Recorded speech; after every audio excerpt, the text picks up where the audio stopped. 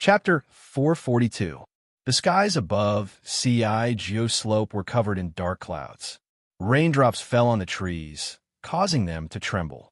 Gao Guang brought more than 20 bodyguards, their spurs and swords clanking. They stood in front of a pavilion for a while and ordered the bodyguards, "All of you, stand guard outside." He then strode in. Several men from the Dao Record Department were already waiting for him. One of them was a young man who looked to be less than 30 years of age. He looked extremely capable and experienced. Another man was about 50 years of age and had a beard. He would occasionally look up at the hill. When he saw Gao Guang walk in, he immediately bowed. "Rise." Gao Guang saw a chair and sat down. At this point, he did not bother to flatter Pei Ziyan. His expression was cold and stern as he asked, "What's the situation now?" When the young Taoist heard this, he reported, "This humble official has a report. Based on the current situation, true sovereign is not here to enjoy the scenery. He's here to prepare for his tribulations. If he doesn't succeed today, he will die." As he spoke, he tried to remain calm and composed. However, he could not hide his jealousy and hatred. His tone was heavy as he looked up at the dark clouds. Although Gao Guang was not a Taoist, his expression was cold as well. He then asked, "What's the meaning of this tribulations?" This humble official has a report. Since ancient times, Taoists have cultivated many different paths. However, they're divided into Qi refining, Yin master, Earth immortal, and true immortal. Each stage is further divided into 10 levels. The elderly Taoist spoke as he looked up at the sky. Earth immortal level 5 and 6 are called tribulations. If one cannot overcome it, Earth immortals will die. After death, they have two choices. One is to become a deity, and the other is to be reincarnated. However, reincarnation does not allow them to retain their memories. The next time they are born, they will be a new person. Everything will have to start anew. Hence, this is not a problem. When Gao Guang heard this, he relaxed his brows. Even if he were to overcome the tribulations, it's not that dangerous. After all, he is still a few levels away from becoming a true immortal. No. The elderly Taoist's expression was solemn as he looked up at the hill.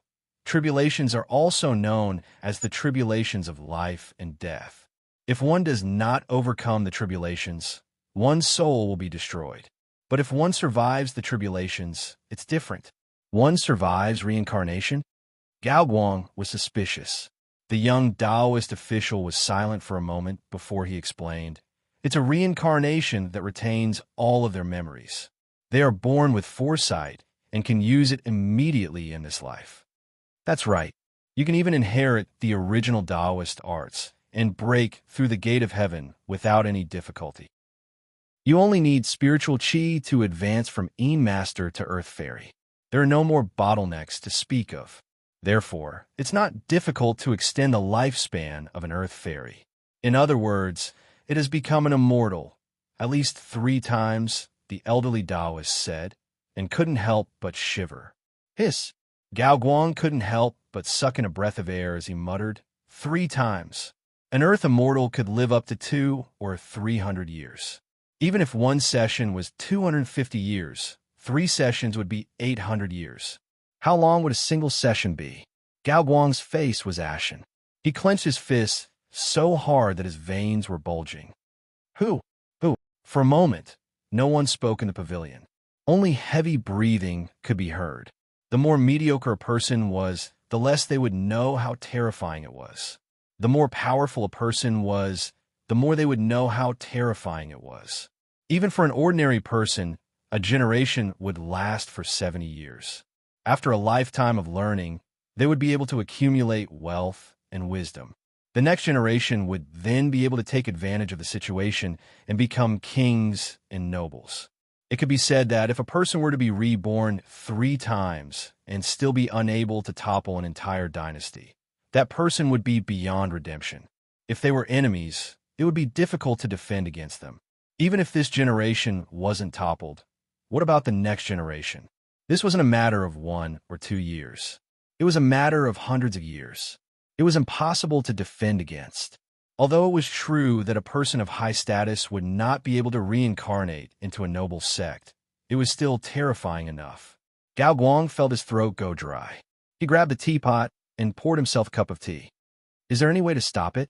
Gao Guang asked coldly as he finished the cup of tea. It's too late. The elderly Taoist official replied bitterly. There was a way, but it's too late now. Why? Gao Guang stared at him and asked. He was starting to get a little hysterical. Whether it's troops, magical equipment, or a decree, all of these require time. Nobody has thought of that now. The elderly Taoist official heaved a sigh. Even if one becomes an earth immortal, every level would require at least 10 years. But a true sovereign has only been a few years, and he's about to undergo his tribulations. Ever since he became a Tao sovereign, no one has ever been able to progress at such a speed. Undergoing the tribulations would topple the entire cultivation world. Not only the imperial court, but the other sects would take action as well. Originally, Dark Altar sects Chung Yuanzi had hopes of reaching this stage. However, due to a lack of coordination, he lost many of his doppelgangers, and his path to Tao was cut short. But how many years has it been since he became a true sovereign? We didn't expect him to undergo his tribulations so soon.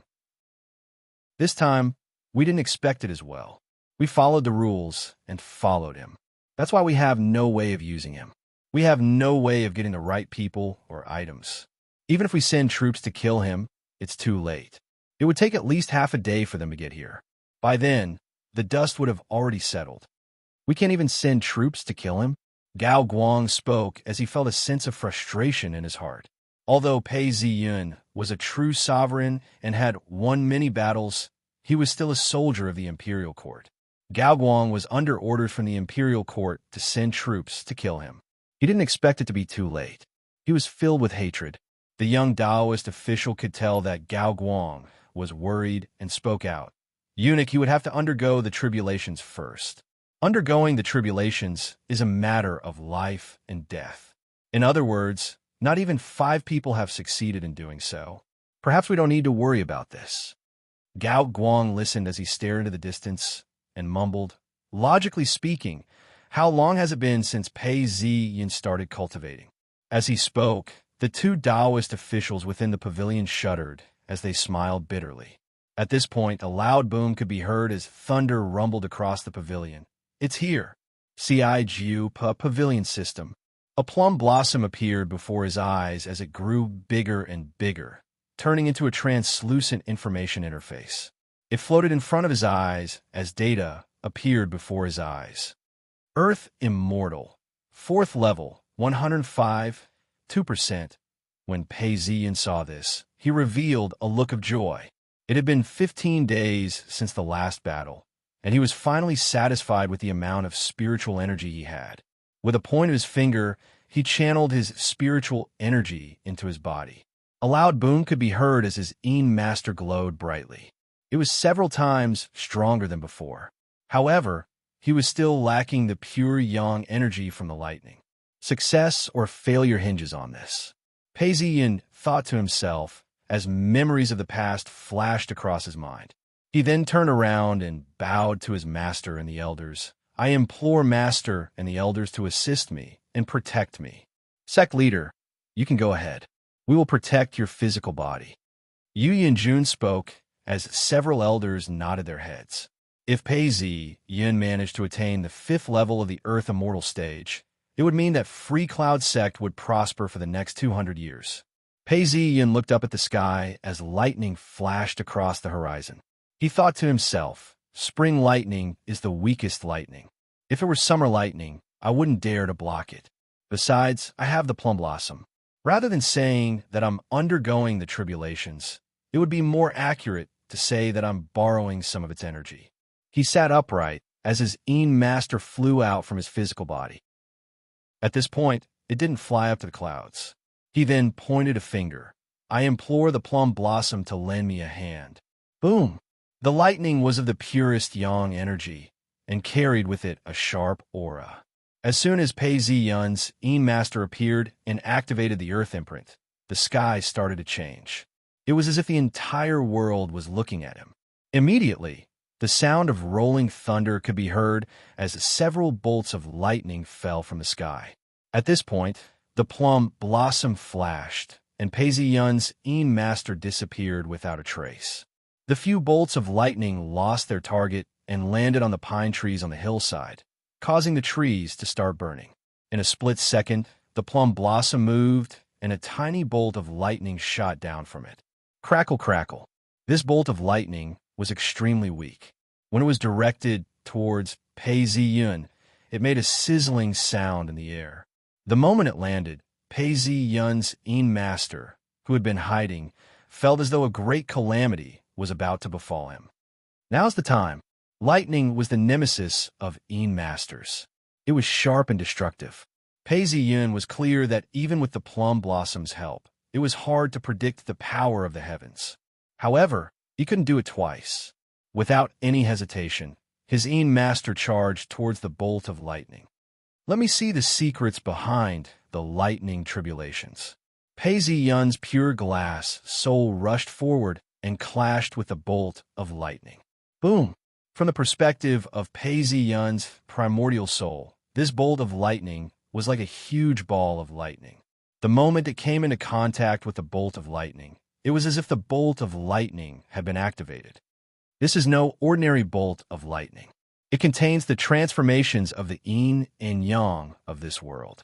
Pei Yun thought to himself as the earth imprint appeared. A huge piece of land started to revolve around his master. In the imprint, this was originally a barren land. There were ditches, rivers, and great rivers, but there was no life at all. As the lightning struck down and landed in the river, life and death interchanged, and life was about to be birthed. In an instant, Pei Yun's master was like a snowman that had met the scorching sun in June. It started to melt, and his entire master was on the verge of being destroyed. At this moment, Pei Yun's physical body was under immense pressure. He groaned as blood flowed out of his orifices. His skin was like a dam that had been opened. Blood flowed out of his pores, and he was completely covered in blood. Yu Yanjun's face fell. Her eyes were filled with worry. Pei Yun did not have any other thoughts. He activated his primordial soul, which shone brightly as it resisted the lightning. After an unknown period of time, a tiny bit of life force appeared. This tiny bit of life force resonated with his master and absorbed the lightning. When the lightning disappeared, his entire master had shrunk to half its original size. It's done. Pei Yun's heart flashed with understanding. If I don't undergo the lightning tribulations, I will never know how terrifying the lightning tribulations are. I try my best, but I almost failed. It's hard to believe that someone could actually pass the lightning tribulations. Although it was only a tiny bit, it was recognized by the world and gave birth to life force. As long as this tiny bit of life force continues to grow, it will be able to nourish my physical body. Could this be the secret behind the immortality of a true immortal? No. I'm still in the midst of the lightning tribulations. I can feel the power of destruction. This isn't just a test. It's destruction. It's death. Maybe the true sovereign's lightning tribulations weren't this strong and gave the Taoists some leeway. But after the true sovereign's lightning tribulations, the heavens have grown weary of it. This world no longer allows true immortals to exist. That's why the power of the lightning tribulations is so terrifying. If I rely on myself, I won't be able to pass it. I can only rely on the plum blossom to pass it. Seeing that he had passed the lightning tribulations, the thunderclouds did not disperse. Instead, they rumbled as they gathered their strength. Pei Yun did not hesitate any longer. His primordial soul entered his body, and all his energy disappeared. Following that, there was a long howl. The howl was similar to that of thunder. Chapter 443. It's a whistle. Gao Guang stood up. His expression was solemn as he looked at the hill in the distance. The two Taoists heard the whistle and looked at each other in dismay. Gao Guang was silent for some time before he opened his eyes. I've heard that when an immortal breaks through, there will be a change in the weather. Now that the thunder has struck, but there are no signs, does this count as a failure? Eunuch, legends can't be trusted. Every time a cultivator breaks through, there will be signs. Doesn't that mean we can kill them just by looking at them? The older Taoist laughed bitterly. Gao Guang heard this and took a few steps forward. A gust of wind blew past, causing the cold air to hit his face. Boom! Another clap of thunder flashed in the sky, followed by a bolt of lightning, illuminating the inside and outside of the pavilion. Gao Guang was so shocked that his whole body trembled. He finally couldn't hold it in and asked with a sullen face, "Is it done?" He then spoke in a hoarse voice. "The imperial court is keeping you here for this. If you can't even do something like this, what use do we have for you?" His words were cold, causing the two Taoists to tremble. They looked at each other before the younger Taoist gritted his teeth and touched the weapon in his robes. "Eunuch, I have a way to check. But the thunderstorm is too much for us Taoists. A single clap of thunder could mean death. If anything happens, I hope Eunuch can compensate us." "All right, if you've done it well, I'll report to the higher-ups. It won't be difficult for me to be promoted." Gao Guang waved his hands as he spoke. The younger Taoist gritted his teeth and retrieved a mirror. Gao Guang looked at it and noticed that the mirror had carvings of mountains and rivers. The young Taoist hesitated for a moment before biting the tip of his tongue and spitting out a mouthful of blood essence onto the mirror. The moment he spat it out, there was a crackling sound and the mirror trembled. A thin ray of light danced on the surface of a mirror, and Pei Ziyun's silhouette could be seen. Pooh! The younger Taoist spat out a mouthful of blood and fell to the ground. Blood flowed out from all 7 of his orifices as he twitched on the ground. The older Taoist sighed and retrieved some pills before feeding them to the younger Taoist. "How did it go?" Gao Guang stared at the younger Taoist. The Taoist's eyes darted around, as if he wanted to speak. He succeeded. The older Taoist opened his mouth and spoke with a hoarse voice. "Why do you say that? The heavenly thunder is the might of the heavens. When a Taoist goes through the heavenly tribulation, he will have a trace of the might of the heavens. If he tries to pry into the might of the heavens, he will definitely suffer a backlash. This reaction is the proof that he has successfully passed the heavenly tribulation. That's not all. In the future, it will be much more difficult for the Tao officials to spy on me. Furthermore, it will be much more difficult to cast spells on me. In fact, even the draconic chi will be less oppressive." The elder Taoist sighed. Witnessing the power of the heavens and suffering from the backlash, not only has Koyu's attainments in Tao been greatly reduced, I'm afraid he has also fallen ill. When Gao Guang heard this, his face turned red as he clenched his fists. After a long time, he said, "Go and report this to the imperial court. As for you, Koyu, I will keep my word. I am the imperial envoy, and I will immediately send a message to promote you by 1 rank and return you to the Taoist temple's abbot. You will be given special treatment." Gao Guang looked at the young Taoist official, who was feeling better but still couldn't speak.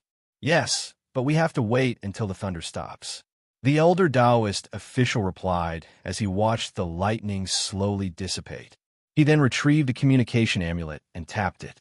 The glow of the amulet spread out and formed a person. It was the official of the Taoist Records Department, Feng Min. The elder Taoist official bowed. "Feng Tidian, something has happened. True Sovereign Pei has succeeded in his tribulations." Feng Min's hand trembled as his face turned pale. He stood up abruptly. "What? Say that again." "Feng Tidian, True Sovereign Pei used the excuse of admiring the scenery to go to Ci, Geoslope. We were merely there to supervise him. Who would have thought that he would succeed in his tribulations?"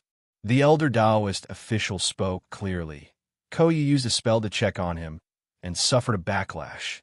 As he spoke, he revealed the figure of the younger Taoist official. "Why didn't you do anything?" Feng Min was enraged. However, he was an expert in this field and realized that he had no right to do so. He then paced back and forth in the room, mumbling to himself, "No, that's not possible. Throughout history, only a few people have managed to do so. Your Excellency, Your Excellency?" The elder Taoist official looked at Feng Min, who was in a state of confusion, and hurried him once again. The talisman did not last long. Feng Min stretched out his hand and pinched the area between his thumb and forefinger. A wave of pain shot through him, and he regained his senses. He then turned around and said, "I understand. I shall report this to the emperor." As he spoke, Feng Min tapped the talisman and turned around to leave. "Ci Jiu slope, true sovereign, it's raining here, and it's a little slippery. Please be careful." Pei Ziyin had just come down when Gao Guang walked up to him. His face was full of flattery, and his attitude was respectful. "You are responsible for hundreds of thousands of soldiers. If anything were to happen to you, this servant would not be able to bear the consequences." As Gao Guang said this, Yu Yunjun and the elder looked at each other. He was a high-ranking official, and yet he addressed himself as a servant. Was Pei Ziyin really that powerful? Pei Ziyun's heart was clear and knew that Gao Guang knew that he had passed the tribulations. Although he was in a state of shock, he had already calmed down. He smiled. "Why would I do that? I wouldn't dare. But it's true that it's a little chilly after the spring rain." Gao Guang then hurriedly said, "True sovereign, it's been hard on you. I've already arranged for a monastery nearby." When Pei Ziyin heard this, he looked at Gao Guang with a smile on his face. Gao Guang felt his body sink as cold sweat beaded down his forehead. He was extremely terrified. "Lead the way." After a while, Pei Ziyin retracted his gaze. Gao Guang wiped the sweat off his forehead and didn't dare to speak any further. He then led the way. Monastery of Linyan, there were soldiers standing guard at the entrance. There were 2 trees that had lost all their leaves. The monastery leader and several other Taoists were waiting for them. When they saw Gao Guang and Pei Ziyun, they immediately welcomed them. Inside the monastery, the ground was made of green stone. It had been there for a long time, and there was a layer of moss on the ground. The eaves of the roof were drizzling as the rain fell on the tiles. The monastery leader stood beside them and said, "This monastery belongs to Taoist Baidu. Many years ago, Taoist Baidu used to edit the Xianshan canons. This is a collection of Taoist scriptures. In the 2nd month of the 1st year of the Ming Chang era, the Empress Dowager fell ill. Taoist Baidu ordered Taoist Baidu to host a feast in this monastery. A month later, the Empress Dowager recovered from her illness and was conferred the title of Taoist. The group of them entered and saw that the statue was indeed a Taoist. It was glowing with spiritual light. Pei Ziyin looked at it and saw that the monastery leader was holding a stick of incense in his hands. He then smiled and placed both hands into the incense burner. When Gao Guang saw this, he climbed up a pillar and bowed slightly. He then walked out and asked, "Have you recovered? Don't slack off." The monastery leader then retreated as Gao Guang led him into his room to rest. From time to time, he would glance at Pei Ziyin. Pei Ziyin was drinking his tea in a relaxed manner. He then asked, "I've heard that Qin Prefecture has been conquered?" When Gao Guang heard this, he swallowed the words that were about to come out of his mouth. He then changed his words. "Yes, true, sovereign defeated King Lu. The entire county heard the news and surrendered. Just this morning, the last county was conquered. This is all thanks to true sovereign. The imperial court will definitely reward you." Haha. Pei Ziyin heard Gao Guang's words and laughed. "Reward me? I've heard that the imperial court has accused me of 12 crimes. They say that my golden island had 20 soldiers and 18 chainmail armors. This is a crime of treason. To mobilize soldiers to save a friend, this is a crime of deceit." When Gao Guang heard this, he finally understood what was going on. He broke out in cold sweat. Pei Ziyin then continued speaking. "As a Taoist, to accept the kowtowing ceremony is a crime of overstepping one's boundaries. To kill the commander of the army without permission, this is a crime of treason. There's also the ownership of a private ship. This is a crime of corruption. That's right, even cutting down the forest is a crime of corruption." As he spoke, Pei Ziyin smiled. Seeing Gao Guang break out in cold sweat, he laughed. "I feel that all of these are correct. I've heard from the report that according to the law, the entire family should be executed. Mother and daughter, wives and concubines became slaves to the family of the meritorious minister. That's why they were sentenced to death. I'm sure Pei Ziyun will shed tears of gratitude. That's what the report said, right? Gao Guang's face turned pale as he started sweating profusely. He then kowtowed and said, "This is all the fault of a vile person. True sovereign, the imperial court has always placed great importance on justice. You must not believe these lies. If there really is such a vile person, the imperial court will punish him severely and clear your name." Is that so? Pei Ziyun looked at this eunuch. Although he was only a sixth-ranked official, he was an imperial envoy and held high position. Although he was usually docile, he was actually a man with a needle in his sleeve. Pei Ziyun felt a sense of satisfaction in his heart. This was the dignity of an earth immortal. He then laughed. "That's right. I too feel that the imperial court would not believe such a vile person." As he spoke, he laughed. "I can smell the fragrance of the banquet. Come, let's go eat together." Capital City, Imperial City, gates more than 10 officials walked out laughing. Winter always passes slowly, and spring always comes later. The cold wind blew, and everyone tried to hide. However, the fifth-ranked Imperial Censor Tong Lin did not feel the slightest bit of warmth. Instead, he felt the heat, and his face was flushed red. "Your Excellency Tong, it's not right of you to make a move. This report has been prepared for a long time, and yet you've snatched it away." An Imperial Censor beside Tong Lin laughed.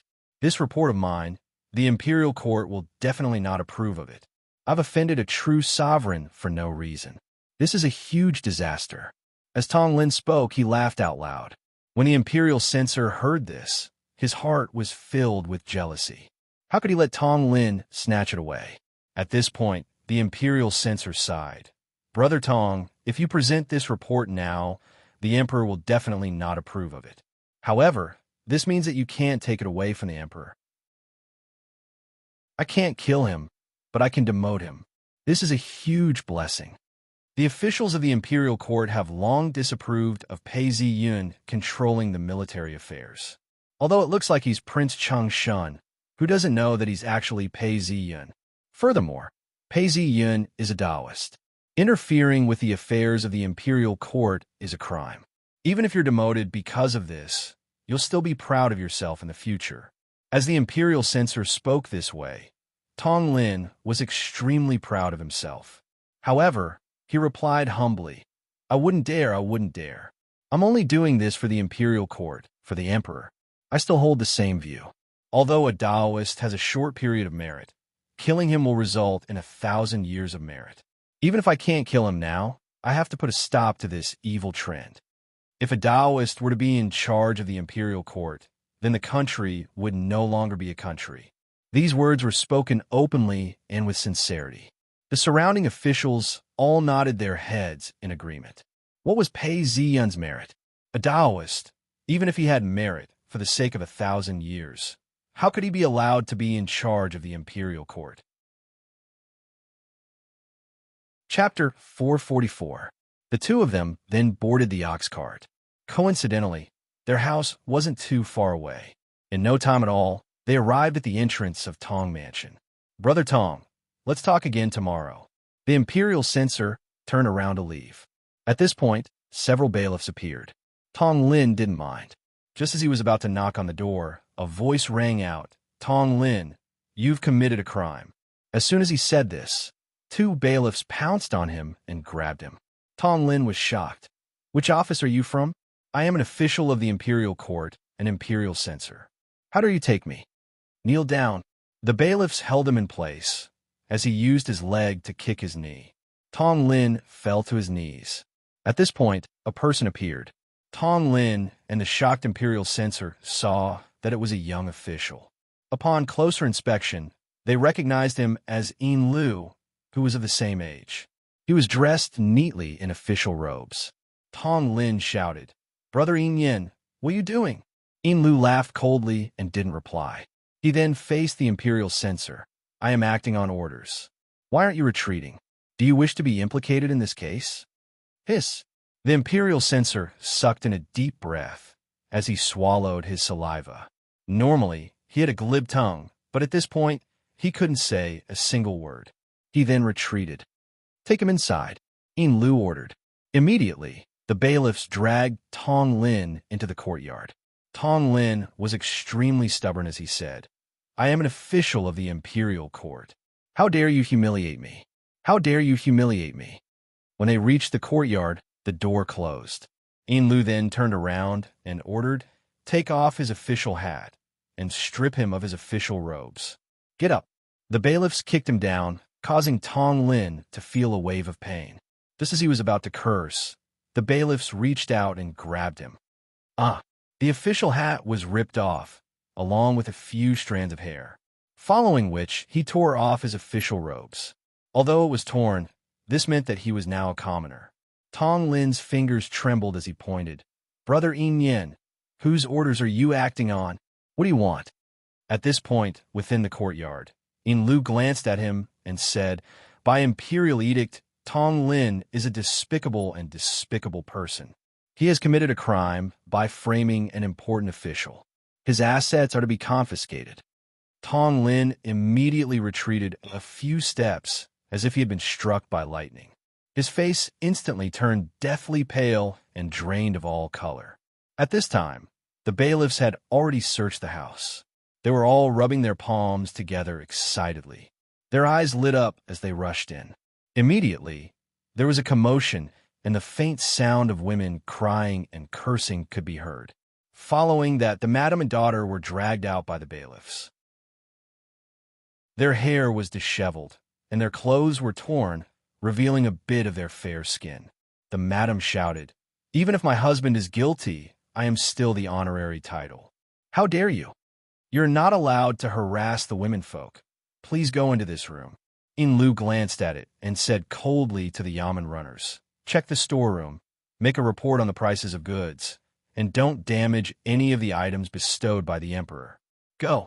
After the bailiff left, Yin Lu's expression changed. He frowned and sighed. "Brother Tong Yin, I had no choice. Please forgive me." Tong Lin was in a daze as tears streamed down his face. After a long time, he spoke with difficulty. "What happened? Did the front lines suffer a great defeat, and we still need Pei Ziyun's help?" Yin Lu glanced at him. His expression was complicated as he sighed. "Your Excellency, even at this point, you are still thinking about the imperial court. What a loyal subject. Loyalty is not the only thing that matters." At this time, Tong Lin turned a few times and looked at Yin Lu in a daze. "Brother Nian, you should at least let me know why I died. What happened everywhere?" Yin Lu had a look of pity on his face as he looked at the few bailiffs around him. "All of you, go and search the house. I want to speak to him." The bailiffs retreated, leaving only the two of them in the yard. Yin Lu approached Tong Lin and whispered, "Your guesses are all wrong. Pei Ziyun has passed the lightning tribulations." Lightning tribulations? Seeing Tong Lin's confused expression, Yin Lu shook his head. "We are of the same age. I didn't expect you to meet a true sovereign without knowing the inside story. Didn't you read about this at Hanlin? This is a booklet I wrote about the Taoist. You're pressed for time, so there's no need to read the rest. Go straight to page 27. Tong Lin took the booklet and flipped through it. The moment he read it, his face turned ashen. He then heard Yin Lu speak. The Hui dynasty was founded less than 30 years ago, and something like this happened. A Taoist who had passed the lightning tribulations was killed. In the end, this person was reincarnated, determined to overthrow the dynasty. This person was intelligent and knew that the Hui dynasty's fortunes were still stable. Hence, he founded the heavenly Tao and expanded it in secret. On the other hand, he took the high scholars exams. Every time he saw someone who could ruin the dynasty's fortunes, he would donate and protect him. This caused his fortunes to rise and fall. Within 30 years, there were 4 powerful officials. The imperial court split into different factions and formed their own factions. Even if he didn't directly rebel, he still suffered the wrath of the heavens. Like any other ordinary person, he died at the age of 70. However, in his third life, he destroyed all his Tao arts and inherited the power he had in his previous life. First, he instigated chaos among the princes and then started a rebellion. In the end, the Hui dynasty was suppressed, but the dynasty was destroyed halfway. It barely lasted another 30 years before it collapsed. This was the lesson of history. Although his name was erased, his deeds were recorded. Yin Lu's voice was soft, but when Tong Lin heard it, his body trembled. His second life was destroyed, and he ruined the dynasty. Since Pei Ziyin had passed the lightning tribulations, the imperial court did not wish to make such a strong enemy. Your booklet is now useless. Besides, the other party has already spoken. Your booklet stated that his house would be confiscated, and his wife and daughter would be given to the officials who had contributed greatly to the dynasty. Hence, you have to bear the consequences. This is the reason why you were so rude to your wife and mistress earlier. When Tong Lin heard this, he awoke from his nightmare. He covered his face with his hands. I never thought that I would end up like this after serving my country so wholeheartedly. Yin Lu couldn't bear to see him like this, and said, "There's no turning back now. The imperial edict has spoken. There's no need to wait for orders. If you don't wish for your wife and daughter to become prostitutes for everyone to play with, or if you wish to be executed on the streets, then do it yourself. I've taken some responsibility, and this is the last thing I can do." AI. Hearing these words, Tong Lin's body trembled. After some time, he raised his head and spoke with much difficulty. "I understand. It's good that you understand." The two of them looked at each other in silence. After a long time, Yin Lu waved his hands. "Go, and explain things to your wife and daughter. Leave with a clean slate. There's wine and a white cloth. You can use it yourself." He then said, "Brother Tong Yin, this was a last resort. Don't hold any grudges when you go to the underworld. I'm sure that after a few years, the emperor will be kind to you." Tong Lin's face was as white as snow, and he laughed bitterly. "Thank you, Brother Nien." His body was like a machine as he walked to the room. Seeing Tong Lin enter the room, an official came to his side and asked in a low voice, "Your Excellency, why did you let Tong Lin in? If he and his wife and daughter were to die, what would we do if the higher-ups blamed us?" Hearing these words, Yin Lu sighed and laughed coldly. "Do you really think that the higher-ups want to kill Tong Lin in the execution grounds and even demote his wife and daughter to be prostitutes?" "What do you mean?" The official who came over was of the 7th rank, but he didn't understand. As he asked, he felt a chill run down his spine. Yin Lu looked at the room, and the sound of crying could be heard coming from within. The higher-ups don't want to be stained with blood, and the imperial court can't harm a loyal official for no reason. Hence, it's wise for Tong Lin's family to die by their own hands. In the future, they will be rehabilitated and they will be rewarded. However, Tong Lin has no choice but to die. If Tong Lin doesn't want to die now, he can only be sent to the execution grounds to be executed, and his wife and daughter will be demoted to prostitutes. If that's the case, it will be an official punishment, and it won't be easy to change in the future. When the official heard this, he sucked in a deep breath and felt a chill run down his spine. He gritted his teeth. "Your Excellency, is Pei Ziyin really that powerful?" "Yes, if not, why would Tong Lin kill him?" Yin Lu revealed a bitter smile. From within the room, Tong Lin's voice could be heard. A young girl said that she didn't want to die, followed by the sound of crying. Tong Lin then said, "I've let you down, but think about your family." Both of them didn't speak and just watched. Gradually, the room was filled with the sound of crying, and a shadow appeared behind the window. It was much taller than usual. After some time, the official who was accompanying them realized that it was a stool. "Father, mother, I'm leaving first." All of a sudden, a young girl screamed out, following which, she leapt out of the window. At the same time, another woman couldn't bear to watch and leapt out of the window as well. No matter what, they couldn't avoid it. The two women struggled and waved their hands. Through the paper window, they couldn't see the details of what was happening. All they could see was the shadows of people moving around. After some time, everything quieted down, hanging, swaying gently. At this point, the entire place was dead silent. The official's face was ashen, and he was about to vomit. Yin Lu, on the other hand, was still holding on. He then shouted, "Where's the coroner? Hurry and examine the corpses." As he spoke, Yin Lu walked in. With a single glance, he saw the two women swaying back and forth. He then turned his face away. Tong Lin had already drunk the poison wine and was still writhing on the ground. When he saw Yin Lu walk in, he averted his eyes. "Your Excellency Tong, do you have anything else to say?" Yin Lu stepped forward and asked. Tong Lin revealed a bitter smile as blood flowed from the corner of his mouth. He seemed to be in a frenzy as he gripped tightly onto the flask of poisoned wine.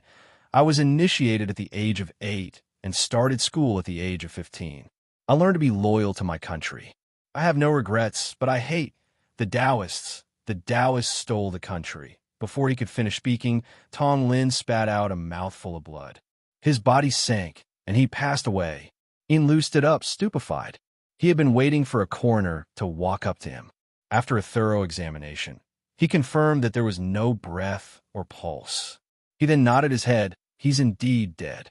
As the door was opened, a gust of wind blew past. Yin Lu felt a chill run down his spine as he shivered. He stood there in a daze for a long time before sighing. "Brother Tong, you have no regrets even in death. I will report this to the Emperor. The Prime Minister will remember your contributions and will reward you in the future. He will not let you die without a good ending." As he spoke, Yin Lu's face fell. He stopped watching and stood up to leave. Someone followed him and asked, "Your Excellency, where are we going now? I have an imperial edict, and I'm under orders to bestow gifts to Pei Ziyun's parents." Yin Lu spoke expressionlessly.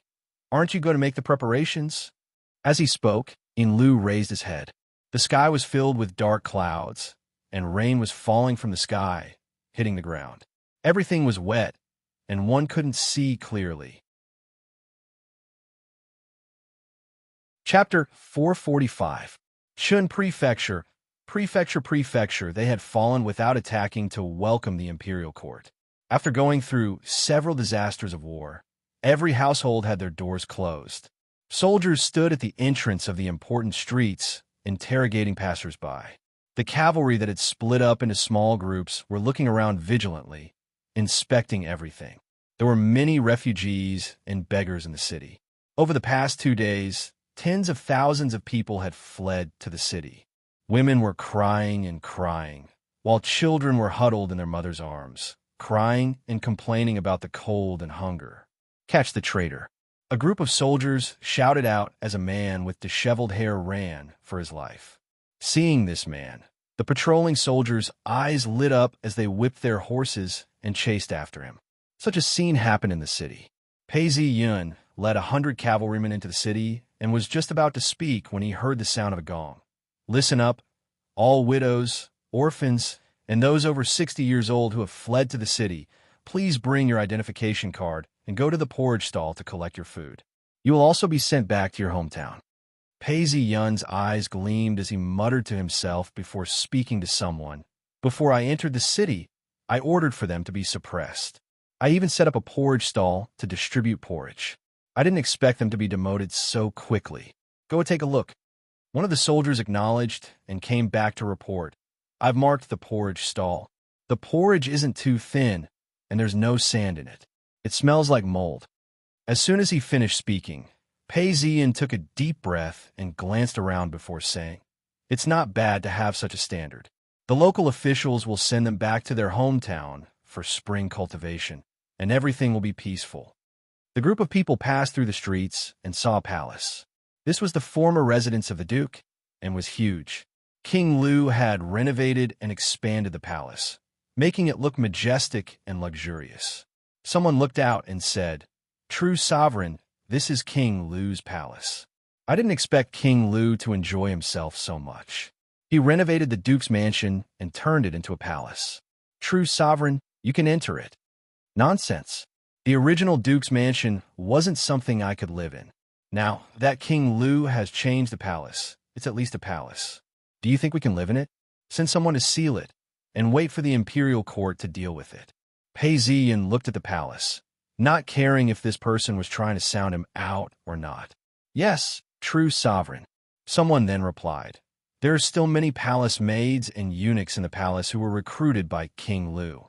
What should we do with them?" Pei Ziyun thought for some time. The palace maids are all innocent people. Those who have families can be sent home.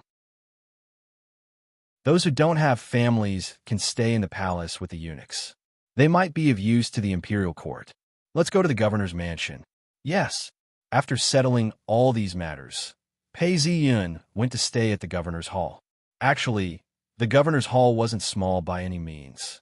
Pei Ziyun had just settled down when Gao Guang asked to see him. Gao Guangyi walked into the hall and saw Pei Ziyun drinking tea. He was flipping through a book in his hands. Gao Guangyi hurriedly stepped forward to pay his respects. Pei Ziyun waved his hands. Rise. What are you here for? Gao Guang took a look and said, True Sovereign, passed down the order to investigate Li Cheng's case. With the cooperation of the officials and the records department, we've already found some clues. These are the clues that we've found. As he spoke, he handed over the booklet. Oh, Pei Ziyun smiled. You did it so quickly. He received the booklet and looked through it. Several places that Li Cheng had passed by had been recorded. There were already people following the trail. With the power of the imperial court, many things can be hidden, but there are still traces left behind. Pei Ziyun thought to himself. The power of the imperial court was immense. It was time for him to make use of this power. Gao Guang stood by the side and looked as though he had something to say.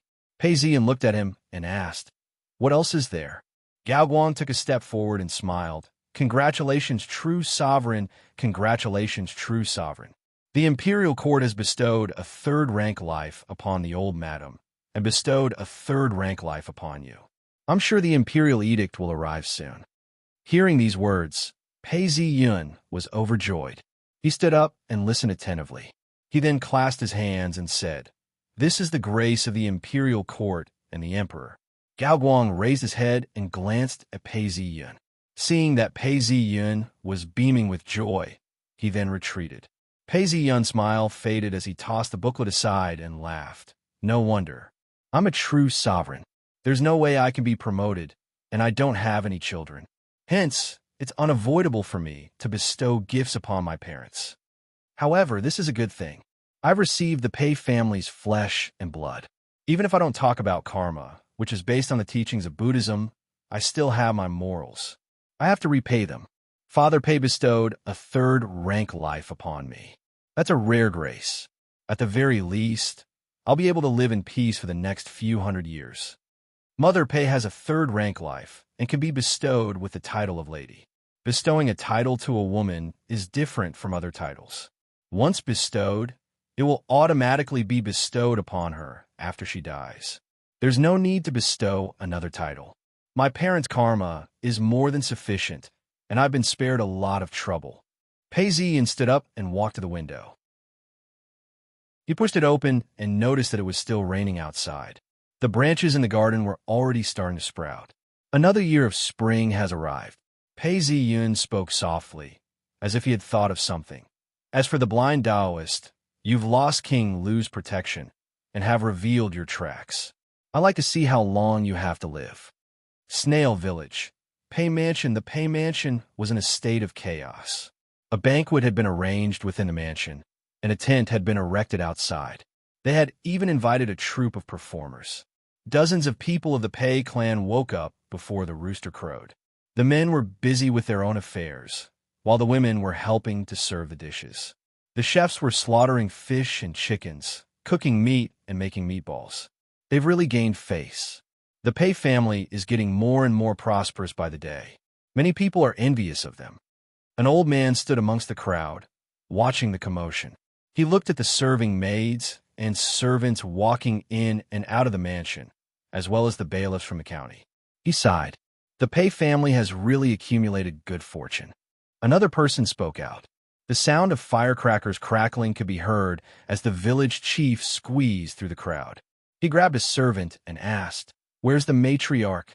The matriarch is currently dressing up and will be out soon. The servant replied. Before he could even finish speaking, Pei Qianshi walked out in her 7th-ranked robes. Beside her was Su Yi, who was also beautiful and dignified. The younger one was Liao Qingyi, who had already turned into a young lady. Pei Qianshi had been living a luxurious life for many years. Accompanied by the serving maids, she looked extremely graceful and poised. The sacrificial table for the imperial edict had already been laid out. As soon as the matriarch walked out, the bailiffs and constables led the villagers away. Step back, step back. The bailiffs had long whips in their hands as they lashed out one by one. The sound of the whips was crisp and clear. The whips were only 2 to 3 inches away from the faces of the villagers.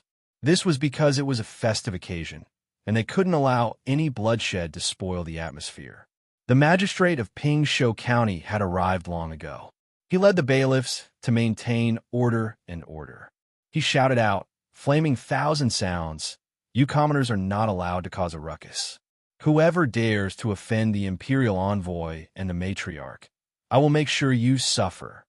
The commoners were still afraid of the magistrate and took several steps back in fear. As he spoke, firecrackers were lit, and someone shouted, "The magistrate has arrived! The magistrate has arrived!" As soon as the announcement was made, a large number of bailiffs rushed in. The crowd looked on and said, "This is incredible." Pei Ziyan being a high scholar was already a glorious achievement. Who would have thought that the governor would send someone to congratulate him? How envious! Lower your voice. If you disturb the magistrate, we will be in trouble. Why would the magistrate find trouble with us over such a joyous occasion?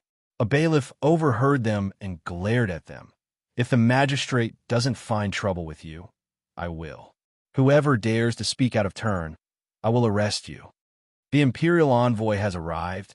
All unrelated personnel are to leave.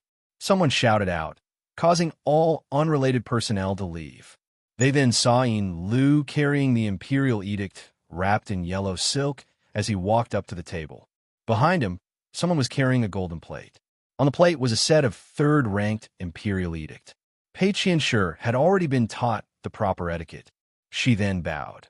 "Your subject Pei Qianshi respectfully greets the emperor. Greetings to the emperor." Yin Lu read out loud. The edict states, "You Pei Qianshi is the mother of true Lord Qining. You are filial, diligent, and thrifty. You are chaste and graceful. I hereby confer you the title of third-ranked imperial lady. Hereby." Pei Qianshi was already mentally prepared for this, but still sobbed. "Your subject Pei Qianshi thanks the emperor." In the blink of an eye, the woman in front of him had become a third-ranked imperial lady.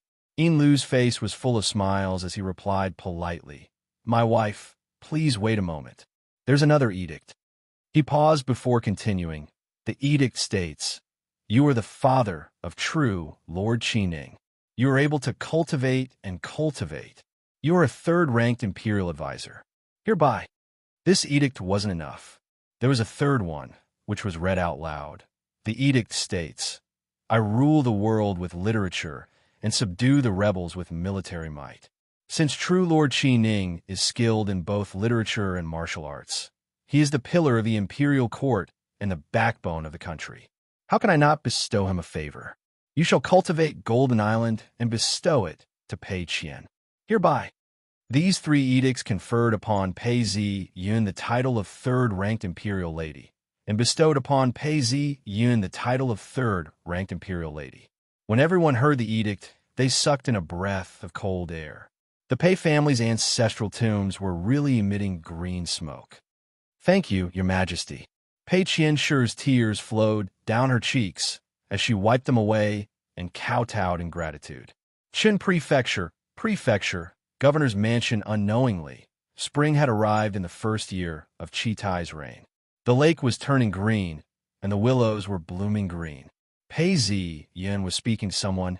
"Go to the study room and bring me the ancient maps."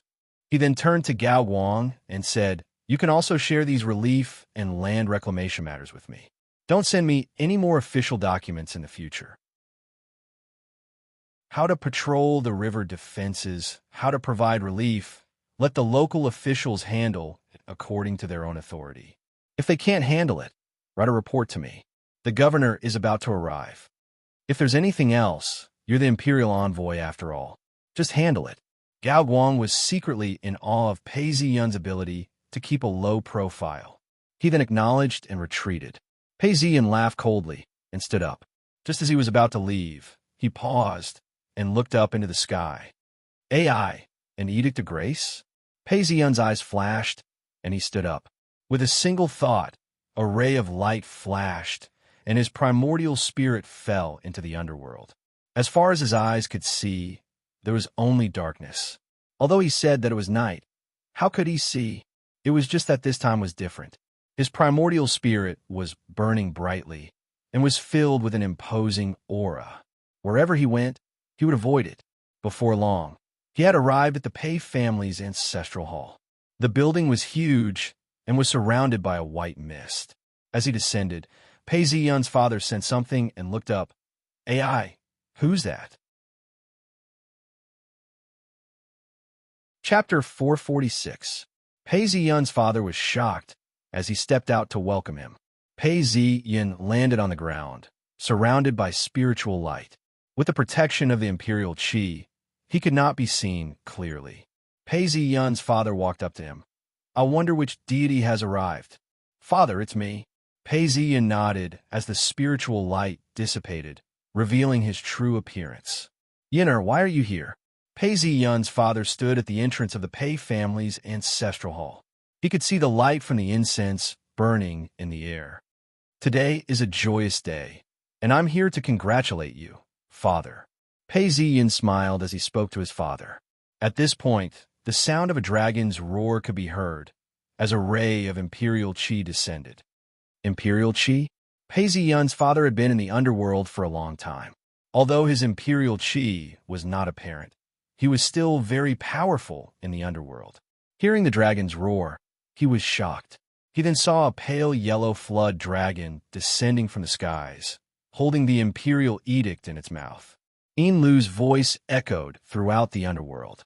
Pei Ziyun's father knelt down, hesitating as he listened. "Father, accept the imperial edict. This is a gift from the imperial court, and I have risked my life for it. It would be a waste not to accept it." Pei Ziyun smiled as he spoke. When Pei Ziyun's father heard this, he looked at Pei Ziyun and sobbed. "My son has suffered. It doesn't matter," Pei Ziyun said as he looked at the imperial qi in the air. He felt a sense of relief, as though he had broken free of a shackle. Although the original owner has died, the karma of the inheritance is still there. The third rank imperial edict has been cut short. Your subject accepts the imperial edict. Just as he was thinking, Pei Ziyun's father knelt down to accept the imperial edict. The floating imperial qi descended and landed on his body, turning into spots of light that seeped into his body. Roar. A dragon's roar could be heard as Pei Ziyun's father's official robes changed into a third-rank peacock robe. The peacock was not only beautiful, it had a good character. The Amplification Sutra stated that the peacock had 9 virtues. First, it has a good appearance. Second, it has a clear voice. Third, it has an orderly gait. Fourth, it knows when to move. Fifth, it knows when to eat. Sixth, it knows when to eat. Sixth, it knows when to eat. Seventh, it knows when to eat. Sixth, it knows when to eat. Hence, the peacock was considered a virtuous bird. Hence, its status was different. Yun. The imperial qi did not stop.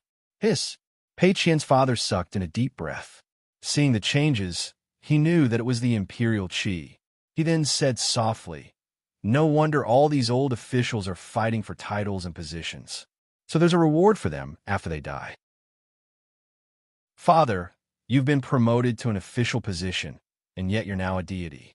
I'm sure there will be ghosts and deities coming to celebrate. Father, you can return the favor when the time comes." Pei Ziyun waved his hand, and a large amount of delicacies and treasures appeared in the courtyard. From afar, a beam of spiritual light could be seen.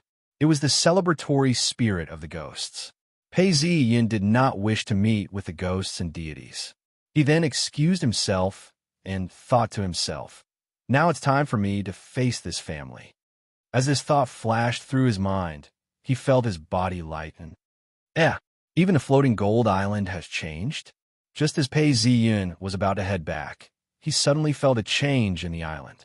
He turned around and transformed into a beam of light, disappearing into the underworld. In the blink of an eye, he arrived at an ocean.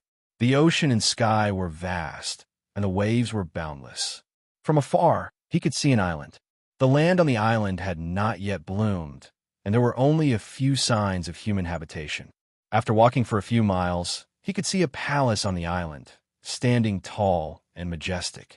The palace was surrounded by walls, and there were lanterns on the walls. From afar, it looked like the stars in the sky. Although it looked magnificent, there wasn't a single person inside. There was only the sound of someone singing and playing. When Pei Zi-yin landed on the ground, he felt a sense of intimacy.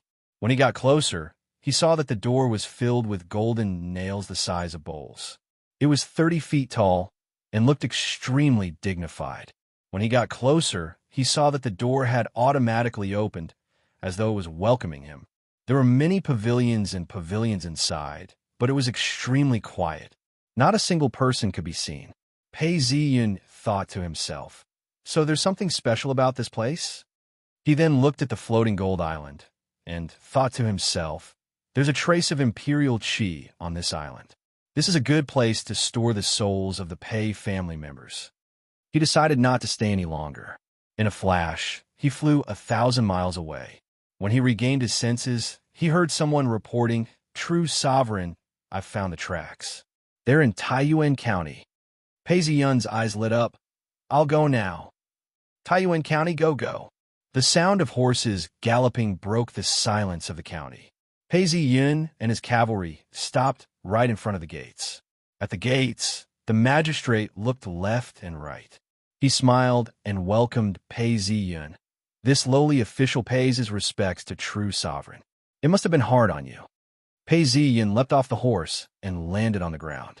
He looked at the magistrate and asked, "Have you found anything?" I've found it. The magistrate said as he glared at the chief patrol officer. The chief patrol officer had thick eyebrows and large eyes, and looked rather dull. He then hurriedly walked up to Pei Zi-yun and said, "True Sovereign, we've found some clues." Li Cheng had once stayed in a wealthy merchant's house. This wealthy merchant has confessed. As for more details, we're still interrogating him. Pei Zi-yun listened and nodded his head. "Bring me there." The magistrate hurriedly said, "True Sovereign, please follow me." They walked all the way until they arrived at a mansion. There were many armored soldiers around, and the security was tight. Just from outside, they could hear screams and screams. "True Sovereign, it's inside." The mansion looked ordinary on the outside, but was exquisite on the inside. There was a garden and a loft. After walking through several corridors, they saw a pond with twisted stone railings. Pei Zi-yun couldn't help but be surprised. He then turned around and smiled. "It's not too bad." Pei Zi-yun thought to himself as he felt demonic energy. This used to be a wealthy merchant's mansion. Now that he's committed a crime, the mansion has been confiscated. The magistrate looked at Pei Zi-yun and explained, "You can stay here for a while." "It's all right. I don't want people to accuse me of stealing the property of a commoner." Pei Zi-yun laughed. The magistrate paused and was slightly embarrassed. When the True Sovereign said this, he did indeed have the intention of offering the mansion to Pei Zi-yun. Pei Zi-yun smiled and didn't say anything. As his status rose, even if he didn't mean it, a word of praise would cause people to take it for themselves, regardless of whether it was the mansion, the treasures, or the women. Therefore, those in power did not show their emotions. In fact, to a certain extent, there was no other way. "Pa!" The sound of a whip cracking could be heard, followed by a cry of agony. Several bailiffs were holding onto whips as they whipped a fat man who was dressed in silk. They then shouted, "Are you going to speak or not? Are you going to speak or not? What relationship do you have with Li Cheng?" "Your Excellency, I really don't know. I really don't know." Cries of agony could be heard as the fat man's body was riddled with wounds. Blood dripped from his body and pooled on the ground, staining the ground red. Seeing that the rich merchant was unwilling to speak, the constable's eyes were filled with anger. "Lu Bingzu, don't be unappreciative. This matter is being handled by the True Sovereign. If you resist, you will die." "Your Excellency, I really don't know. I really don't know." The rich merchant was crying out and begging for mercy. The constable's face fell. "Give him a heavy punishment." "Yes," the bailiff replied. At this point, someone shouted, "The true sovereign has arrived." Everyone in the courtyard was alerted. Several constables came forward to welcome him. When the magistrate saw the constables approaching, he asked, "Have you managed to interrogate Li Cheng's whereabouts?" "Your Excellency, this fellow is too stubborn. He insisted that Li Cheng stayed here for 7 days. As for where he went, he refused to reveal anything. He said that he doesn't know." The rich merchant's voice was hoarse as he panted heavily. He looked at Pei Ziyun and knew that he was a high-ranking official. If he didn't beg for mercy now, he would definitely die here. "Good citizen, I'm really a good citizen. Your Excellency, I've been wronged." The fatty cried out loudly. Pei Ziyun stared at the fatty, a playful smile on his face. This fatty had a deep-rooted demonic aura around him. It was obvious that he had spent a long period of time with the demonic beasts. It was clear to see. Your Excellency, I've been wronged. I was greedy and rented the house to others. I didn't know that they were traitors." The fat man cried out in pain. "Your Excellency, this man is Lu Bingzu. He owns a tea plantation and has opened up the port. He even trades tea leaves, silk, and porcelain. He's really rich. Why would such a person rent out his house just for rent? This cannot be trusted. He must be related to the traitors." When the constable heard the rich merchant's words, he was afraid that Pei Ziyun would be deceived. He hurriedly explained, "True sovereign, I've heard of your name for a long time. Please differentiate between right and wrong." The rich merchant cried out in agony. Each cry was more pitiful than the last. Pei Ziyun listened to his cries and stared at him. The rich merchant felt as though he was being seen through. He couldn't help but look away. "HM." Pei Ziyun cleared his throat and said, "This man is lying. Torture him until he spits out his mouth." As soon as these words were spoken, the constable's eyes lit up. He had some reservations at first, but now that the true sovereign had spoken, he could torture the rich merchant to death. Once he died, they could split his wealth. The constable was excited as he replied, "Yes."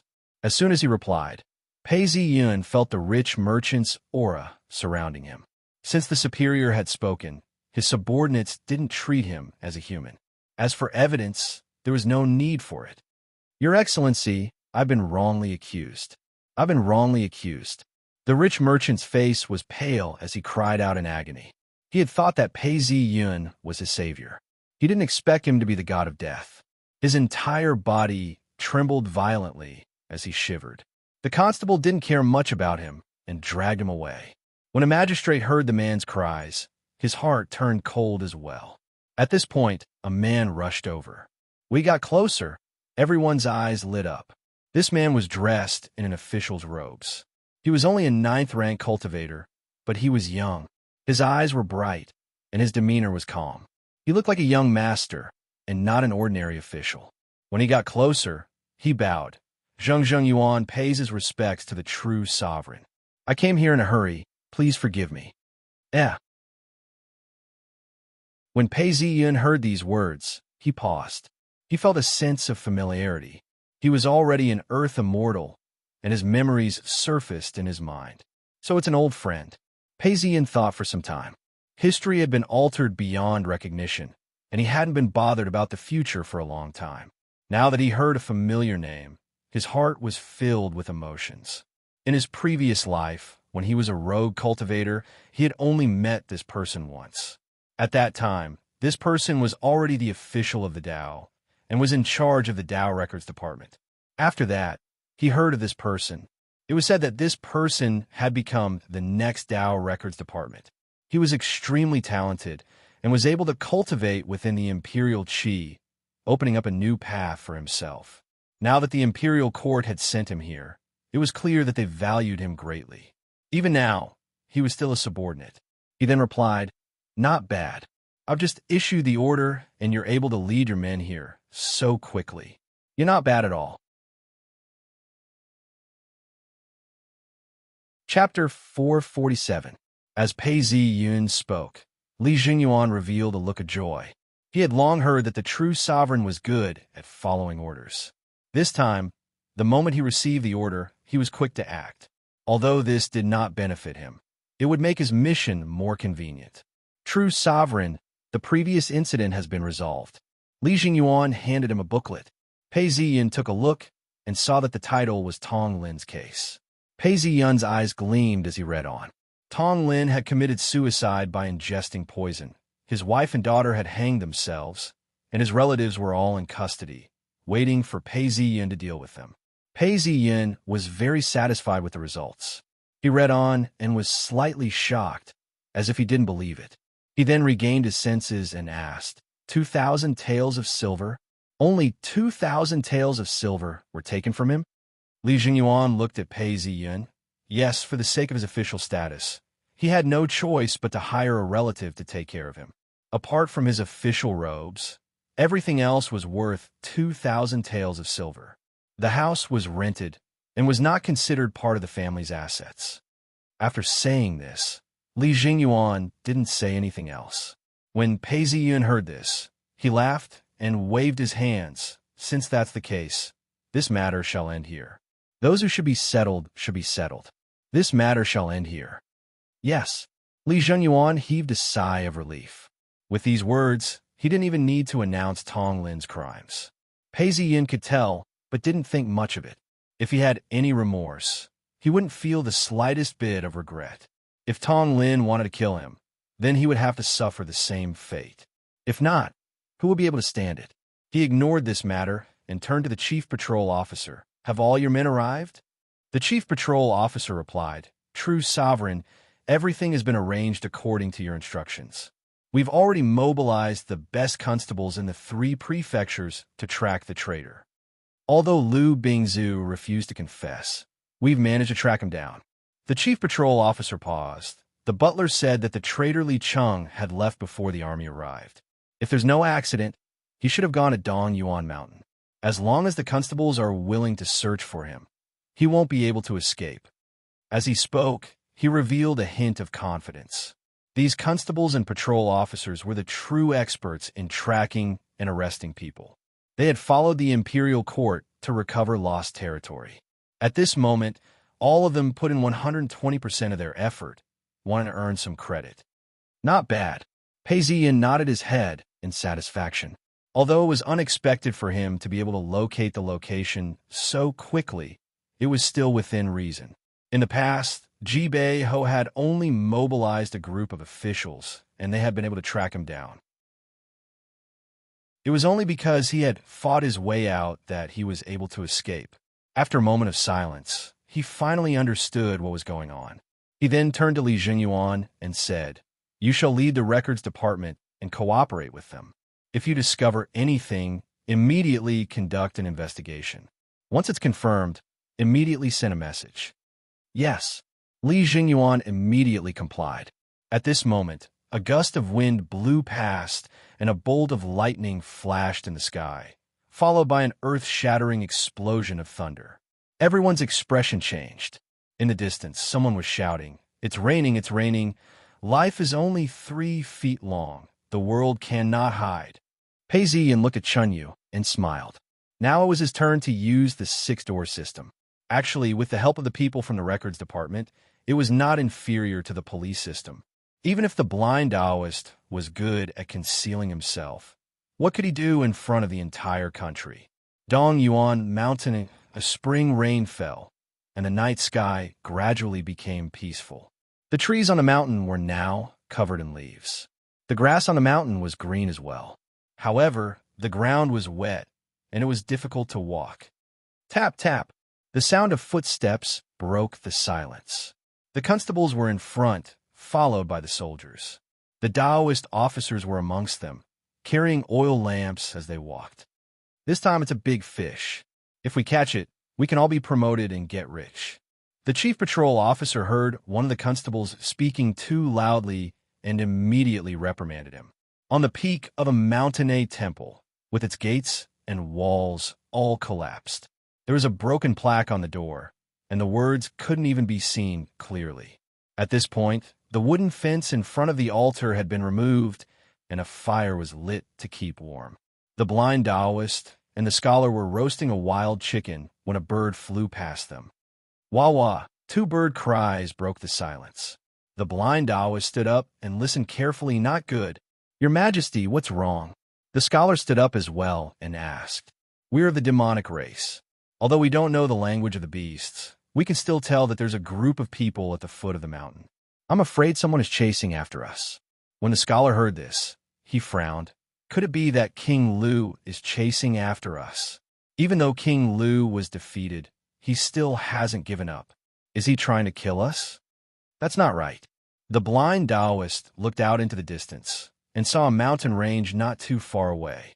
It was dark below the mountain, and there was a faint glow of fire. He hurriedly said, Extinguish the fire, and we shall leave immediately. Not long after the both of them left, a constable ran over and touched the ground. It was warm. Although the fire on the ground has been extinguished, it's still warm. They haven't left for long. Quick, chase after them. Following the order, the constables rushed forward and passed the signal.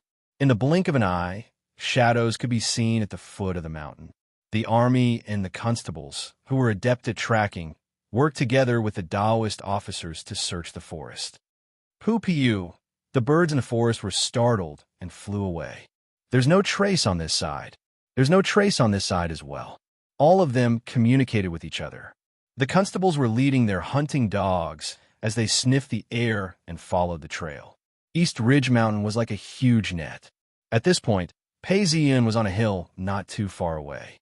He had a bonfire as well and could see everything clearly. He could see that they were advancing layer by layer, suppressing the remaining space in an orderly fashion.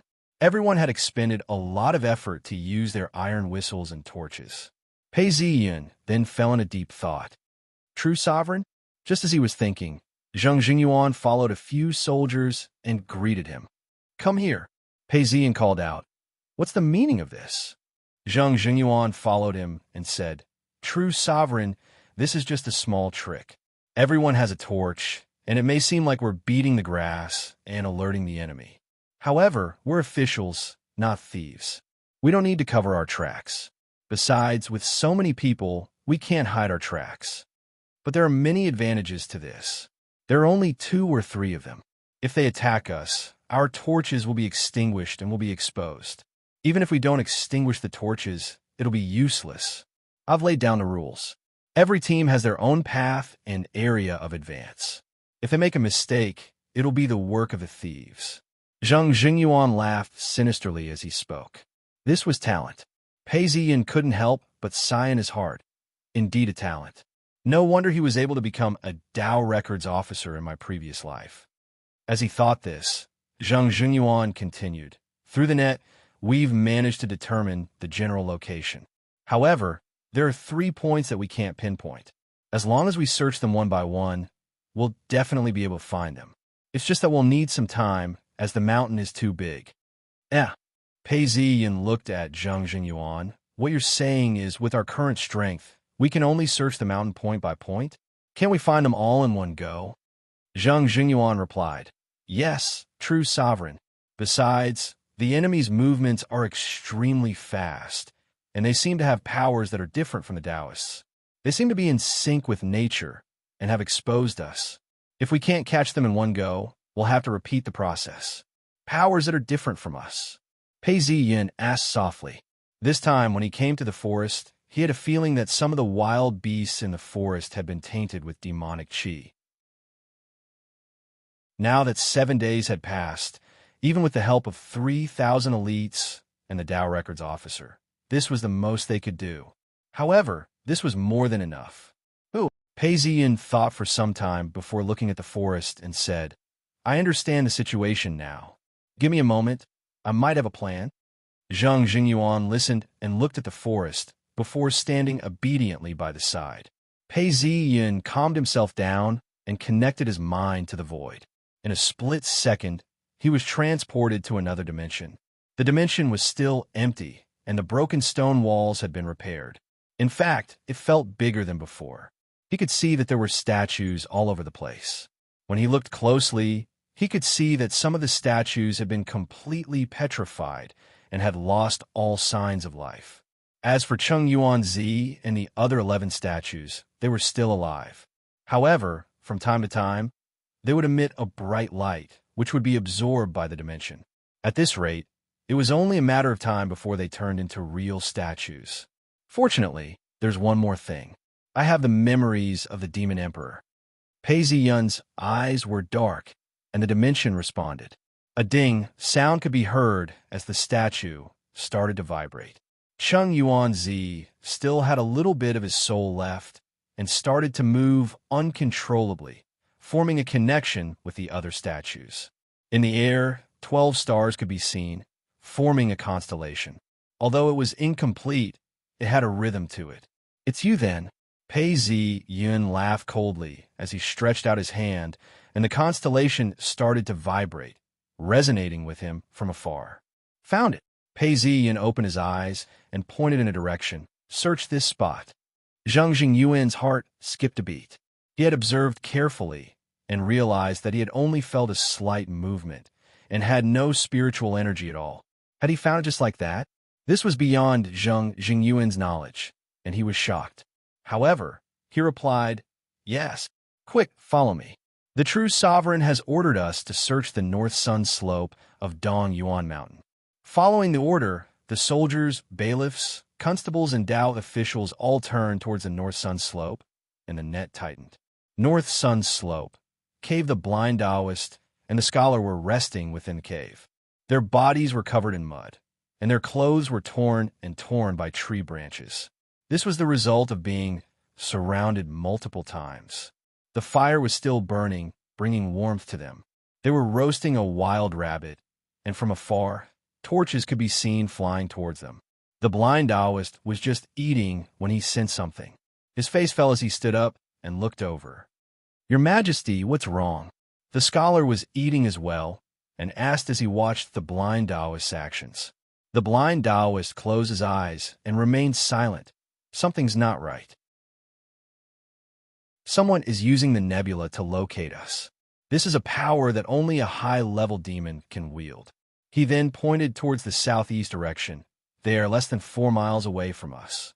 The scholar felt a chill run down his spine as his hair stood on end. That's not possible. Even if it's a demon, there are only a few who have the authority to do so. It's impossible under normal circumstances. The blind Taoist's face fell. If the source is absorbing our secrets, then it's possible that Pei Ziyun is here. He then turned to look at the scholar. "Minister Du," this was a very formal name. The scholar then replied, "Your subject is here. This matter is too important and concerns the future of our demon race. We have to verify it, even if the price we have to pay is huge." The blind Taoist spoke. His expression was stern. Chapter 448. Night. The sky was clear and bright, as a full moon hung high in the sky. The moonlight shone down upon the tents that had been set up. The bailiffs were keeping a fire lit, while the army chefs were preparing their meals. The early spring breeze blew past, bringing with it a chill. Many soldiers were squatting in front of the bonfire, chatting and joking. From time to time, they would laugh out loud. There were even troops of soldiers patrolling the area with spears in their hands. They surveyed their surroundings and were extremely cautious. "Watch this area carefully. This is the only way out of the mountains. Don't even let a bird out." A lieutenant was dressed in armor and had a scar on his face. He looked extremely fierce as he spoke loudly. He stroked the whip in his hands. As if he didn't like the look of someone, he would whip them. Yes. More than 10 soldiers stood in front of the barricade and replied loudly. The roads leading to this area were all sealed off and were being compressed bit by bit. And at most a day, the traitor would have nowhere to run. This was a meritorious service, so how could he be promoted? The captain thought to himself as a smile appeared on his cold face. Within the camp, there were many bonfires. The Taoists were squeezed together, with Zhang Jingyuan in the lead. They were all sitting in front of the bonfire and were somewhat relaxed. From time to time, they would talk about Tao arts and discuss the current situation. "So many of our Tao records department's men have died. I don't really like true sovereign pays missions. This time, many of our men will die. Lower your voice. The Taoist who was speaking hurriedly raised his head and looked at Zhang Zhengyuan. Zhang Zhengyuan's gaze was far away, as if he was deep in thought and didn't hear anything. He then heaved a sigh of relief and lowered his voice. His Excellency is still here. Don't speak nonsense. Are you trying to get us all killed? Speak of other matters. The Taoist waved his hands. King Lu is finished. Although true sovereign pay is harsh and cruel, his ability to plan battles is top-notch. King Lu won't have another chance. That's right. It's better to be peaceful. Although there aren't many chances to be promoted, it's expensive and stable. Every year, there's a generous salary and there's no need to be busy. As the Taoists conversed, the bonfire crackled and crackled. Zhang Jingyuan's mind drifted off to an unknown place. What kind of technique is this? Is the earth immortal's divine sense really incomprehensible? Zhang Jingyuan heard the Taoist official's words, but didn't bother with him. After all, so many people had died, it was normal for them to be angry. As long as they didn't interfere with official business and didn't betray the imperial court, it was fine. In fact, after the last battle, King Lu had lost all his elite troops, and the situation had taken a turn for the worse. Nobody would dare to join King Lu now. Zhang Jingyuan stretched out his hand and scratched it. His heart felt suffocated. He muttered to himself in a low voice, his brows furrowed. What happened just now was indeed incomprehensible. There is clearly no fluctuation of spells, not even the power of Yin spirit. How would he use it? My lord, what happened to you? The Taoist official noticed Zhang Jingyuan's serious expression as he muttered to himself. With this interruption, Zhang Jingyuan regained his senses and waved his hand. I'm fine. How's the arrangement for the patrols at night? Zhang Jingyuan stretched out his hand and placed it on the bonfire, feeling warm. Hearing Zhang Jingyuan's words, the Taoist official replied, Your Excellency, everything has been arranged. The night guards are all in place as well. The mission this time is to capture the true sovereign's traitor. This is an important time. Nobody would dare to slack off, and not a single mistake would be made. Good, you've done well. Zhang Jingyuan listened to the arrangements and nodded his head in satisfaction. At this point, a chef shouted, Time to eat. It's been hard on us these few days. We'll have to eat a big meal before we have the strength to continue our search. The true sovereign's search was of utmost importance. There weren't many of them, only about 3,000 of them. Hence, along the way, there were many cooks who followed them. The main ingredients were pancakes. There were onions, ginger, salt, sesame oil, and even dried meat. The preparation was quick. All they had to do was place the pancakes above the bonfire and roast them in a pan. It didn't matter if there wasn't a pan, as long as they held it in their hands to warm it up. All the pancakes were sizzling, and the aroma of the pancakes filled their nostrils. Ordinary soldiers would be full after eating a single pancake, much less the officers. Oh, just as everyone was enjoying their meal, the sound of wolves howling broke the silence of the night. After the first howl, more howls followed. Not good, it's a pack of wolves. The sentries saw the pack of wolves approaching and shouted out. Zhang Jingyuan frowned as he looked over. Following the howls of the wolves, the sentries gripped their swords tightly. An officer had just returned from his patrol and was about to eat his meal when his face fell. He waved his hands and looked out. There were wolves all around. Everyone be careful. A sentry shouted out as he ran towards the camp. After running a few steps, the pack of wolves pounced on the sentries and started biting him, causing him to scream in agony. Around the camp, a number of green eyes appeared. Zhang Jingyuan's eyes narrowed. There's quite a number of them. Get into formation and light up the torches. Wild beasts are afraid of fire. Do you think these wild beasts can compare to us on the battlefield? Get into formation. Hearing the scream, the officer roared, and the soldiers immediately gathered into a battle formation. Zhang Jingyuan looked at the dense pack of wolves and couldn't help but mutter to himself. There must be over 1,000 wolves here. But why are there so many of them here? And why are they attacking the camp? Oh, The howl of the wolves rang out, and a bright moon appeared in the sky. The wolves seemed to have received an order, and their eyes glowed with a green light as they charged towards the camp. Seeing the wolves charge, the officer's face was filled with fury. "Throw the torches." As he said that, 10 soldiers threw the torches in their hands at the wolves. But although the wolves were instinctively afraid, they still leaped up and dodged the torches. With a furious roar, the officer slashed down with his saber, cutting the wolf in two and sending it crashing to the ground. A scream rang out. One of the bailiffs had been a bit too slow, and a wolf had pounced on him.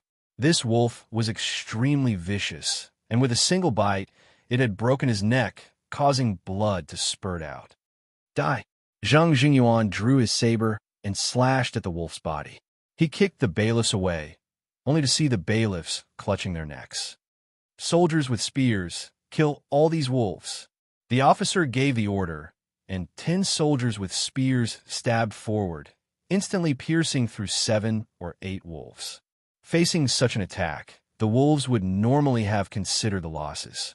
But with a howl, the remaining wolves' eyes lit up, and they leaped away, avoiding the spears. However, several of them attacked from the side. The spear soldiers weren't able to turn properly, and screams rang out as several of them were bitten to death.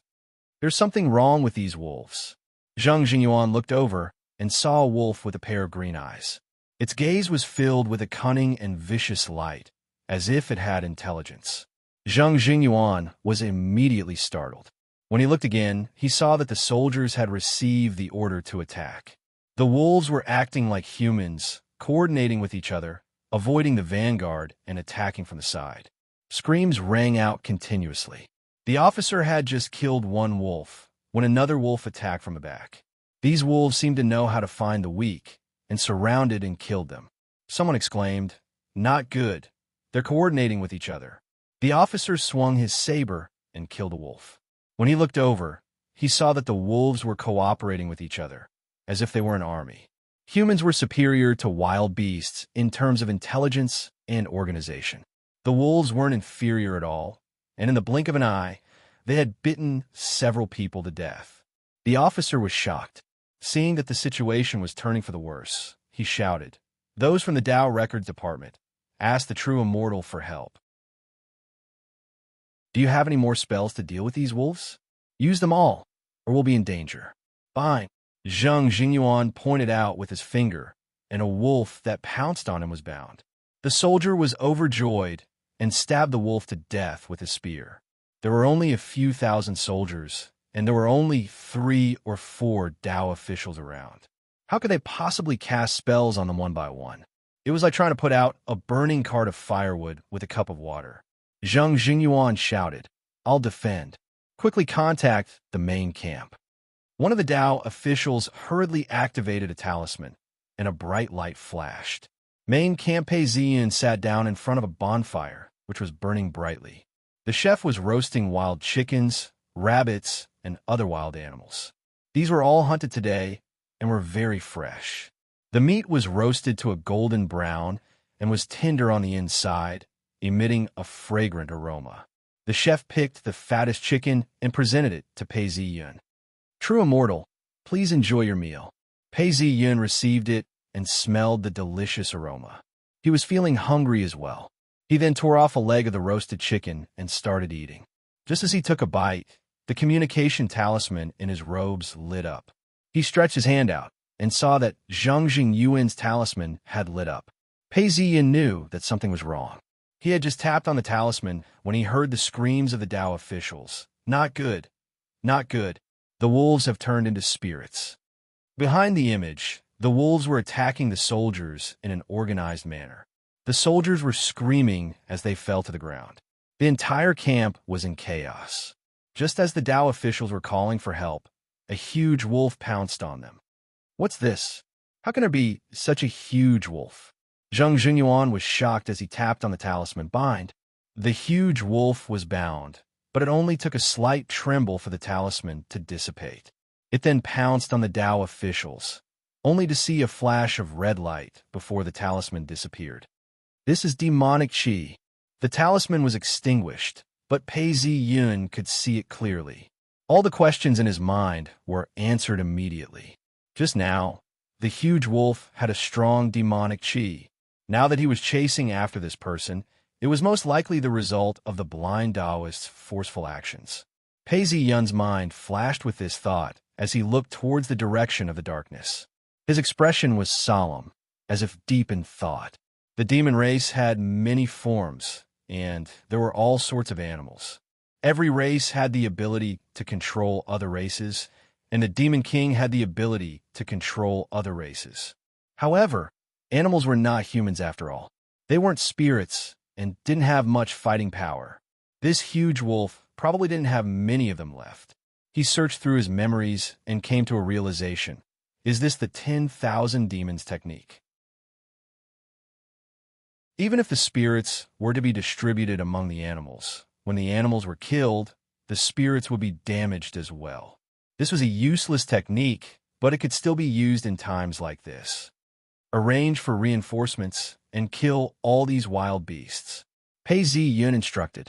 Since these wild beasts were possessed by demonic spirits, they could just kill them all. With the imperial court around, there was no need to be afraid. Yes, true sovereign. Someone replied as he turned around to send reinforcements. True sovereign. Someone else reported. We've torn a hole in the encirclement. We've lost track of the enemy, and the wild beasts are retreating. Don't worry, we'll just chase after them. Pei Zi-yun laughed coldly. Let's see how many wolves, tigers, and leopards are left in this mountain. Chapter 449. The rain had stopped, but there was still fog floating around. The entire forest was hazy and faintly discernible. Groups of people were patrolling the area and were closing in. Quick, search ahead. The fog is rising. Everyone, be careful. Don't get ambushed if you're too far away. The 10-man squad leader looked around cautiously. The forest was damp and there were dew droplets on the ground. He did not know why the fog would appear whenever it was mentioned. It was truly worrisome. Yes, the soldiers' expressions were solemn as they responded loudly. They were cautious and cautious. The swords on their waists were drawn and pushed aside the bushes. 1 step, 2 steps. They continued to move forward. At this moment, a pair of eyes could be seen piercing through the fog and staring at the soldier coldly. The fog was getting thicker and thicker, and the voices were getting blurry. The 10-man squad leader felt that something was amiss, but he did not know why. The fog seemed to have a bewildering aura, causing one to feel a little confused. A soldier was cautiously scouting and following behind. He could see the silhouette of the person in front. The silhouette of the person in front could still be seen, but it was getting blurry. The soldier felt uneasy and shouted at the person in front. Hey, Deping, don't you feel that something is amiss? This fog is too strange. The soldier shouted, but the person in front was walking silently like a puppet. The soldier felt that something was amiss and chased after the person. He stretched out his hand and was about to slap the person in front of him. Suddenly, there was a flash of a blade, and the person appeared in the fog with a cold glint. This soldier was an elite soldier who had been through hundreds of battles. His expression changed, and he slashed at the person. Halfway through, he felt a pain in his neck. Before he could even scream, his head fell off. Pooh! The headless corpse was splattered with fresh blood. The person in front of him felt that something was amiss. He turned around and saw a headless figure. His hair stood on end. Ghost! As he shouted, he slashed at the headless corpse. He felt that something was amiss. Although the head was gone, why did the figure look like Zhang Laowu? Pooh! This person felt a pain in his chest. He lowered his head and saw the tip of the blade dripping with blood. The blade pierced through his back. When he turned around, he saw a pair of red eyes staring at him. Monster! The soldier wanted to shout, but his vision turned black and he lost consciousness. The sound of a neck being slit could be heard in the fog. The corpse fell to the ground, and the two figures pounced on it. They were like harvesting chickens, killing them one by one. The 10-man squad leader walked a few steps and felt that something was amiss. It was getting quieter. The sound of voices, footsteps, and breathing were all gone. The 10-man squad leader's expression changed, and he shouted, "Chindaping, Lilau Wuju, too?" Not a single person in the thick fog answered. The fog seemed to have become a beast that devoured life and flesh. Anyone who was separated from it disappeared. Demon? Demon? Or a traitor? There was an and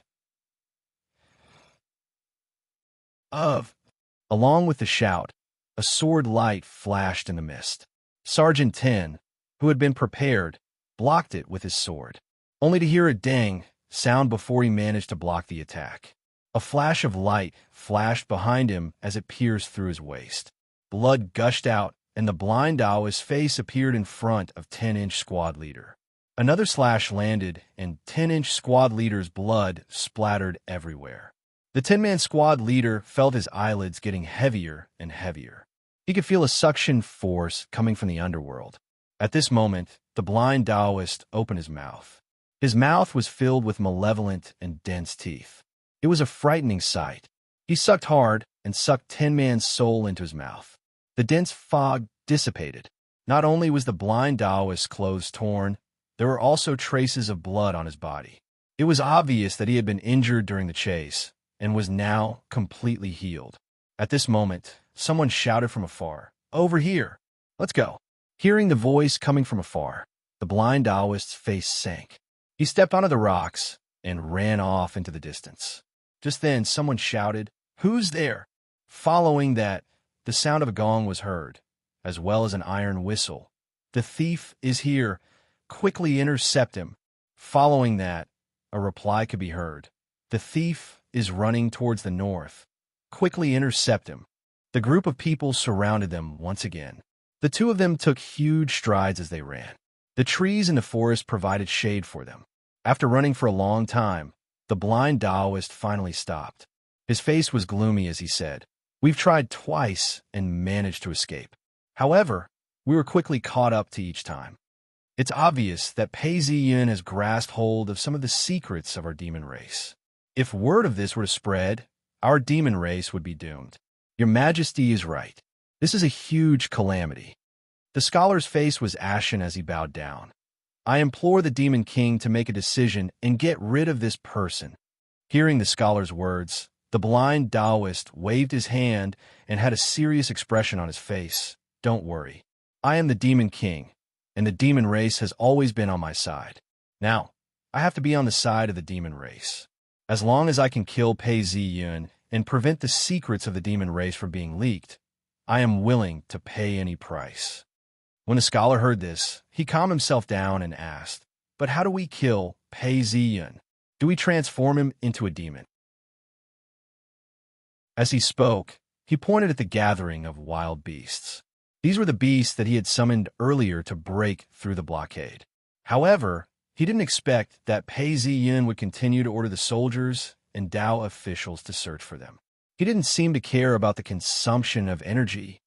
These are all ordinary beasts. They alone won't be enough. The blind Daoist watched on as he spoke out coldly. "If we want to kill him in one fell swoop, we have to activate the 1,000 Demons Array. This time I shall do it." "What?" Hearing the blind Daoist's words, the scholar's expression changed. He hurriedly replied, "Your Majesty, we are under the pressure of this world. We don't have enough power, and we can't use it. Under normal circumstances, that wouldn't work." The blind Daoist cleared his throat. "But I have another way. That is to use blood sacrifices and borrow strength." "Blood sacrifice?" The scholar listened and pondered for a moment. He immediately understood. "All the animals within 100 miles? This is barely enough, but who can we borrow strength from?" The number of people who had contributed to this wasn't small. In fact, there were only a few of them. He paused. Could it be King Lu? It's just that if we weren't forced by the draconic chi, how could we have ended up like this? Besides, if we retract our demonic energy, it would ruin the entire situation. It would be hard to reconcile with him. The blind Daoist laughed. "Times have changed. Although we're surrounded and unable to leave this mountainous region, we don't have much contact with the outside world. But we've been under King Lu's control for a long time. Hence, we can see the general situation now. King Lu's uprising has been going on for less than a year now. His foundations were weak, and he needed time to solidify them. He relied on the support of the army. After the last battle, King Lu lost his main force. His army was like a landslide. All the prefectures sent their troops out, and all the counties surrendered to the imperial court. That's not all. King Lu is surrounded by black qi. I'm afraid some of the generals have noticed that things aren't going well and are trying to capture him. At this point, King Lu has no other choice. He will agree to our conditions, because apart from this, he has no other choice. When the scholar heard this, he paused before speaking out. Your Majesty, your plan should work. However, we don't have the Eye of the Array. The last time we were in the underworld, we used the Imperial Qi to activate the reincarnation platform. But now, haha. When the blind Taoist heard this, he laughed out. He then continued, as for the Eye of the Array, I can activate it myself. What? The scholar's face turned pale. Your Majesty, you can't. If you become the Eye of the Array, you have to bear the brunt of the backlash. If you're not careful, you'll fall to the brink of death. There's no need to persuade me. I've presided over the evolution of the demon race. Now that we've suffered such heavy losses, I have to take responsibility. Besides, this is for the sake of the demon race. The demon emperor has 36 primordial spirits. Even if I fall when the demon race takes over this world, I will be revived. You don't have to be sad. Your Majesty. When the scholar heard the demon emperor speak this way, tears rolled down his face. The blind Taoist was calm and collected. He looked at the beasts gathering around him and said, let the beasts resist for a while. Their sacrifice will become a blood sacrifice, and we can accumulate resources. The blind Taoist sat down. His aura changed drastically. His entire person seemed to have transformed into a three-faced giant. His body was glowing with a metallic glow. His demonic shadow flickered, and the demonic energy in the air gathered around him. His body emitted a thick aura. The demonic energy permeated the air, and the beasts around him grew in size. Their eyes were red. We've discovered the traitors over here. At this point, a loud voice shouted out. Looking over, one could see two people sitting there. Around them were countless beasts. Wolves, tigers, leopards, lions, snakes, and even monkeys were present. Seeing this, one couldn't help but feel his hair stand on end. His face changed. There are so many beasts gathered here. These demons can indeed control these beasts. Quick, send out the signal. Whoosh, following the command, a firework was shot up into the sky, exploding in mid-air. When the people in the distance saw the firework, they shouted out, "We've found the traitors. Let's kill them." The first to arrive was a squad of soldiers. The captain glanced at them. It's a demon. Shoot. Without hesitation, the soldiers shouted out, and tens of arrows were shot out. However, this was a forest, and there were all sorts of trees blocking the way. Only a few arrows managed to hit the beasts. From the side, several wolves and lions dashed out. What was even more terrifying was that the snakes that had just woken up in spring were crawling out of the ground. Demon, it's a demon. Truthfully speaking, although there were legends of demons in this world, no one had ever seen a real demon. At this point, the snakes and wolves were organized like humans and were charging towards them without fear of death. Seeing this for the first time, everyone's face changed. One of the bailiffs screamed out. Without thinking, he turned around and tried to escape. However, he had only taken a few steps when he saw the flash of a blade. Pooh! The bailiff fell to the ground, his body twitching uncontrollably as blood spurted out from his wounds. The captain's face was gloomy as he raised his blood-stained blade. Deserters die. Supervise the battle. Whoever dares to destroy the morale of the troops, whoever dares to escape shall be killed without mercy. This is just a demonic technique used by the traitors. No matter how strong these demons are, they should be killed with a single slash. After raising the morale of the troops, Zhang Jinyuan came up as well. He looked at the situation and spoke to the captain.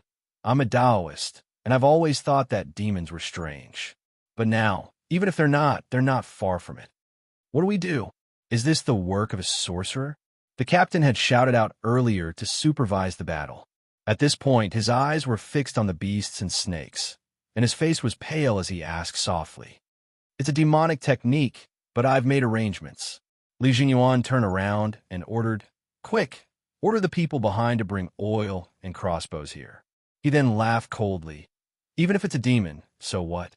If it wasn't for the fact that it's raining in spring and the trees are moist, we would have burned them all down." Chapter 450. King Lu's Palace. The sky was dark and gloomy, as dark clouds hung over the palace. The eunuchs and palace maids all had uneasy looks on their faces as they walked with fear. "You guys go this way." Eunuch Liao had a cold smile on his face as he spoke. "It's only been a few days, and there's someone who's rebelling."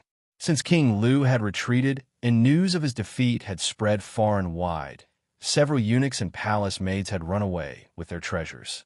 This was a huge slap to Eunuch Liao's face as he laughed sinisterly. "You guys follow me this way." Eunuch Liao ordered in a low voice. Behind him, tens of soldiers were already holding onto their swords.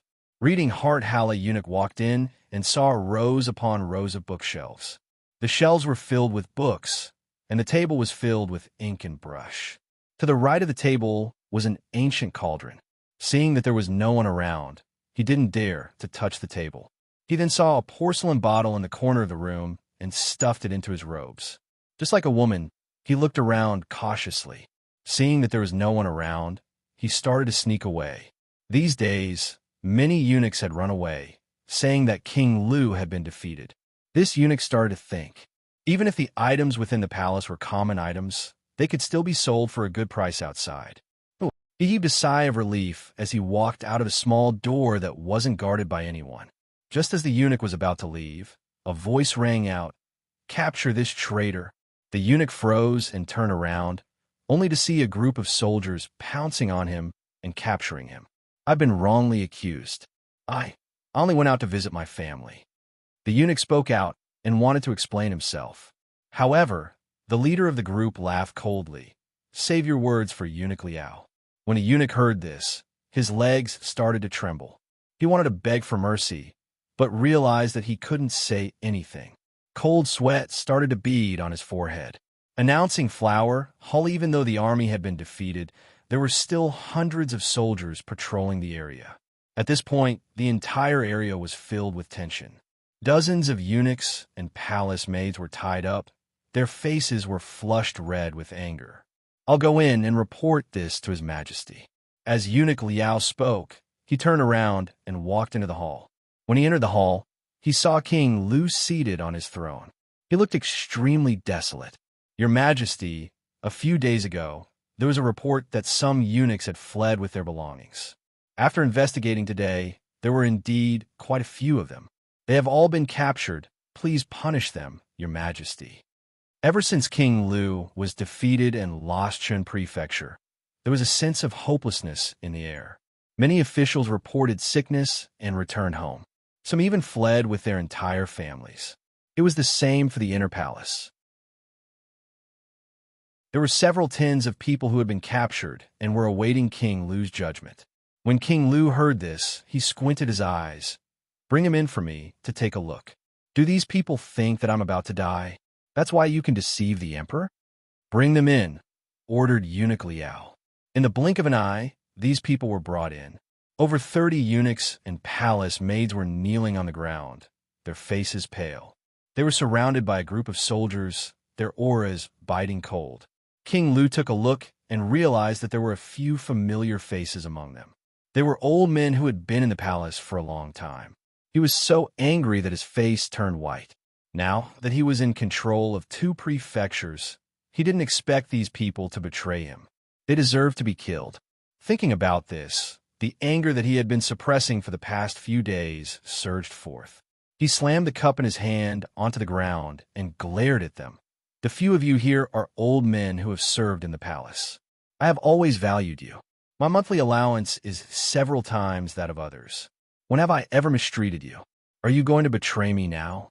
Hearing King Lu's words, one of the eunuchs started kowtowing. This servant was confused. Please forgive me, your majesty. Please forgive me. You haven't told me why you want to escape.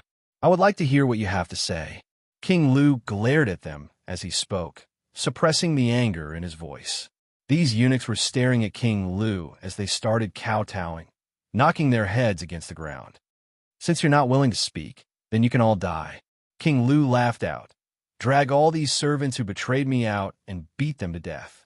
The soldiers who were standing pounced on them. These eunuchs and palace maids started kowtowing as they cried out, "Your Majesty, spare us. Your Majesty, spare us." Pa! Pa! However, King Lu didn't even bother to look at these servants. He watched as they were dragged out. The sounds of beatings could be heard as the eunuchs and palace maids begged for mercy. They screamed out in pain, but the soldiers didn't show any mercy. Before long, all of them stopped breathing. Damn it, damn it. These damned lowly servants. Did they think that I would lose just like that? King Lu's face was green as he paced back and forth. The eunuchs and palace maids who were serving him were extremely careful and didn't dare to speak loudly. They were afraid that if they angered King Lu, he would beat them to death as well. At this point, someone reported, "Your Majesty, the governor of Yuechong County has killed the general who was guarding the city. He has opened the gates to the city." What a traitor. King Lu's expression didn't change as he laughed. "Yuechong County, Liaojian County, Shaho County. Kiki, only now do I know what it means to be defeated like a landslide. In the blink of an eye, they've all surrendered their cities. The front lines that I've built up have collapsed without a fight. Is it Pei Ziyun's fault? Even I have such a day. Thousands of schemes, tens of thousands of plans. Is it because I'm not talented enough? Or is it because I'm unlucky?" The entire hall was filled with shouts and screams, following which only King Lu's mutterings could be heard. His heart was bleeding. Eunuch Liao watched on, but didn't say a word. He just waited for King Lu's orders. After venting his frustrations, King Lu finally relaxed. He let out a long sigh as he looked into the distance. His face was filled with sorrow as he laughed bitterly. After laughing for some time, King Lu turned around and looked at Eunuch Liao. "How's everything going?" "Your Majesty, everything has been arranged according to your wishes." Eunuch Liao looked around before waving his hands. "All of you may leave." "Yes." The eunuchs and palace maids all retreated. Eunuch Liao then spoke in a low voice. "Your Majesty, the previous princes were too big a target and couldn't escape. Only the talented Wang Exine has been in the palace for less than a month. However, it's been confirmed that she's pregnant. I've already sent loyal servants to smuggle her out of the palace and into the mountains. Even the household registration has been completed. It's flawless. It's said that she's a posthumous child." Phew. King Lu listened to Eunuch Liao's words and relaxed a little. He then nodded his head and paced a few steps around the dragon throne. Eunuch Liao then thought of King Lu, who was in high spirits not too long ago, and started tearing up. When King Lu saw this, he laughed bitterly. "You have feelings for a girl?" He then sighed. "When I was born, I was the second son. I was only 5 days away from being the crown prince. Even if I'm more capable, all the officials in the palace are using their status to help my good brother ascend the throne. Am I going to accept that? That's why I want to fight for it.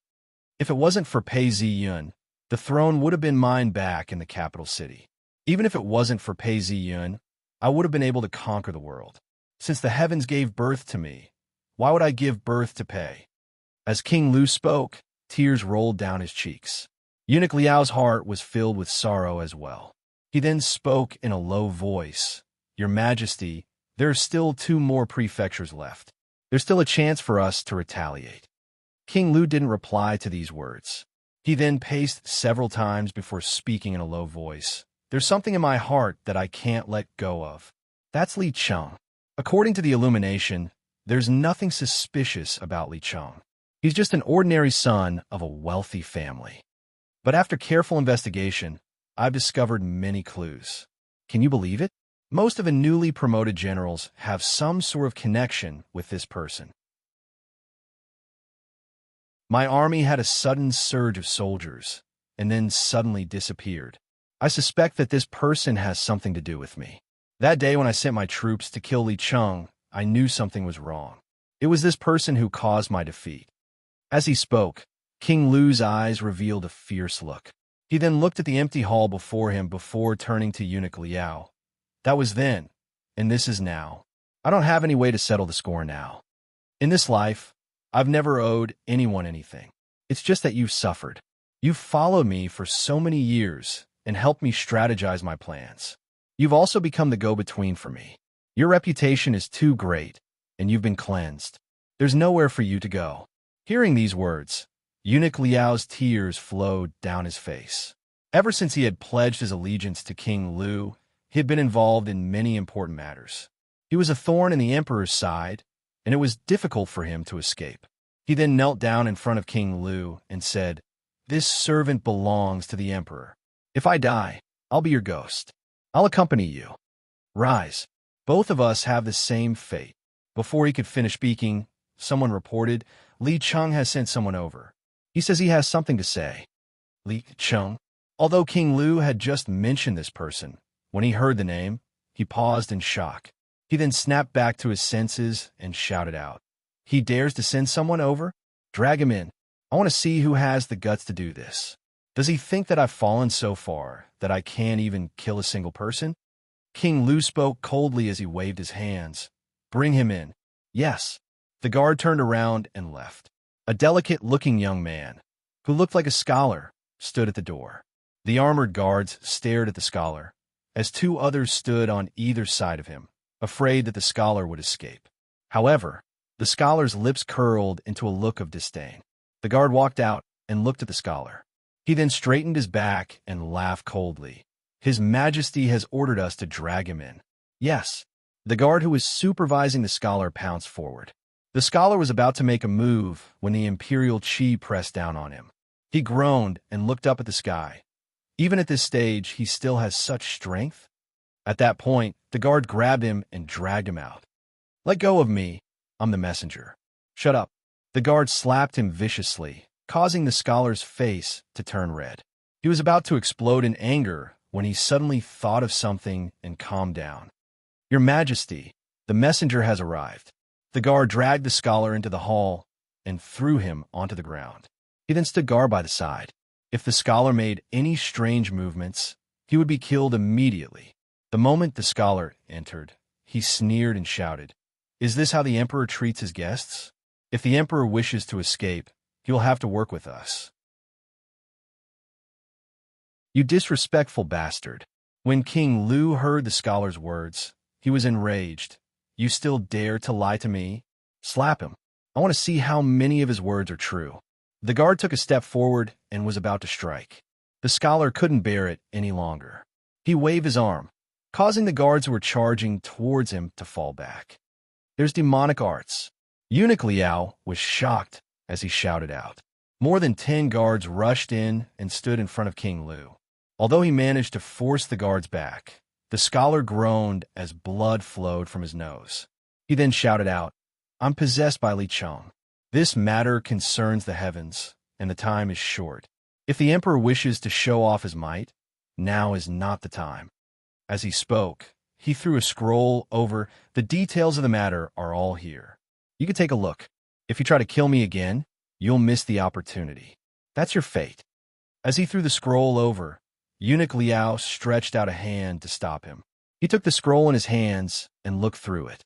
After confirming that there were no problems, he handed it over to King Lu. King Lu's expression didn't change as he received the scroll and started reading it. Chapter 451. Looking at the contents of the document, it was extremely short. Every word he read caused King Lu's heart to palpitate as his face turned pale. The document was written in great detail, but it was short and concise. King Lu felt his chest tighten as he slapped his chest and placed his other hand on the throne. Eunuch Liao saw that King Lu was in such a state and hurriedly patted King Lu's back to calm him down. He then asked softly, "Your Majesty, should we call for a doctor?" King Lu waved his hands. "There's no need." At this point, he raised his head. His face was unnaturally pale and flushed. His hands were trembling as well. At this point, the sky outside the hall had turned dark as rain started to fall. King Lu paced back and forth several steps before shouting out, "You're of the demonic race. This is the first time I've heard of this. However, I don't believe that I relied on your strength to rise up." King Lu stood up and glared at the scholar as he spoke out loudly. "I have received orders from the heavens. How can you interfere?" "Ha!" Hearing King Lu's words, the scholar laughed out loud. His laughter echoed throughout the hall. Hearing these words, Eunuch Liao was shocked. He then shouted out in anger, "How dare you look down on the emperor? I wouldn't dare." Although this was what the scholar said, he still had a smile on his face. "Your Majesty, do you really think that the heavens favor you? That's why your army is undefeatable?" The scholar then laughed coldly. "If we're talking about the heavens, why is it that the crown prince ascended the throne and not you? If we're talking about the heavens, why is it that you and I are enemies? Why is it that your destiny is declining? You only have a little bit of King Qi and no Emperor's Qi." The scholar then spoke out. "It's because you've received the destiny of the demonic race and gathered it together that the Emperor's Qi can pierce through the heavens." However, King Lu didn't know about this. His body trembled as his eyes filled with shock. In his mind, he recalled everything that had happened since the start of the war. At this point, he finally understood what was going on. King Lu didn't want to believe it. However, he knew that before the war, his army was indeed made up of mortals. After the war, they were invincible. It was just that he had always thought that the heavens were the will of the heavens. Now that the truth was revealed, his heart trembled. He then turned around and shouted, "All of you get out." "Yes, your Majesty." The guards who escorted the scholar retreated. "Since you forced me into such dire straits, you still dare to look for me. Do you really think that I'm easy to deal with?" King Lu laughed coldly as he stared at the scholar. However, the scholar didn't reply. Just a single swipe had caused blood to flow from his 7 apertures. This was directly interfering with heaven's will, causing him to suffer a backlash. He stretched out his hand and saw that it was all red. He maintained his composure and said, "Our demon race and the Taoists are mortal enemies. This generation's Taoist representative is Pei Ziyun. Hence, we had no choice but to borrow the imperial qi to kill our enemies. This is also the reason why your Majesty suddenly wanted to kill us. But that's all in the past. Now that your Majesty needs us, we are willing to serve your Majesty once again. Your Majesty, look, the will of the heavens is working against me. I don't have much time left. You're surrounded by enemies on all sides. Although it looks like you still have 2 prefectures, in actual fact, if you don't send any orders out of the prefectures, you won't even be able to leave the imperial palace. Han Hongwu has received a great favor from your Majesty. Under such circumstances, I'm afraid he might not be loyal." "Nonsense. Han Hongwu was ostracized years ago and was almost executed. I was the one who saved him and gave him an important task. How could he betray his master?" As he spoke, King Lu's heart sank as his expression changed. He sat on his chair as memories flashed through his mind. He stared at the scholar. "Furthermore, your demon race has never appeared in history. What kind of existence are you, and why are you helping me?" "Ha!" The scholar stood in the middle of the main hall. His eyes were filled with tears of blood. He looked extremely ferocious, yet he revealed a cold smile. "King Lu, do you still have a choice? If things continue to develop like this, within a month, you'll be captured and killed by the imperial court. That's right, the history of our demon race isn't right. But what choice does King Lu have? I can swear to the heavens that as long as you're willing to bet your remaining imperial qi, we'll make you the emperor of the demon race. We'll even help you regain control of the world. We'll have an invincible army, and victory will belong to you." Hearing these words, King Lu gritted his teeth as his face fell. The scholar's body was under immense pressure. His green robes were dyed red, and he looked extremely ferocious. However, his expression was serene and calm, and he didn't seem to be in pain. It was as if his body didn't care at all. King Lu glanced at him and was about to speak when a eunuch rushed in and bowed. "Your Majesty, Han Hongwu has summoned the generals." It seems like there's something strange going on. What? Han Hongwu wants to betray me? King Lu's thoughts were extremely meticulous, and he had already placed people around Han Hongwu. He stared at the eunuch as though he wanted to eat him alive. The eunuch was terrified as his body trembled and didn't dare to speak. He swept his gaze across the room and saw another scholar who was bleeding profusely. He was so frightened that he fell to the ground. Ha! King Lu laughed out loud, as his laughter reverberated throughout the entire hall. It was like a wild beast that was about to die. Han Hongwu was in control of the main force. His sudden change had completely overwhelmed King Lu. King Lu laughed. Since you don't want Han Hongwu to be indebted to me, you still want to betray me? Fine, I'll take this gamble. What do you want? King Lu's eyes were filled with anger, but the scholar's face revealed a satisfied smile.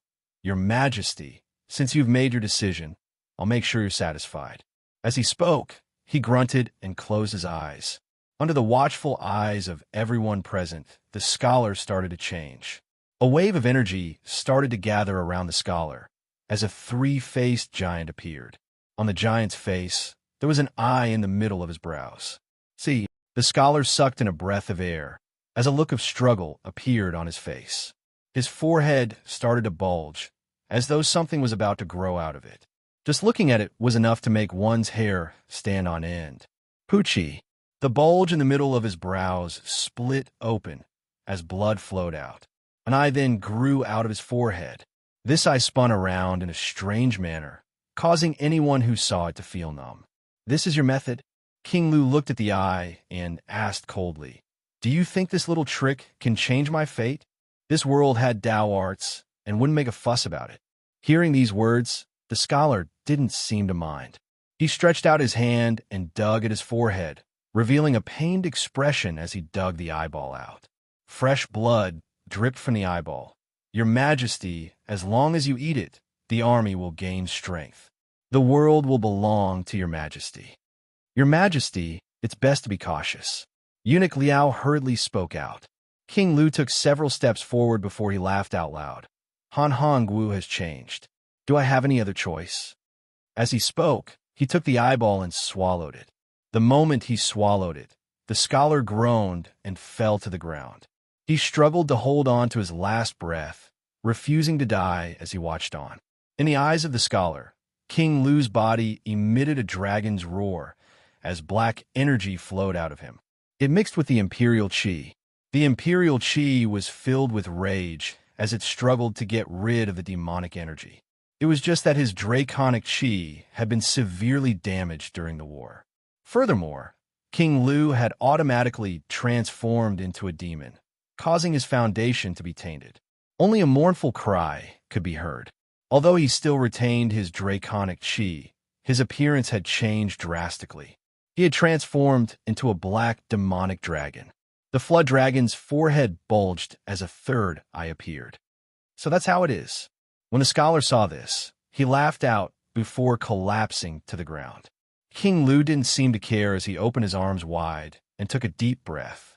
His hands were like wings that were about to spread out, as though he was about to embrace the world. After some time, he opened his eyes, summoned my personal guards. I have some matters to arrange. When Eunuch Liao heard King Lu's orders, he looked at King Lu and noticed that King Lu's eyes were filled with black energy. He then asked in a low voice, Your Majesty, are you all right? Why would I be all right? I've never felt so good before. King Lu laughed, revealing a row of sharp teeth. How many men do we have left? Your Majesty, the Imperial Guards and personal guards. There's still about 2,000 of them. Eunuch Liao replied.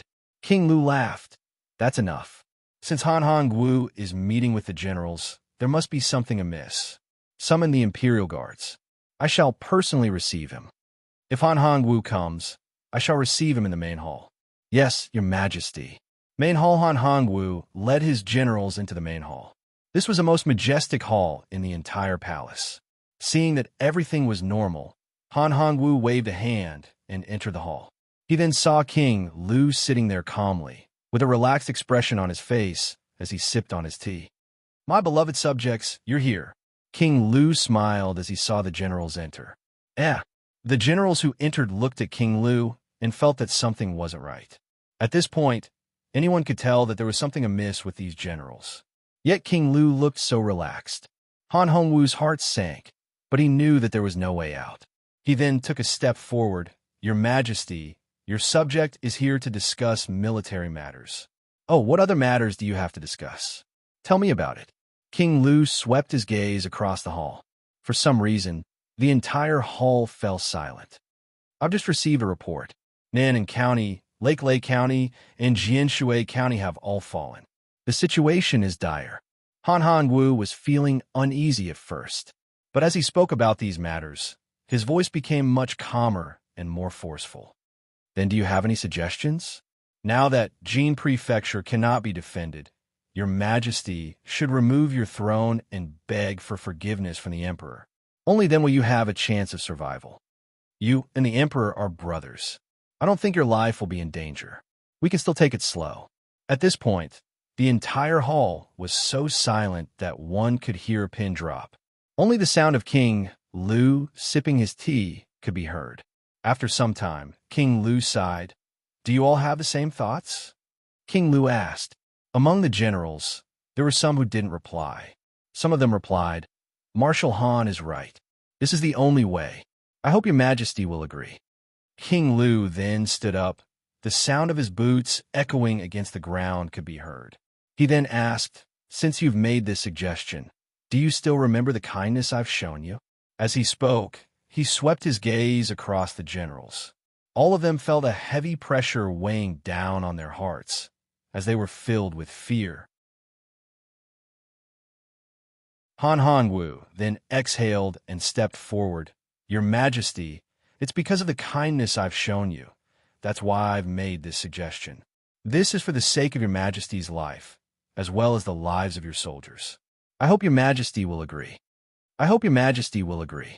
I hope your Majesty will agree. All the generals were people who would go all the way. By this point, they had gotten used to it and shouted out in unison. Seeing this, King Lu laughed out. If this was any earlier, you might have succeeded. But now, as he spoke, an eye appeared between his eyebrows as he shouted, Where are the Imperial Guards? Here. A large group of Imperial Guards rushed out.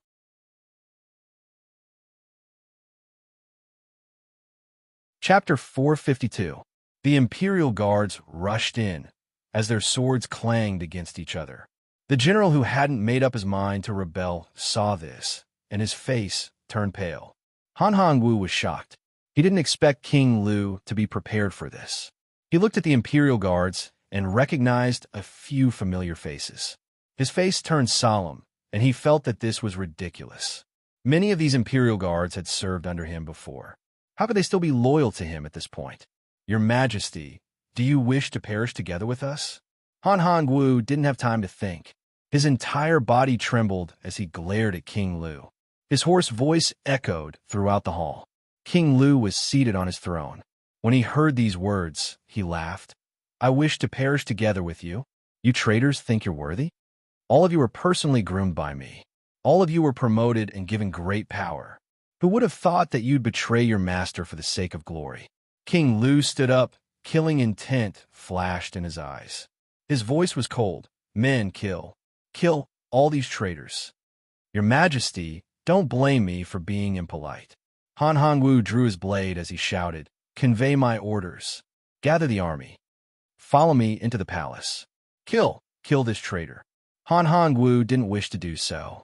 He understood that even if King Lu rebelled, he was still the son of the founding ancestor and the younger brother of the emperor. Not to mention that he was King Lu's man. Even if he was a general of the imperial court, he could be defeated or captured. However, if he killed King Lu without the emperor's orders, it might seem like a meritorious deed, but it would be a huge disaster. What kind of disaster would it be? If he dared to kill King Lu without the emperor's orders, would he dare to make a move against the emperor tomorrow? In the past, those who had done such a meritorious deed didn't have a good ending. Hence, Han Hongwu wanted to force the emperor to abdicate. This way, the relationship between the emperor and the officials, as well as the imperial court, would have some leeway. At this point, King Lu had already made it clear that he wanted to kill Han Hongwu. Han Hongwu was decisive and shouted out, "Originally, I wanted to persuade your majesty to forsake the darkness and join the light. After all, your majesty had helped me before. How could I bear to fight against you? But now that your majesty has betrayed me, I have no other choice. My heart hurts." As Han Hongwu spoke, his eyes revealed killing intent. The surrounding generals all drew their weapons. When they came in, they had brought many personal guards with them. At this moment, they moved forward. Kill. Inside the palace, two streams of steel collided, creating a loud sound. However, as soon as the battle began, there was a roar and a flash of saber light. One of the bodyguards let out a blood-curdling scream and fell to the ground. Wherever the remaining bodyguards went, they immediately cut down the bodyguards who rushed forward. Something's not right. At that moment, Han Hongwu realized what was going on. He swept his gaze across them. As a general in the army, Han Hongwu naturally knew about King Lu's guards.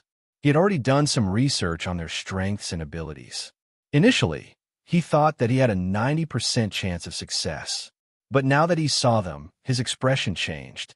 This is what happened not long ago. The Heavenly Army. A chill ran down his spine, and Han Hongwu immediately thought of the invincible Lu army. Could it be that there were more of them now? Kill. One of the bodyguards was clad in armor and had a ferocious look on his face. A demonic shadow could be seen in his eyes as he charged towards Han Hongwu. Seeing that the bodyguard was charging towards him, Han Hongwu's face fell. He then revealed a look of savagery.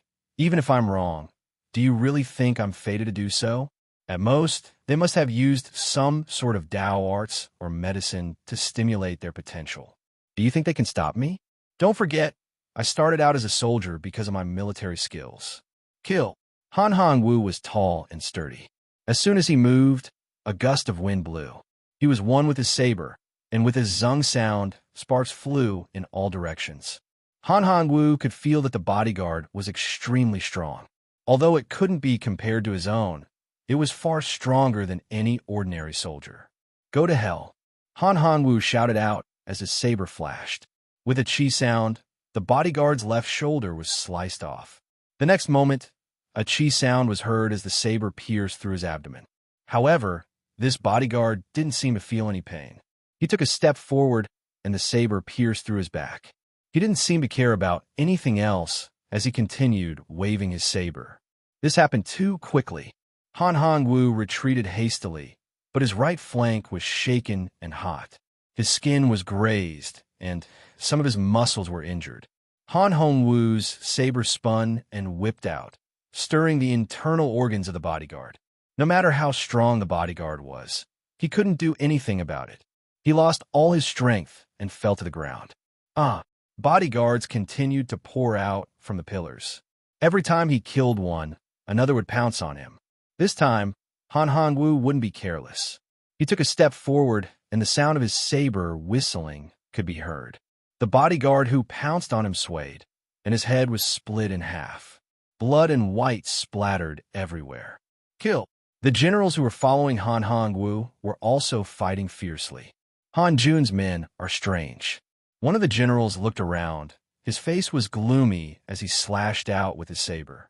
Initially, the general didn't think that King Lu's bodyguards would be able to defend against him. However, he realized that these bodyguards weren't afraid of death at all. Han Hongwu's bodyguard's neck was sliced off by the bodyguard's saber. King Lu's bodyguard was like a wild beast as he opened his mouth and bit down viciously on the bodyguard's neck. This isn't right. Quick, kill King Lu. Seeing the group of bodyguards dancing around him, Han Hongwu knew that something was wrong. His face was flushed red as he shouted out. At this point, he didn't hold back any longer. He attacked with all his might. The flash of his saber could be seen as the two bodyguards in front of him fell to the ground, their bodies twitching uncontrollably. Han Hongwu stomped on the ground and sprang up, charging towards King Lu to kill him. Within the main hall, the sounds of battle shook the heavens. King Lu had regained his composure and calmed down. It was as though he was watching a show. He held a teacup in his hands, his face was like jade, and his expression was calm. His eyes were like ink as he watched the battle unfold. Han Hongwu's martial arts were extremely powerful. At this point, he had killed several people. He gripped his saber tightly and charged forward. Even though he was a few feet away, he could smell the stench of blood. This was the killing intent that he had accumulated after killing so many people on the battlefield. "Traitor, you dare!" Eunuch Liao stood beside King Lu. Seeing that Han Hongwu was charging towards him, he wanted to stop him. King Lu clapped his hands, and several eunuchs turned around and charged forward. "Kill the traitor." These eunuchs were all wielding swords. Their sword techniques were extremely sinister and cunning. Although they weren't King Lu's opponent individually, when they joined forces, they were able to stop King Lu. Eunuch Liao watched as the battle unfolded before him. He then looked at the changes in the eunuchs and guards, and thought of King Lu. These looks, they look exactly like the valiant soldiers from before. Will His Majesty become like this as well? Eunuch Liao thought to himself as his face turned gloomy. It was as though he was trying to read King Lu's expression. "What are you looking at?" King Lu raised his head and asked as he felt Eunuch Liao's gaze on him. Gulp. Eunuch Liao felt King Lu's gaze on him as he swallowed his saliva. His voice trembled as he asked, "Your Majesty, are you all right?" "Of course I'm fine," King Lu replied.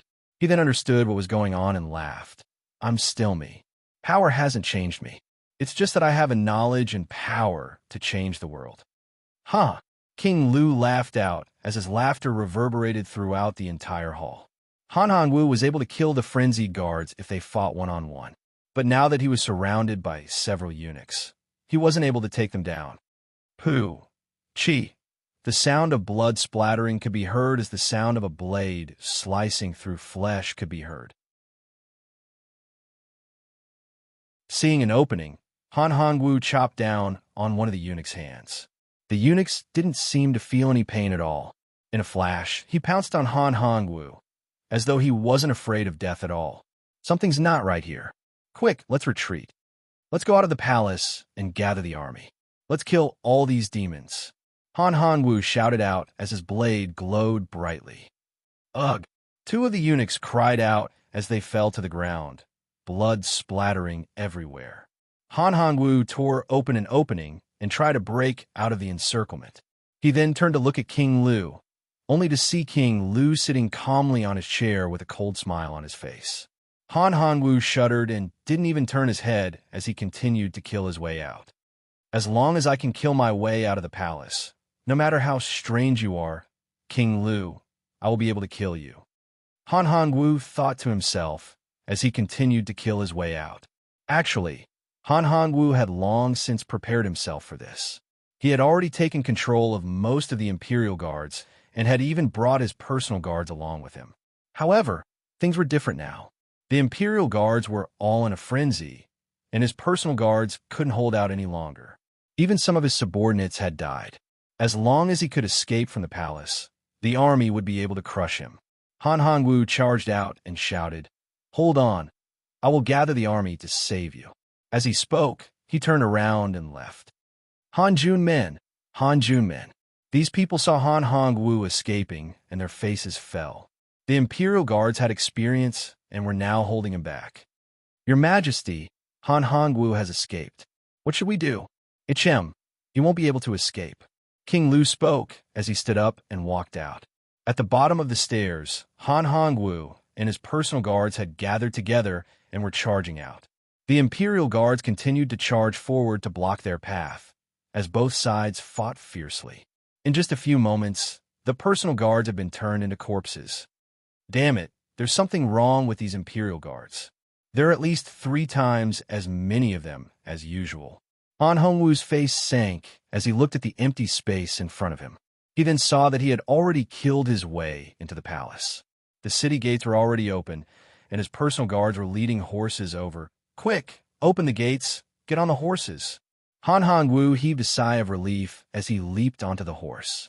Just as he leaped up, he heard a PU sound as a sharp whistling sound pierced through the air. Han Hongwu dodged to the side before he felt his entire body go numb. Fresh blood spurted out as he fell to the ground. A godly archer? Han Hongwu fell to the ground as he looked up. He saw King Lu raising his bow and looking at him as though he was looking at a dead man. Han Jumin, the personal guards who were guarding the city gates, shouted out in shock.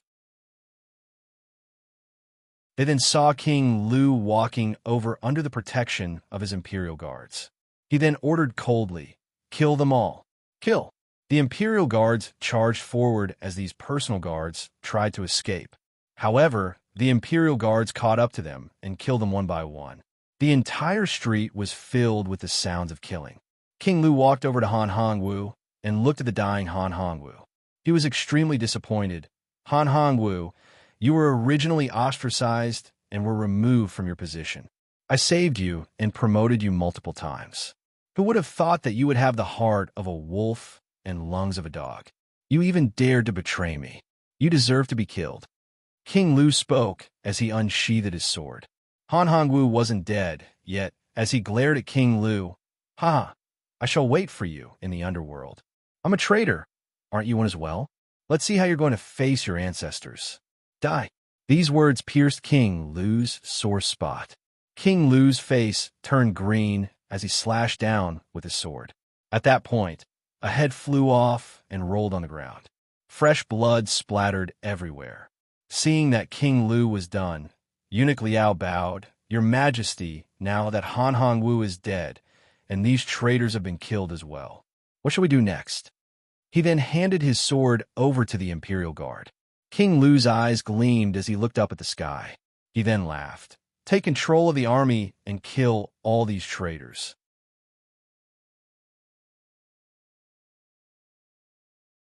Chapter 453. Army Camp. Even at this point in time, the entire army camp was still in an orderly state. However, the sound of drums could be heard. Those who didn't arrive 3 times would be executed.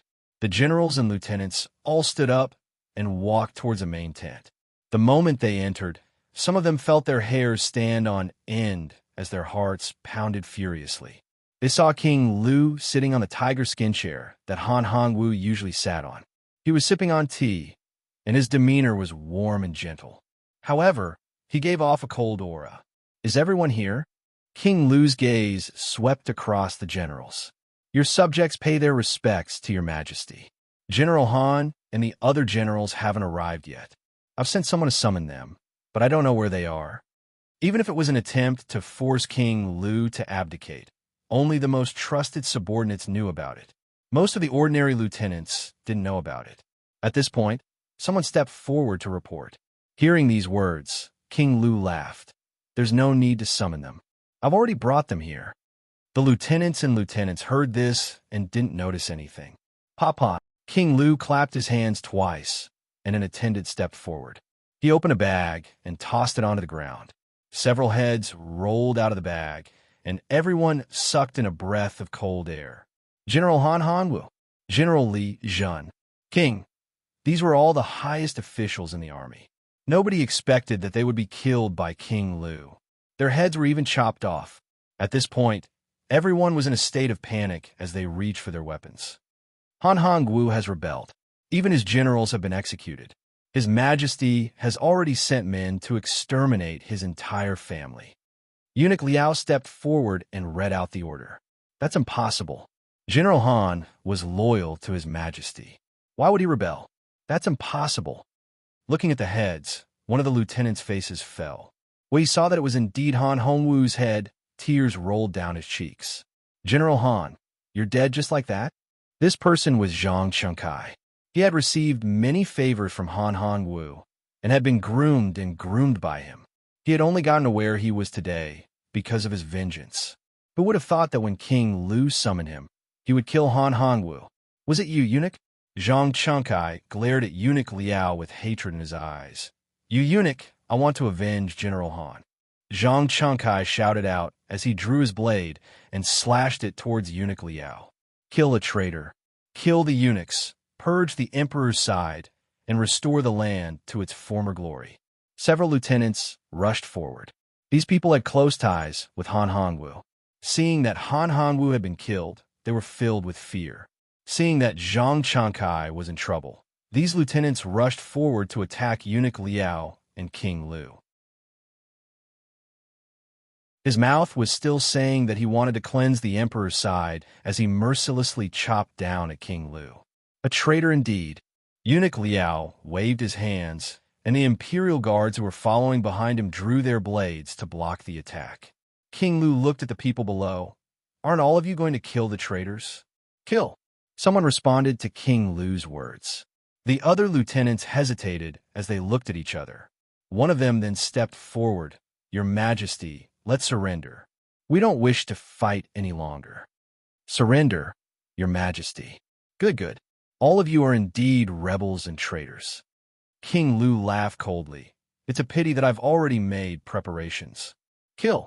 Following the angry shout, a large number of guards rushed into the tent.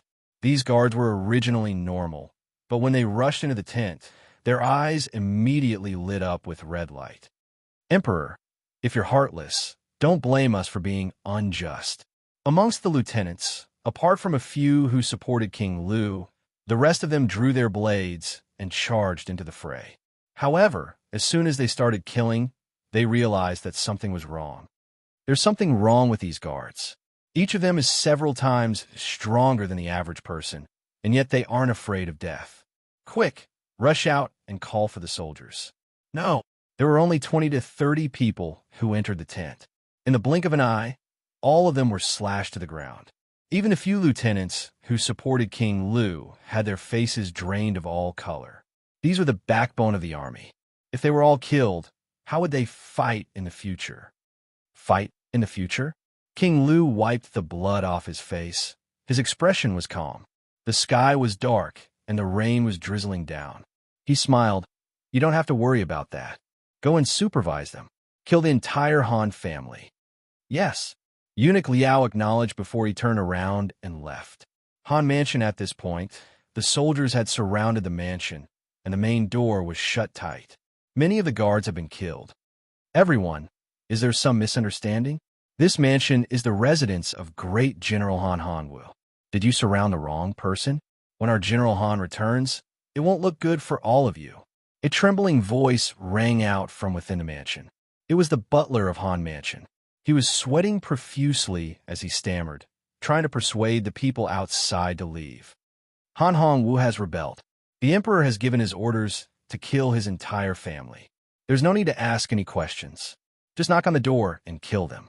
Eunuch Liao, who had just arrived, looked at the soldiers who had knocked on the door. His face fell as he berated them. "That's impossible. Why would the general rebel?" When the people inside the mansion heard these words, their faces turned pale. It was just that the moment the imperial order was given, the soldiers no longer had any reservations. They smashed on the door, causing cracks to appear on the door. "Block it!" the butler shouted out loudly. Several loyal servants shouted out as they blocked the door. With a loud sound, the door was smashed open. The butler crawled up from the ground and ran for his life. Pooh! Fresh blood splattered all over the ground as a head rolled off the ground. "Kill!" Eunuch Liao's face darkened. "Kill! Kill them all! Leave no one alive!" There were dozens of soldiers in the Han Mansion. Many of them were from the same clan. At this point, some of them knew that they wouldn't be able to escape. Some of them had pale faces as they took off their armor and hid amongst the servants. They wanted to sneak out through the back door. Just as they reached the entrance, they saw soldiers guarding the entrance. When they saw them, they laughed malevolently. "Pierce!" The long spear pierced forward, and a series of piercing sounds could be heard. No! The entire Han Mansion was filled with blood, and the sounds of killing could be heard. In just a few moments, the entire Han Mansion's private soldiers had been slaughtered. "Eunuch, Han Hongwu's family has been brought here." An officer with bloodstains on his face led 10 people. They were Han Hongwu's wife and children. 2 youths had been slashed and were on the verge of death. The leader of the group was the old matriarch of the Han family. She was kneeling on the ground, tears streaming down her face as she mumbled, "The Han family is finished. The Han family is finished." You can't arrest me. I'm a rank 3 noble title, the wife of the imperial court. You can't arrest me. A woman cried out. When the old matriarch saw Eunuch Liao, she stepped forward. Eunuch, we've been wrongly accused. Someone must have wrongly accused us. Please investigate the matter. As she spoke, she kowtowed to the ground, begging for forgiveness. Eunuch Liao laughed coldly. Han Hong Wu rebelled and has already been executed. Do you still think you can get away with it? The emperor has decreed that his entire family will be executed. Looking at the cold-blooded Eunuch Liao, the old matriarch knew that she was doomed. She stood up and wiped her tears. An incompetent ruler has lost the world, and now he's taking it out on us, the old, the weak, the women, and the children. He deserves to die a horrible death before she could finish her sentence. Eunuch Liao drew his blade and stabbed forward, the tip of the blade piercing through his back.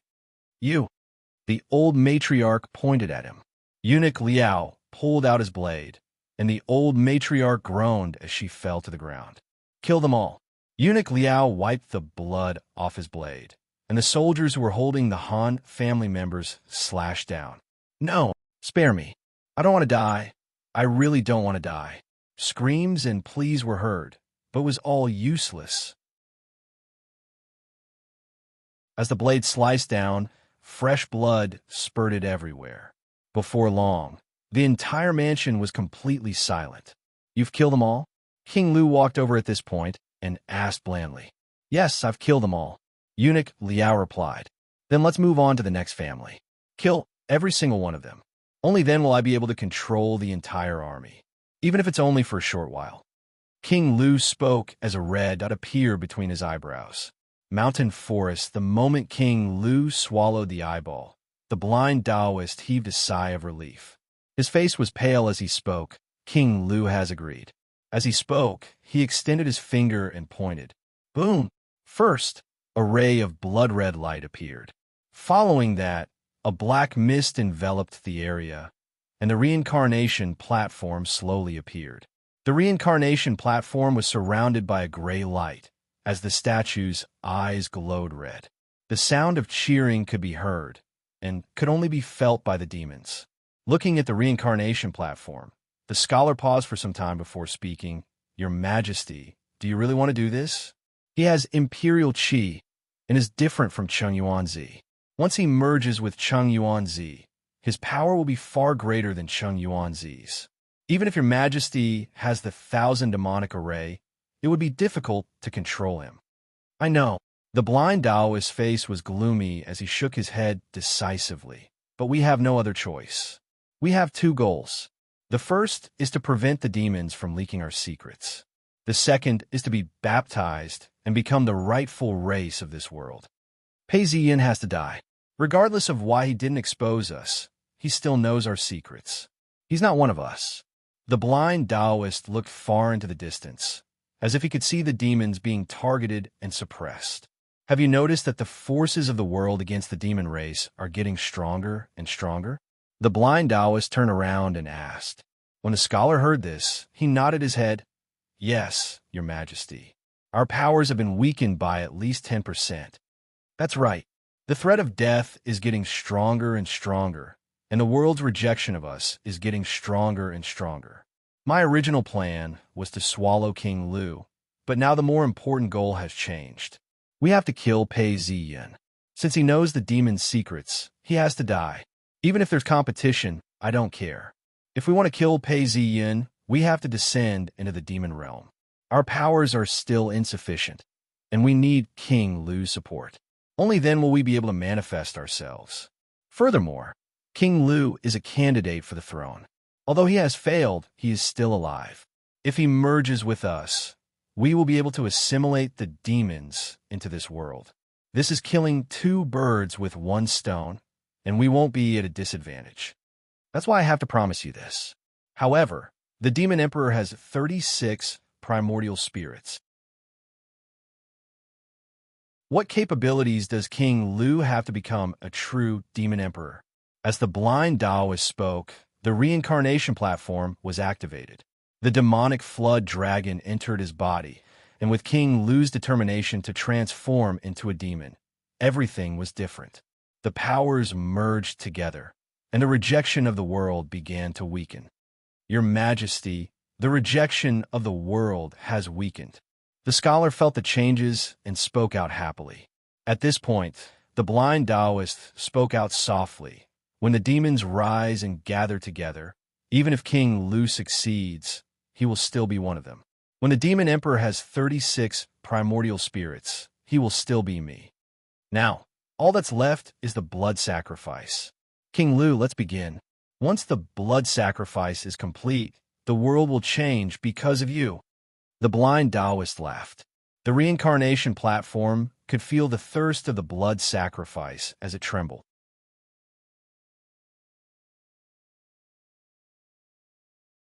Chapter 454. A low rumble of thunder could be heard as a gust of wind blew against his face, bringing with it the stench of blood. Oh, it's raining. King Lu looked up at the pitch-black sky. The sounds of battle had mostly stopped, but there were still some who managed to find someone and kill him. Screams of agony could be heard. King Lu stood there, with eunuch Liao by his side. Both of them looked at each other. Actually, these people have their reasons for betraying me. Based on the current situation, in a month, no, in half a month, I will be captured and sent to the capital. King Lu listened to the screams and spoke plainly. It's just that I understand, but that doesn't mean I accept it. Eunuch Liao bowed and replied, Your Majesty, once you've boarded the ship, how can you disembark as you please? Back then, when they accepted the position of emperor, they received the emperor's favor. That's why today's outcome was decided. You're right. King Lu stared at the dark clouds. His eyes were dark and gloomy. After some time, he asked, What do you think of the demon race? Your Majesty, since ancient times, there have been legends of demons, but I've never seen them in person. Life is only 3 feet long, and the heavens and earth can't hide it. What's more, such a powerful race. Eunuch Liao thought for some time before replying, This servant doesn't understand and doesn't believe it. Perhaps ordinary people would believe that such a powerful race would be able to hide in the shadows. Only those who had been in power for a long period of time understood that the strong would never hide. It was possible to endure for a short period of time, but not for a long period of time. This didn't require an explanation. I think so too. However, the strength of these demons is still very real. King Lu spoke. Although he had struck out like lightning and killed all the demons, he knew that his plans had already collapsed. Even if he managed to regain control of the demon race and convert his guards, it was still not enough to convert his entire army of 20,000 soldiers. He couldn't fight them. Besides, if the demon race really had the ability to overturn the heavens and earth, why would they need to hide? Just as King Lu was thinking this, someone ran over, Your Majesty, the 37 families on the list have all been killed, including their subordinates. We've killed more than 3,700 people. When King Lu heard this number, his eyes narrowed. Just as he was about to speak, the red line between his eyebrows lit up. A message appeared before him. He then mumbled, Demon King. Killing and sacrificing their blood can activate the Demon King. King Lu frowned. After killing 3,700 people, the third eye that he had swallowed had finally acknowledged him. However, the next step of opening the path of a demonic sovereign would require more than 10 times the amount of blood sacrifices. The throne, the unfairness, his standpoint, all sorts of thoughts were running through King Lu's mind. If he was an ordinary person, he wouldn't have cared. However, King Lu had great ambitions and knew that death wasn't the end of the world. Similar to his example was the third son of Emperor Yongzhao of the Rui dynasty. He fought with his elder brother for the position of crown prince. The emperor first passed him to his younger brother, effectively cutting off his right of inheritance. Then, he indulged himself in youth and was not careful in his conduct. The next year, he died of illness at the age of 23. It could be said that his father forced him to his death.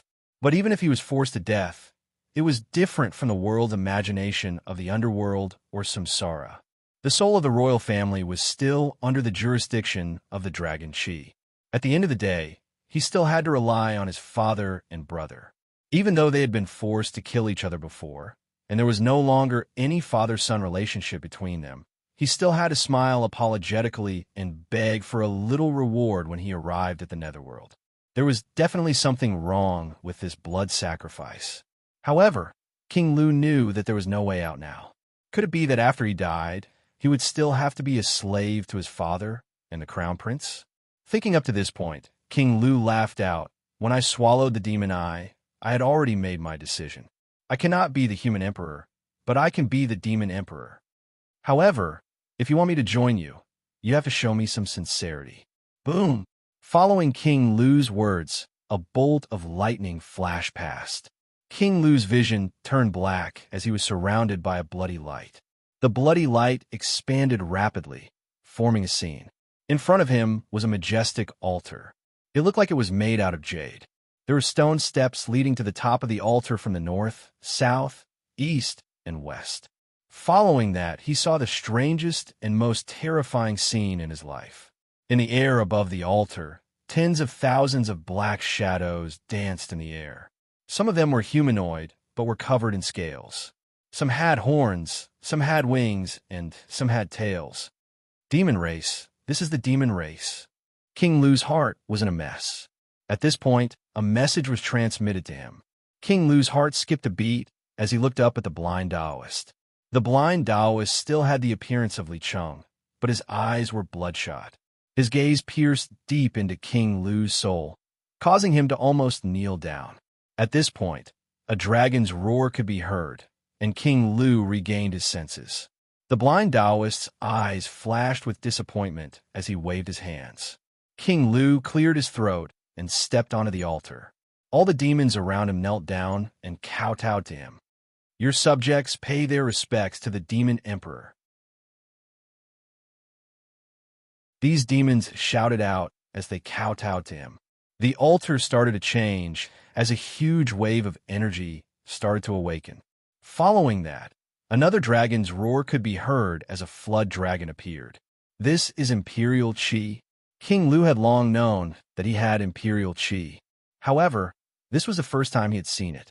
All he could see were red scales, horns, and claws. This is a flood dragon. It looks like I haven't become a true dragon. Just as he thought about this, black energy started to surge out. King Lu noticed that the flood dragon was still resisting, but he had no choice but to absorb it. As the black energy entered the flood dragon's body, it let out a dragon's roar and started to transform. Horns started to grow, and 2 claws started to grow. Not only that, a 3-faced giant started to appear. King Lu had never felt so comfortable before. His soul was filled to the brim as countless memories, experiences, powers, and knowledge of the demon race flowed into his body. King Lu's fate continued to merge with the throne, and his power grew stronger by the day. At this point, everything stopped. King Lu frowned as he opened his eyes. Not enough, not enough. This is only half. Give me the other half. Your Majesty, you have to do something for the demon race before I can give you the throne. The blind Taoist's voice rang out. Kill everyone in the city, and help us to kill Pei Ziyun. What? You want me to massacre the entire city? King Lu's face fell. 10 times the amount of blood sacrifice was only 30,000 people. He could still find an excuse to hide it. However, there were more than 300,000 people in the city. If he really wanted to massacre the entire city, he would lose the support of the people. This is a sign of surrender. King Lu remained silent for a long time. After some time, he finally spoke. All right. As soon as these words were spoken, the red light dissipated, leaving behind only darkness. Soon after, everything lit up again. King Lu woke up and realized that he was still standing in front of the stone steps. Raindrops started to fall from the sky. How long did I take to think? King Lu asked. Only 15 minutes. Eunuch Liao replied. HM passed down my decree. In order to fight against the traitors, I have allowed you to cleanse the entire city. This will raise the morale of the soldiers and help them to maintain their morale. King Lu looked at everything and spoke out coldly. Your Majesty? Even Eunuch Liao was stumped. Was he crazy? A peal of thunder rang out, followed by a flash of lightning that illuminated the entire area. King Lu looked up to the sky once again before turning around and smiling. Do you think I've gone crazy? Fine. Since you've followed me for so many years, I shall not be stingy with your rewards. King Lu then called out, Come over and kneel. Eunuch Liao took a step forward and knelt down without a sound. King Lu stretched out a finger and flicked it into the space between Eunuch Liao's eyebrows. Eunuch Liao groaned as he fell to the ground. He didn't make a single sound, as though he had taken his last breath. Raindrops the size of beans started to fall from the sky. After some time, Eunuch Liao regained consciousness. He had traces of demonic qi around him as he heard King Lu ask, Do you understand now? Your servant understands. The newly transformed Eunuch Liao bowed profusely. Congratulations to your majesty for becoming the Demon King. You're not the Demon King yet, only half of it. Do you understand now? Your servant understands. Since your majesty is about to ascend the throne and become the Demon King, then massacring the entire city is a matter of course. Your servant shall go and make preparations. Eunuch Liao acknowledged as he called out to his guards. With 2,000 demon guards and all the generals killed, it shouldn't be too difficult to control the army. It's just that after the purge, the army has accumulated a huge amount of pressure and hostility. We have to suppress it to prevent it from spiraling out of control. Massacring the entire city is a good opportunity for us to vent our frustrations.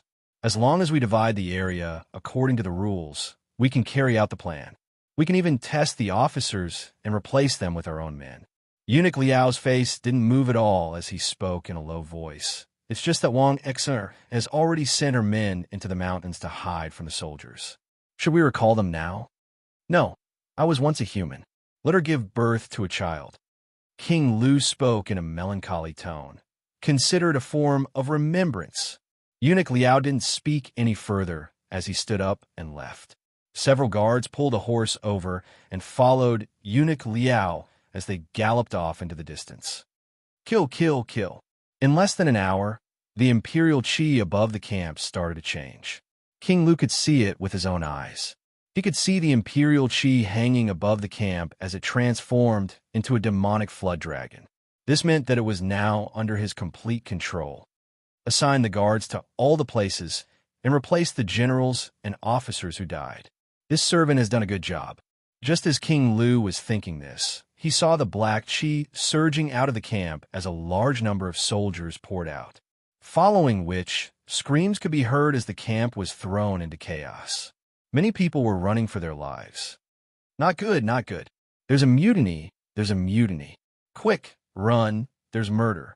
Everyone on the streets were running for their lives. In order to exterminate the traitors, His Majesty has given permission to plunder the city. This is to raise the morale of the soldiers and restore the morale of the soldiers. Eunuch Liao shouted out as he read out the order. Kill, kill, kill. Hearing the order, the army became even more fearless as they shouted out in all directions. Everyone who heard this couldn't believe what they were hearing. King Lu actually wanted to massacre the entire city? Ah! A scream rang out as a woman of about 30 years of age screamed out. She had a gentle demeanor. Several soldiers saw her and surrounded her, ripping her clothes off. A child was being carried by his mother as he ran. The soldiers caught up to him and chopped him down with their swords. The child's head fell to the ground as fresh blood flowed freely. As for the men, they killed whoever they saw. Before long, screams could be heard as corpses were strewn all over the place. It was raining from the sky. As the raindrops landed on the ground, they formed a river of blood. The demonic flood dragon was in the air, spitting out clouds of mist. All these killings, countless souls, fresh blood, and resentment were being swallowed by the demonic flood dragon. The demonic flood dragon grew larger and larger as it transformed into a demonic flood dragon. As for the soldiers below, as they continued to kill, their demonic qi grew thicker and thicker. Gradually, a red glow appeared in their eyes. King Lu watched as the demonic flood dragon continued to absorb the blood and souls of the demonic flood dragon as it grew larger and larger. slaughtering the innocent and turning into a demonic flood dragon. In this world, is strength really everything?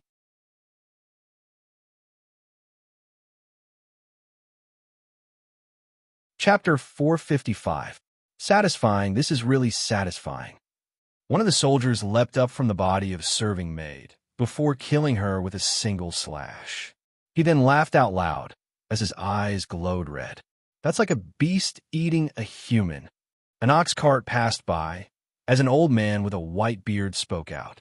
At this point, the ox cart driver asked, "Your Excellency Kai, should we stop them? How can we stop them? Quick, quick, go see King Lu." This old man was Kai. He was originally a fourth-ranked official in the imperial court, and was now the #1 official in the city. At this point, his face was pale as he spoke. He had been observing the situation from the sidelines, but he didn't expect such a thing to happen.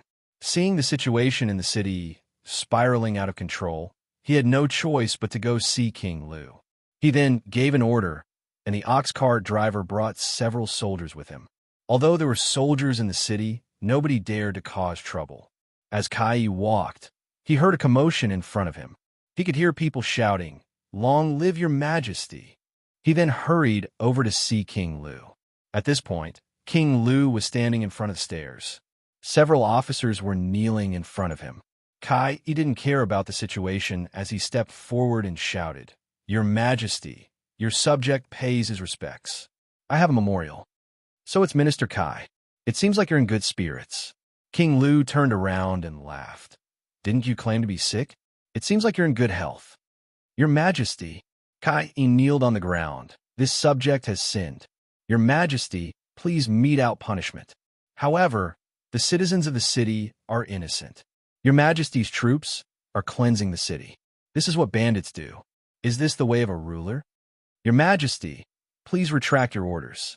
Minister Kai is indeed a scholar. You're a grand scholar from the previous dynasty. Your words are very clear." When King Lu heard this, he gritted his teeth and laughed. "The way of a ruler? When did you ever treat me as the emperor?" Han Hongwu and Li Jun rebelled and forced me to abdicate the throne. Where were you? As soon as this question was asked, Kai Yi's face turned red and he couldn't reply. "However, I believe that you weren't implicated." King Lu stood up and paced back and forth as he spoke to himself. "This has nothing to do with you. But do you dare to say that you didn't know anything? Not only did you not do anything about it, but you also secretly connived at it. When Han Hongwu and Li Jun force you to abdicate, you'll have to clean up the mess. Perhaps not only can you use this to avoid punishment, but you can also take a small step forward. This is Minister Kai's way of thinking, Minister Kai's way of doing things." As King Lu spoke up to this point, he burst out into laughter as he looked at Pei Ziyan. "Now, you're trying to be kind and righteous? You want to save the entire city and leave your name in history? To match the meaning of your name?" King Lu's words were harsh and unkind, and had exposed Kai Yi's true intentions. Kai Yi prostrated himself on the ground and kowtowed profusely. "This official has committed a grave sin. I have selfish motives. There's no need for your Majesty to execute me. This official shall commit suicide as an apology to the world. It's just that the citizens of this city are innocent. Your Majesty, this official shall say something critical. The first ancestor and prefecture king Cheng Shun only have 3 sons. Even if the plan fails, no matter how many sins your Majesty has committed, you wouldn't kill the entire family. But now that your Majesty has committed such atrocities and massacred the entire city, there's no way for the imperial court to cover it up. Even if your Majesty doesn't think for yourself, shouldn't you think for your descendants? Your Majesty, you still have to meet your ancestors in the future." As he spoke, Kai kowtowed profusely. He was already prepared to die. After a few kowtows, his entire forehead was filled with fresh blood. King Lu looked at this official, who was emaciated and had blood all over his face. He couldn't help but sigh. Actually, as a ruler, he understood that humans were complicated. Did Kai Yi have selfish motives? Definitely. Kai Yi was originally an official of the imperial court. When he saw that King Lu was powerful, he surrendered. Now, that King Lu was weak. He wanted to settle things. But now that he was begging for the lives of the entire city's citizens, and even said that he would smash his head against the stone steps to his death, he wasn't lying. However, he was no longer a ruler. He was a demon emperor. King Lu's heart turned cold as he laughed out. You've indeed made preparations. If I didn't listen to you, would I not be able to meet my ancestors again? Your Majesty. Kai prostrated himself on the ground, sobbing uncontrollably. Your Majesty is suspicious of me, and I have something to say. I can only die. As he spoke, he took a few steps forward and smashed his head against the stone steps. Pah! Fresh blood splattered everywhere, as his entire face was covered with blood. His skull had caved in, and it looked like he wasn't going to live. This traitor wants to die by smashing his head against the wall again. How dare he speak of his loyalty? King Lu's heart skipped a beat as he opened his mouth and sighed. His heart was filled with bitterness and bitterness. Tears welled up in his eyes as he shouted out, Kill. Continue to cleanse the city. Kill all these rebels and traitors. Kill them all. Reincarnation platform. The blind Taoist sank into the reincarnation platform. Before him was a majestic altar. There were stone steps all the way to the top of the altar. He could see a fountain of blood pouring down. This was the sacrifice of the entire city. I hate this. Kill, kill. Save me. Save me. The souls of the humans fell down as well, dying under King Lu's blade. They were filled with hatred and resentment. However, the reincarnation platform was like a millstone. With a single turn, the souls of these humans were sucked dry. Gulp, gulp. The demonic statues on top of the reincarnation platform started to move as they raised their heads and drank the blood. As they drank the blood, they looked more and more alive, as if they were about to break free and enter the world. The blind Taoist watched as the reincarnation platform continued to accumulate energy, and a smile appeared on his face. Good, good. With the sacrifice of hundreds of thousands of citizens, we can even form a new world of demons. Come on, Pei Zi Yun, I shall destroy you this time. Let me show you the true power of the demonic race. The blind Taoist laughed out as he stood up and leaped onto the platform. At that point, a buzzing sound could be heard. It was the grand array of 10,000 demons. Open. The blind Taoist pointed out with his finger as the grand array of 10,000 demons was activated. It transformed into a nebula and spread out in all directions. Gradually, it turned into a blood mist. East Wall Mountain. Forest Li Jinyuan looked up at the sky. Even though he was a few hundred miles away, the weather was different. It was filled with stars. At this point, a bodyguard stepped forward. Your Excellency, the oil trucks have arrived. When he turned around, he saw a black snake. It was a truck carrying oil and fire. There were even ropes and torches on it. It was about 100 steps away from him. Li Jinyuan was elated. He looked at the forest and ordered, use a small catapult. However, I don't want to use rocks. I want to throw them with oil. Smash them everywhere. When you smash them, there will be oil everywhere. Then, throw torches for me. At this point, someone tugged on Li Jingyuan's robes and said, if we burn them like this, it's easy to cause a forest fire. Besides, there are hunters in the forest. Li Jinyuan looked at the forest and the wilderness. It was pitch black and gloomy. He paused for some time before replying, even if there are tens of hunters in the forest, we can't care about them. As he spoke, he ordered in a muffled voice, throw it. Yes, the soldier acknowledged. 3 small catapults were pushed forward as they loaded the oil onto the catapults. Once the order was given, a boom sound could be heard.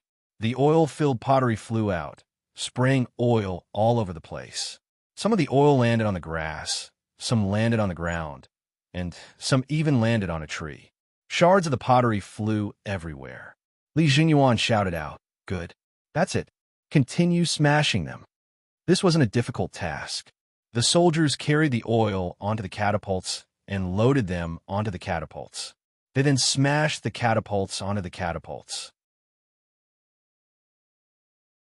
Wild beasts were ignorant. At first, they were a little panicked. However, they didn't feel anything after smelling the oil. After smashing about 10 catapults onto the catapults were all over the ground. Li Jingyuan waved his hands. It's about time. Light up the torches. Before he finished speaking, the soldiers lit up the torches. 5 or 6 torches were loaded onto the catapults. Then, an order was given, throw. The torches were thrown up. 2 or 3 of them were extinguished or didn't hit the oil. The rest of the torches hit the catapults. With a loud whoosh, the fire started to burn. The dark red flames rose up to a few feet high. Although the forest was damp, it started to burn under the burning of the oil. Before long, the entire forest was covered in flames. At this point, the wild beasts were startled and were in a state of chaos. Seeing this, Li Jingyuan let out a cold laugh. They're just wild beasts after all. It's over. At this point, the blind Taoist opened his eyes. Starlight surrounded his body, as the stench of blood surrounded him. The blind Taoist pointed out with his finger. With himself as the center, a large amount of blood mist was emitted. The speed at which this blood mist was emitted was extremely fast. In the blink of an eye, it had formed a large patch of blood mist. Your Excellency, there's a change. The soldier on guard pointed at the blood mist and reported. Li Jingyuan looked over, and his face changed. Using his spiritual sense, he could see that within the blood mist, there was a dense amount of resentment. It was as though he could hear the cries of vengeful spirits. Who? Within the blood mist, a formless gust of wind blew out, enveloping the panicking wild beasts. A loud howl could be heard as the wild beasts howled in pain. All of a sudden, they stood up and transformed into human forms. The only difference was that they had horns, tails, and scales. Monsters, monsters! Seeing this scene, everyone was shocked, and these monsters all looked over coldly. The main camp had the largest number of people. A portion of the oil was still stored here. Many people were rushing in and out of the camp, carrying the food that the county had brought over. There weren't any delicacies on land or water. There were only pigs, sheep, chickens, and ducks, as well as mud-sealed wine jars. Pei Ziyan looked at this and spoke to the registrar-keeper. You guys were in such a hurry to transport all this. It's been hard on you. The registrar-keeper hurriedly smiled. We don't dare to. True sovereign, we can only help out a little. At this point, the registrar-keeper noticed that the true sovereign's expression wasn't right. He then stopped talking. At this point, a gust of wind blew past them. It was so cold that it made them want to puke. Pei Ziyan had already stood up and waved his hands to stop them from talking. The demonic qi is so dense and resentful. Could it be some demonic technique? But in the memories of the demon emperor that I've plundered, there's no such demonic technique. Thinking this way, the registrar-keeper's eyes were filled with suspicion. Qi. Pei Ziyan conjured a spell and was about to cast a spell. Just as he was about to move, he realized that something was amiss. Could it be a large-scale protective spell? Did it change the surrounding space? Pei Ziyan walked out of the tent, and his face fell. The air was filled with blood mist. Although it looked thin, it was filled with demonic qi. Furthermore, it was filled with a dense amount of resentful energy.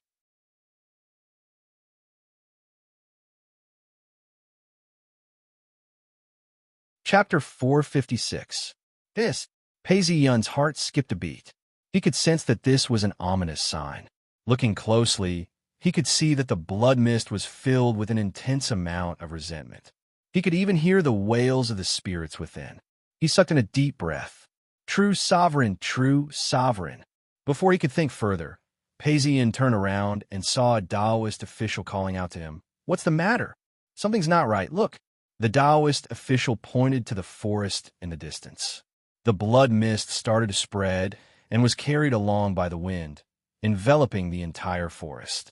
When it neared, many birds were startled and wanted to fly away, chirping loudly.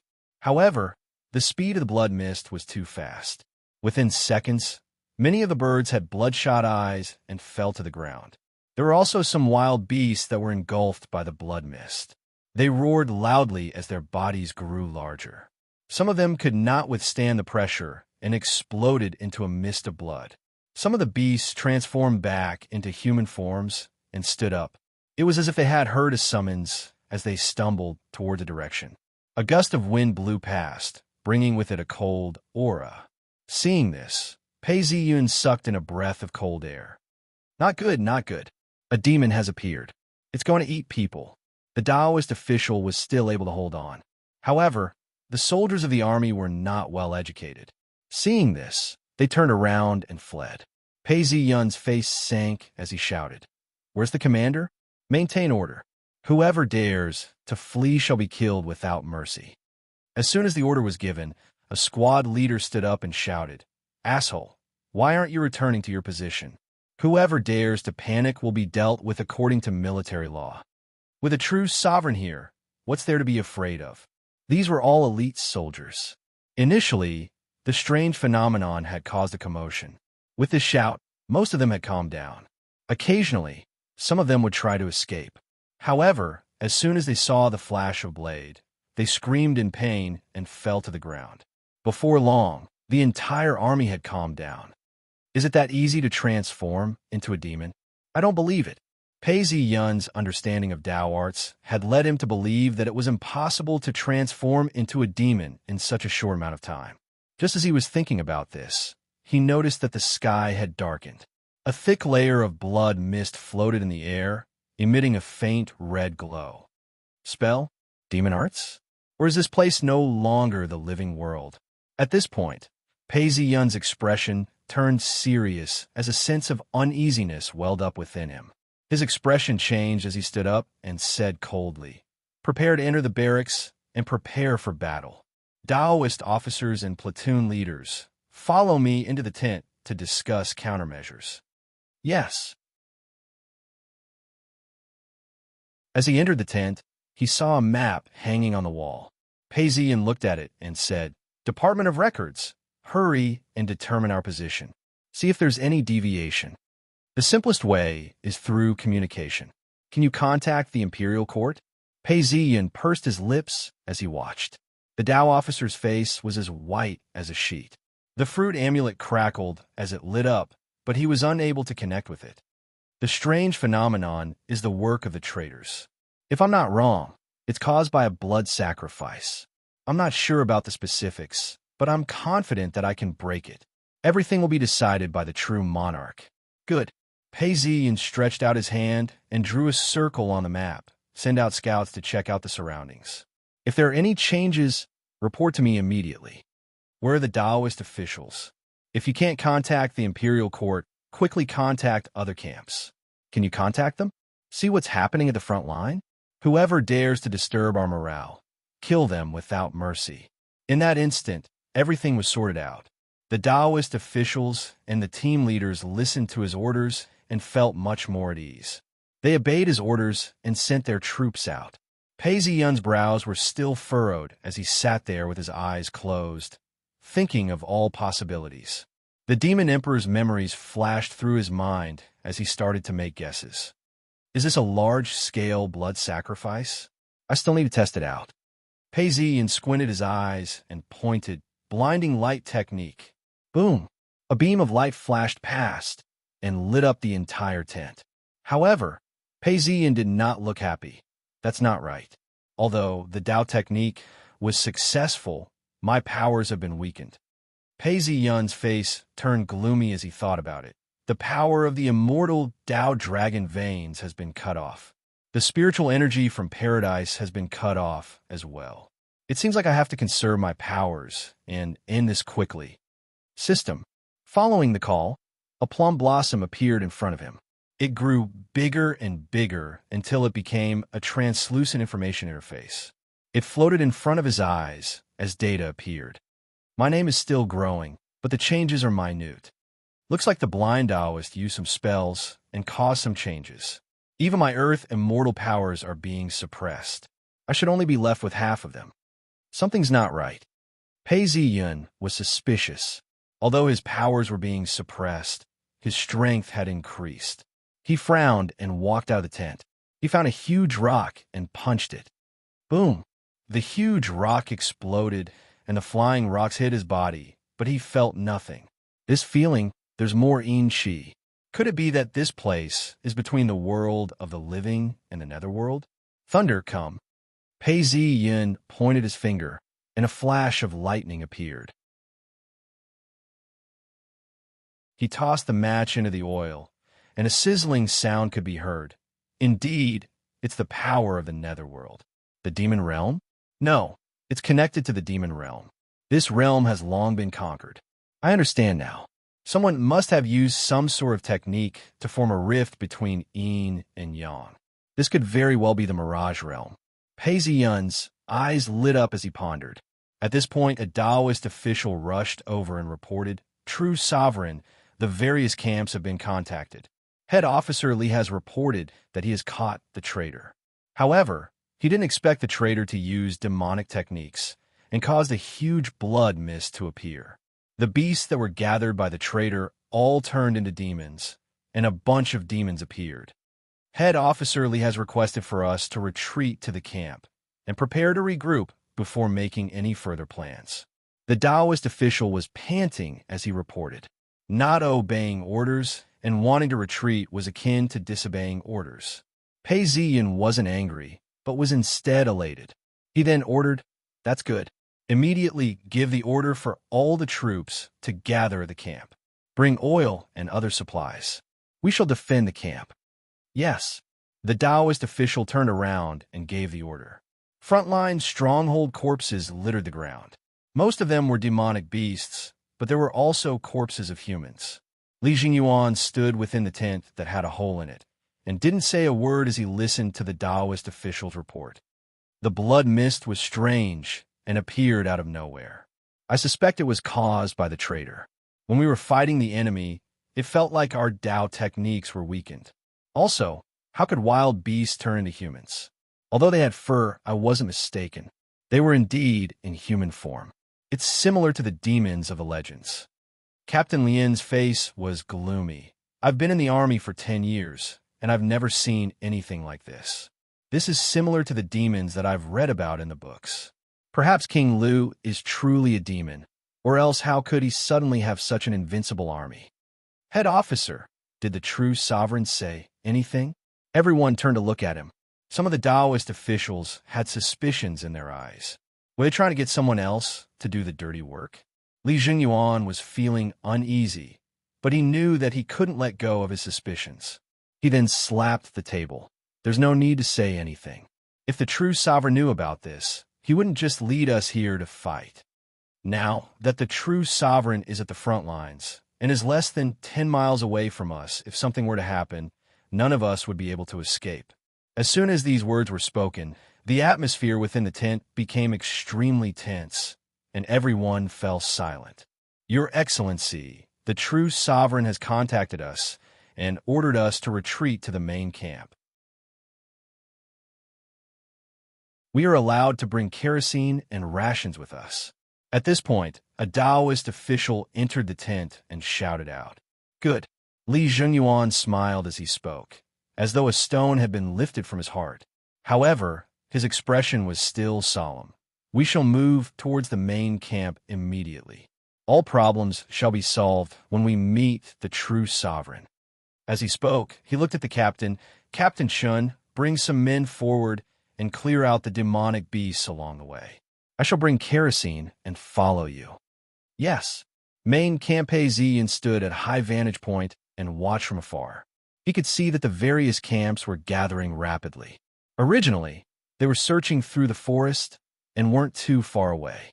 The distance between them was about 10 miles, and it took them less than an hour to arrive. One by one, the troops gathered and clashed with the demonic beasts along the way. However, the clashes weren't too serious. These demonic beasts seemed to have gotten over their initial confusion and were beginning to gain some intelligence. They knew that the main army hadn't arrived yet, and thus didn't engage in battle. Instead, they just stood there and watched. A godly archer drew his bow and shot an arrow. A demonic beast fell to the ground.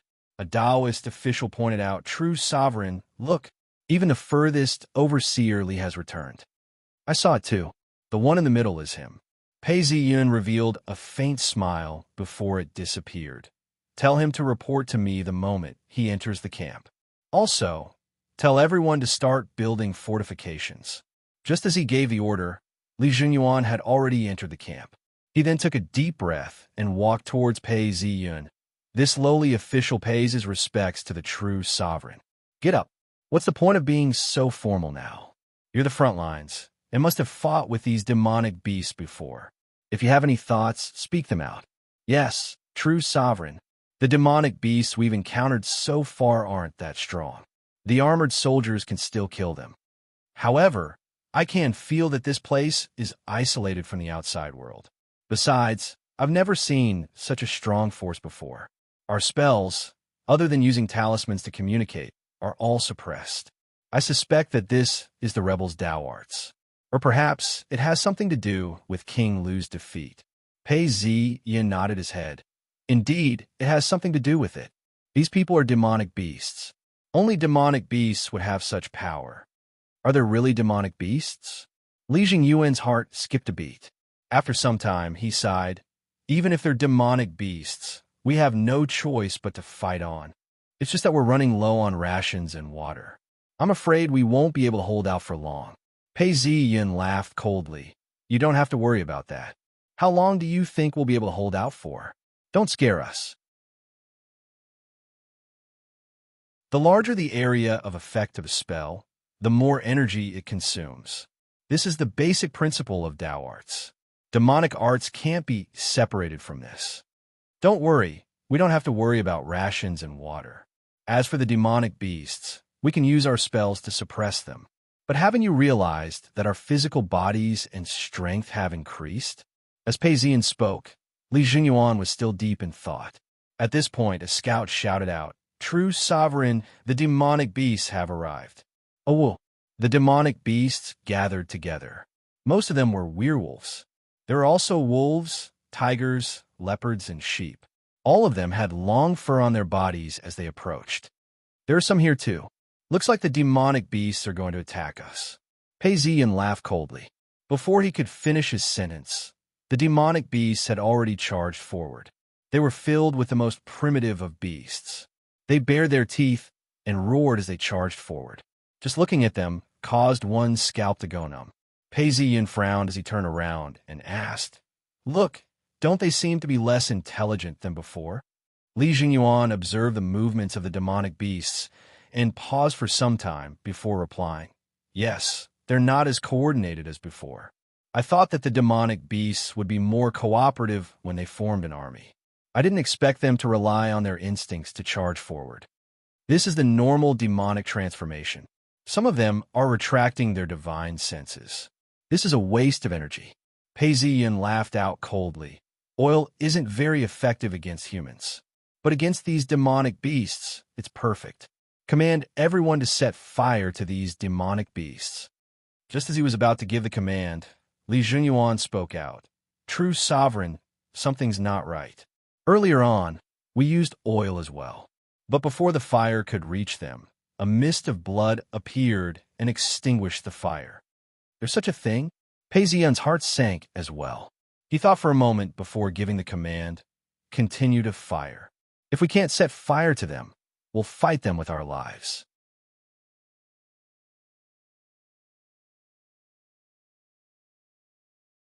Chapter 457. Yes. Li Jingyuan's body trembled. Following the order, the soldiers placed the flaming oil into the catapults and lit them up. They then threw the catapults at the beasts. The catapults rained oil down on the demonic beasts, causing them to explode. These demonic beasts had fur on them and were easily burnt. The entire area was filled with screams of agony. At this point, the blood mist in the air started to spread towards the demonic beasts. The flames dimmed and seemed to be healing their wounds. In this area, the demonic beasts seemed to have cast spells on them. It's going to be harder for us to kill them. Li Jingyuan frowned. As long as the oil doesn't go out, it's fine. Let's see if we can burn them faster or repair them faster. Continue to throw the oil. If one doesn't work, we'll throw another. This doesn't change the rules yet. We're just relying on the blood mist. Yes. The catapults continued to throw oil at the demonic beasts. Li Zhengyuan, I order you to arrange for the camp to be guarded. These demonic beasts should be used to deplete our strength. I shall scout out the camp and see how strong the demonic beasts are. Only then will I be able to make a decision. Pei Ziyan looked at the huge array in the distance and spoke. Li Jingyuan paused. He knew that there must be a reason for this. He then sighed. True sovereign, you're the commander of the army. Now that the situation isn't looking good, let me go. Pei Ziyan laughed. You go? With your current strength, you'll die if you go. How many can you kill? He then paused before saying, your work in the camp is very important. Although I'm an earth immortal, I'll retreat to the camp to rest. As long as you defend the camp, we'll be invincible. If I don't go out, once the camp is destroyed, I'll be alone and helpless. Pei Ziyan took a few steps forward and smiled. Don't be so unreasonable. Li Jingyuan thought for some time before bowing. He then smiled. True sovereign, you're really honest. I shall do as you say. Pei Ziyan nodded his head. Give me a horse and armor. Amongst the 3,000 men, it wasn't difficult to pull out a horse. Pei Ziyan had never underestimated the strength of his armor and weapons. He donned the armor and turned around, urging the horse to gallop down the hill. At this point, a gust of wind blew past, bringing with it the smell of burnt flesh and blood. Li Jingyuan shivered as he looked on. He then said, coldly, record down the entire process of the true sovereign charging through the formation. Compile it into a book and report it to the imperial court. Yes, someone immediately answered.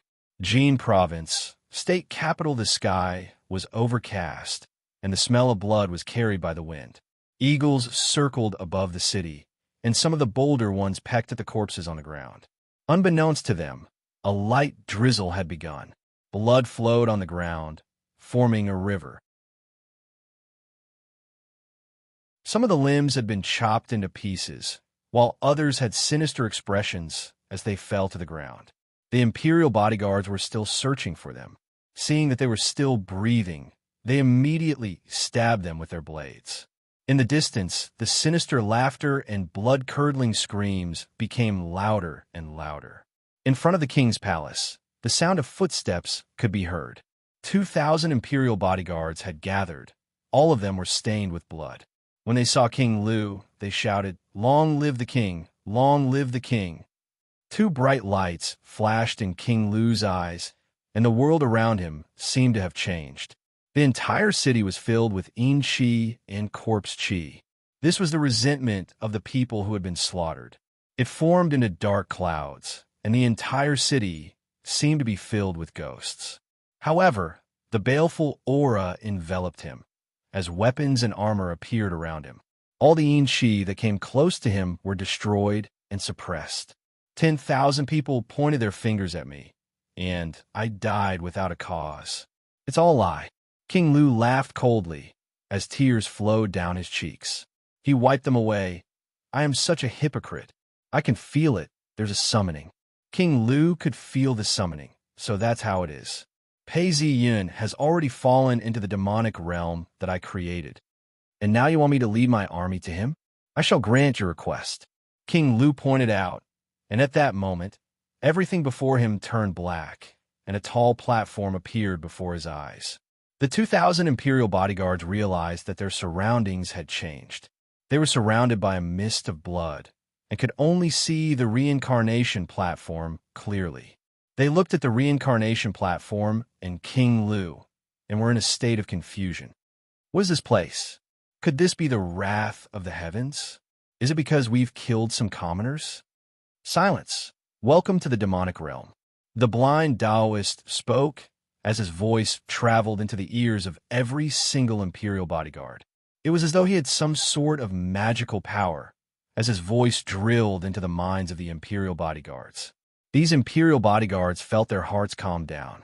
The blind Taoist stood on the reincarnation platform, surrounded by starlight. At this point, he seemed to be under immense pressure. He turned around and bowed to King Lu. Welcome, Your Majesty. I'm here, but I didn't expect you to hide so deeply. King Lu stared at the blind Taoist as his tone changed. I've completed the blood sacrifice. The rest of the authority should be given to me."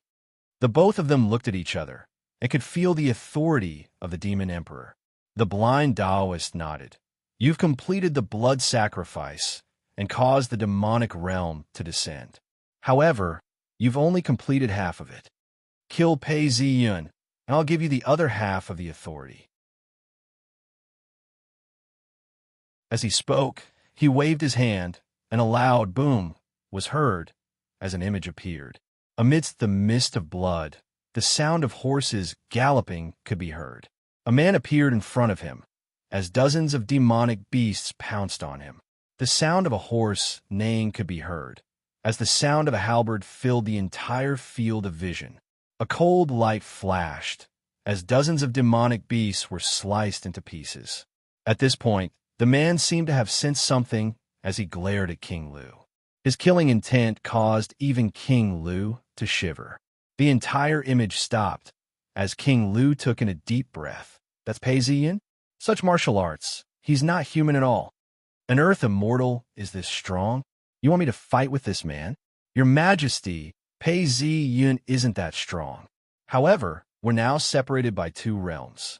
Although it's not bad that our demonic beasts have received a boost, it's also easier for us to use our powers. Pei Ziyun has risen in rank because of this. As for fighting, it's not easy to become an emperor." The blind Taoist laughed coldly. "Why else would I give up my position to you? Kill Pei Ziyun, and I'll give you the authority of the demon emperor. Now I'll give you a boost." As he spoke, a beam of light shot out from the blind Taoist's eyes, causing the statues around the reincarnation platform to come to life. They then transformed into beams of light that shot towards King Lu's army. These guards were initially stupefied. At this point, they felt a sense of impending doom and were about to flee. However, a beam of light shot out and entered the center of their brows. The guard expressions changed as their demonic energy surged out of them. Their life force grew stronger and stronger. See, at the same time, King Lu could feel countless memories flooding into his mind. Everything regarding the demonic beasts was no longer a mystery to King Lu. King Lu looked at the army and said, "Interesting. Is this the reason why my army was so strong?" As if he understood something, King Lu laughed out. "Where's my advisor? Xie Chengdong, Dark Altar Sect." Main Hala middle-aged Taoist who looked to be in his 30s sat on the sect leader's throne. Hundreds of disciples lined up before him. An elder took a deep breath before shouting out, "Patriarch, our Dark Altar Sect has been through a calamity. Elderly Yuan has received a decree to inherit the position of sect leader. We're holding a ceremony to announce this to the world." Dang! As the announcement was made, all the disciples bowed down. "Greetings, sect leader. Greetings, sect leader." As they bowed down, the spiritual energy from the paradise started pouring into the hall. "This is the position of sect leader." Li Yuan received this bow as his eyes glazed over. His cultivation level, which had been locked down for a long time, was starting to move. However, he didn't make a sound. He waited for the ceremony to end and the disciples to leave before he looked up. "Elder son, how many more disciples have come to congratulate our monastery?" Sect leader, Chung Yuanzi has the heart of a wolf. He has pledged his allegiance to the demons, causing hundreds of Master disciples to perish. This time, we've lost 2/3 of our Master disciples, which is a huge blow to our strength. Because of this, the number of monasteries under our control has been reduced to 75%. AI, elderly Yuan sighed. His eyes were filled with regret and a trace of ambition. He then raised his head and looked up into the sky. Dark Altar Sect, Paradise the palace at the peak of the mountain was huge and had 2 rows of pillars. Armored soldiers stood in rows. As they walked up the stairs and entered the palace, they saw 2 rows of jade seats. The first patriarch sat in the middle, while the other patriarch sat on his left and right. They were all dressed in feathered robes and looked extremely dignified. Xie Chengdong had a seat as well. At this point, as the sect leader ascended to his throne, the sound of a golden bell could be heard. The bell rang 5 times, and the entire hall was filled with music. Everyone looked up into the sky and saw that it was getting brighter and brighter. When the patriarch saw this, they were overjoyed.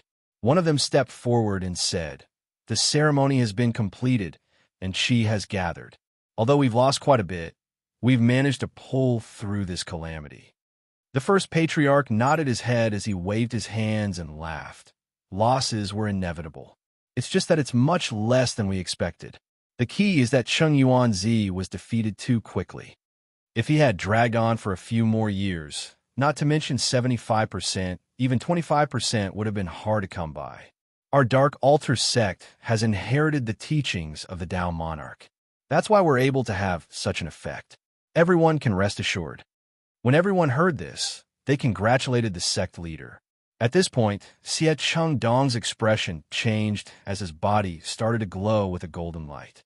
He then asked, "Where's my advisor, Xie Chengdong?" The entire hall fell silent. Xie Chengdong revealed a bitter smile as he stood up and bowed. "I've received King Lu's blessing, and I have to repay him. AI, it looks like I have no choice but to go. Patriarch, it looks like I'm not fated to be with Dark Altar sect. I plead for Patriarch to expel me from a sect. If not, I'm afraid I'll be implicated by karma and drag the entire Dark Altar sect down with me. This disciple is unfilial and shall take my leave." Before he could finish speaking, King Lu's blessing shone brightly and enveloped Xie Chengdong within it. The first patriarch looked at this and sighed, "Go." As he spoke, the paradise opened up. With a whoosh, Xie Chengdong transformed into a beam of light and disappeared. The entire hall fell silent. If it weren't for that mistake, Xie Chengdong would have been the best candidate to take over the sect leader position. One of the patriarchs sighed. The first patriarch nodded his head. "You're right. It's a pity that fate makes fools of us. We can't force Xie Chengdong to stay and fight against King Lu's imperial qi." As he spoke up to this point, he sighed. King Lu's imperial qi has already mutated and has been punished by the heavens and earth. Xie Chengdong's trip, regardless of victory or defeat, we can't drag him down with us.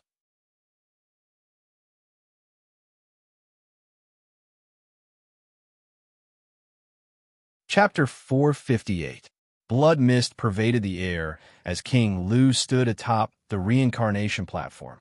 At this point, a golden light flashed as Qi Feng brought Xie Chengdong down onto the reincarnation platform. He then revealed his human form and bowed down to King Lu. "Your subject Xie Chengdong pays his respects to your majesty." "Xie Qing, you finally arrived." King Lu's Adam's apple bobbed as he stared at Xie Chengdong. He then took a step forward and extended a hand to help Xie Chengdong up. He looked at Xie Chengdong from head to toe and saw that Xie Chengdong's eyes were filled with wisdom and wisdom. King Lu couldn't help but be pleased. Good, good. Today, the king and his subjects are united. Xie Chengdong slowly got up and warmly said, "It's just that I haven't seen your majesty for a few months, and your majesty's countenance is somewhat haggard. This is truly unexpected." King Lu sighed. "After you left, I knew what I was doing. My command of the army wasn't as sharp as before. I failed to thank you, and I've failed in my mission." After sighing for some time, King Lu then spoke out. "Victory, defeat, life and death are all part of a military strategy. It's not a taboo for a wise man. However, we can't just rely on the will of the heavens. We have to rely on our own strength as well. What do you have now?" As he spoke, he reached out his hand and tapped out. A wave of information was transmitted, and in that instant, Xie Chengdong understood the current situation. He looked around him and swept his eyes over the bloody mist. Right now, this world is already between the world of the living and the underworld. Even I have a body, as if I am a living person. It's just that I won't be able to maintain it for long. Based on your humble subject's point of view, all schemes and schemes are a waste of time. What we need to do now is to whittle down the enemy's energy. Once they're exhausted, we can strike and kill Pei Ziyan. Hearing these words, King Lu laughed out. That's exactly what I wanted. Pei Ziyan has plotted against me many times. I want him to die a horrible death. This space was King Lu's home ground, and everything that had happened thus far surfaced in his mind. In the distance, the demonic beasts continued to attack the camp. Inside the camp, Li Jingyuan commanded the Dao officers and guards to defend against them. The stone catapults tossed kerosene into the midst of the demonic beasts. King Lu opened his eyes as a beam of light flashed past his eyes. He then shouted, "All troops, listen to my command. The demonic beasts are to attack immediately. We will not rest until we are dead." There were still some demonic beasts in the forest surrounding the camp. At this moment, they all received the order and looked towards the camp. They gathered and pounced towards the camp. Hearing King Lu's orders, he then looked at the blind Taoist who was standing there like a statue. The scholar's eyes turned sour as he looked at the change in the situation. He then lowered his head and didn't speak.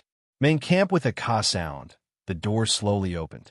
At this moment, an armored soldier shouted from the observation deck, "True sovereign, the demonic beasts are gathering outside. They are about to surround us." Upon hearing this, Li Jingyuan stepped forward. "Immortal, please stay and preside over the ceremony. I don't care about these demonic beasts." Pei Ziyun replied coldly. He didn't seem to care as he sprinted forward. He had only just started killing when he noticed that something was amiss. The demonic beasts were gathering. "Go!" Running along the road, they passed by a forest of trees, many of which were burning with kerosene. In the distance, several demonic beasts were running, disturbing a patch of grass, but they were blocked by the flames thrown in. "Roar!" The demonic beasts roared. There were a few that were unconvinced and smashed into the wall of flames. They were burned by the flames and rolled about on the ground, crying out miserably. On the ground, there were several corpses of scouts who were being torn apart by the demonic beasts. They had probably died not too long ago. These were the scouts that Pei Ziyun had sent out. These demonic beasts were in an orderly formation, with a general leading them. They were like sharks that had smelled blood, spying on the camp. Pei Ziyun galloped forward on his horse, alerting the other demonic beasts. One of the demonic beasts' eyes lit up as he raised his head and howled. "Awoo!" Immediately, more than 10 werewolves responded and pounced forward. These demonic beasts all had ferocious looks on their faces. Their muscles bulged as they pounced forward. Everyone on the slope could see everything clearly. Some of their hearts were about to jump out of their chests. However, Pei Ziyun didn't seem to see anything. He was as steady as a mountain. 1 foot, half a foot. The claws and fangs were about to reach him. A cold light flashed. In the next moment, dismembered limbs and flesh flew everywhere. Fresh blood spurted out and dyed the ground red. The dozens of werewolves that had pounced forward had been turned into pieces of lifeless flesh. Pei Ziyun didn't move. Blood flowed down his halberd. True sovereign is mighty. Within the camp, the soldiers and officials had also participated in the battle. However, most of them weren't Pei Ziyun's match. They had to rely on arrows and kerosene to kill more than 10 beasts. Li Jingyuan was inspecting the kerosene when he heard the cheers. He immediately came out and saw the demonic beasts charging towards Pei Ziyun. Pei Ziyun, who was fully armed, pointed his halberd at the demonic beasts and kicked his horse. He charged into the crowd of demonic beasts, causing blood to splatter everywhere. Another dozen or so demonic beasts fell and turned into pieces. When Li Jingyuan saw this, he sucked in a breath of cold air. He saw that Pei Ziyun had transformed into a god of death, reaping lives. Every time he waved his halberd, the demonic beast that got close to him would be sliced in half. True sovereign is mighty. True sovereign is mighty. The soldiers shouted out. Li Jingyuan's expression was one of worry as he asked someone, "Didian, you're one of the top experts in the government. What do you think of True Sovereign's martial arts?" "Governor G, True Sovereign's martial arts are indeed terrifying. Look, he's wielding his halberd to kill his enemies. His entire body is relaxed and natural, as if he's one with the heavens. Every movement he makes is extremely natural. It's like the sun, moon, and stars are revolving around him, causing me to be dazzled." Look, in the blink of an eye, he's killed more than 30 demonic beasts. If this were a battlefield, killing people would be the same. He's truly a man who can defeat 100 men. Dian watched intently as he praised. Besides, true sovereign is clad in heavy armor and is riding on a warhorse. His killing power has increased by more than 10 times. Those so-called experts who don't wear armor can only wait to die when faced with him. Li Jingyuan looked over. Although the demonic beasts had weapons, they were slow. Although they were strong, they didn't have many moves. Furthermore, they didn't have any understanding of swords, blades, or spears. At this point, Pei Ziyun's heart skipped a beat. He had a feeling that he was hiding among the demonic beasts. His long spear pierced forward at lightning speed. Pei Ziyun turned around and pointed his halberd at him. His halberd turned into a beam of cold light. A ding sound was heard as the two weapons clashed. However, the demon general was already bleeding profusely. Pei Ziyun's halberd was like an antelope hanging by its horns. It left a deep wound on the demon general's shoulder. Blood gushed out like a fountain. Didian stared blankly at the scene in front of him. His mind was blank. Such a martial arts technique was extremely miraculous. Before he had the time to be shocked, Pei Ziyun laughed. He could feel the strength of the demon general. He suddenly had a feeling that his strength had increased in this world. The demonic beasts screamed for help as they charged towards Pei Ziyun. Pei Ziyun was clad in heavy armor. He didn't move away and allowed the demonic beasts to slash at him. Quang! The weapons pierced Pei Ziyun's body, causing sparks to fly. Pei Ziyun laughed out loud. Indeed, this is the Mirage Realm. Apart from the Tao arts that are specifically designed to counter me, everything else has been strengthened. I'm now equivalent to the 7th or 8th level of the Earth Immortal Realm. Die! In that instant, Pei Ziyun made his move. With a single slash of his halberd, another 5 or 6 demonic beasts were sliced into pieces. He then charged towards the demon general. Taking advantage of the demon general's injuries, he wanted to take his life. The demon general's expression changed as he retreated and hid behind the demonic beasts. With a sweep of his halberd, the demonic beasts in front of him were sliced into 2 before they could even move. The demon general didn't expect Pei Ziyun to be so invincible. In that instant, his face was filled with fear. Berserk transformation. As the halberd descended, the demon general knew that he couldn't avoid it. He roared in anger and used his demonic arts.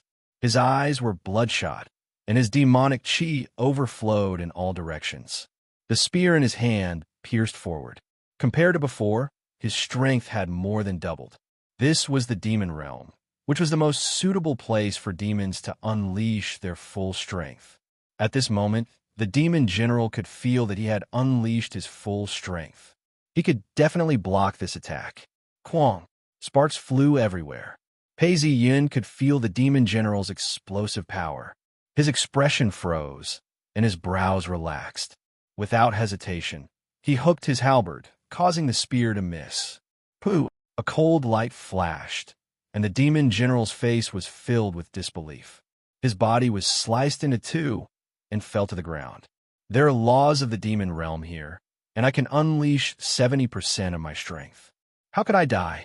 This was the demon realm, and the suction force of the reincarnation platform was many times stronger than before. With a flash of the plum blossom, the demon general's demonic soul disappeared. How is this possible? My energy is obviously suppressed here.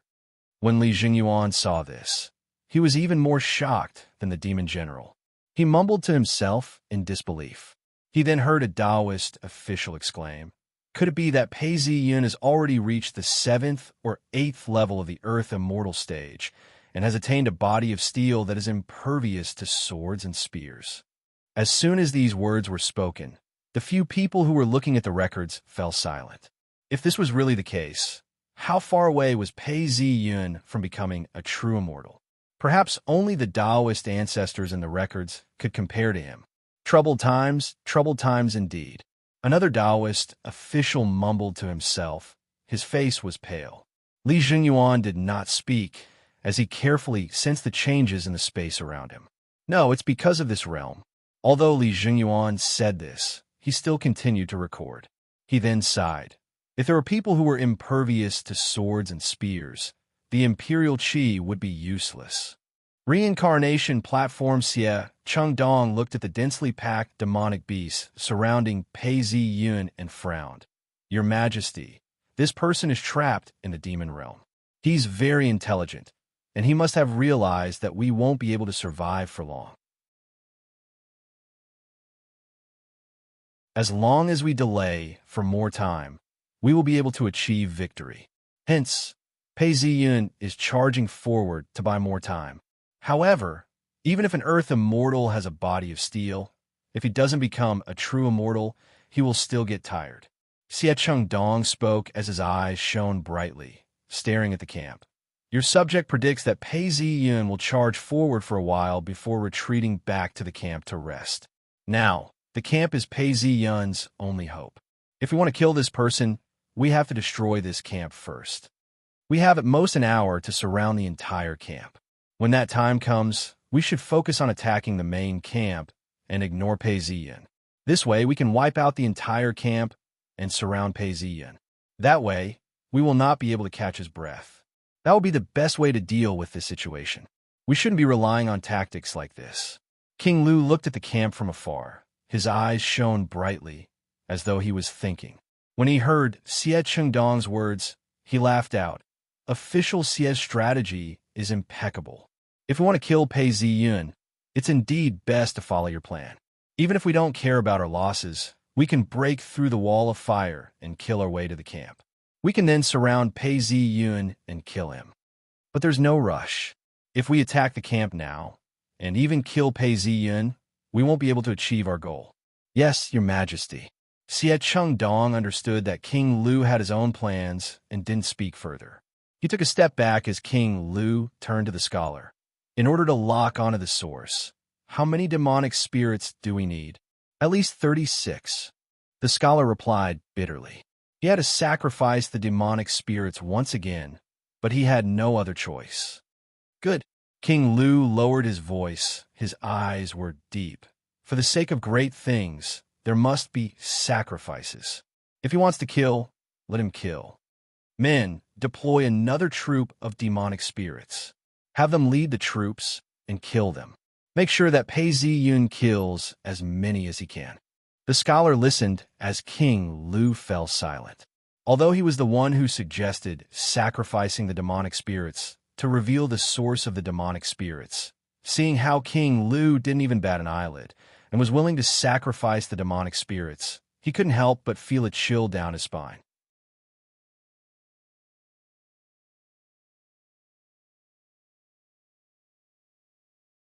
Chapter 459. The halberd continued to move as fresh blood splattered everywhere. Even the demonic beasts had a look of fear on their faces as they paced back and forth, not daring to approach.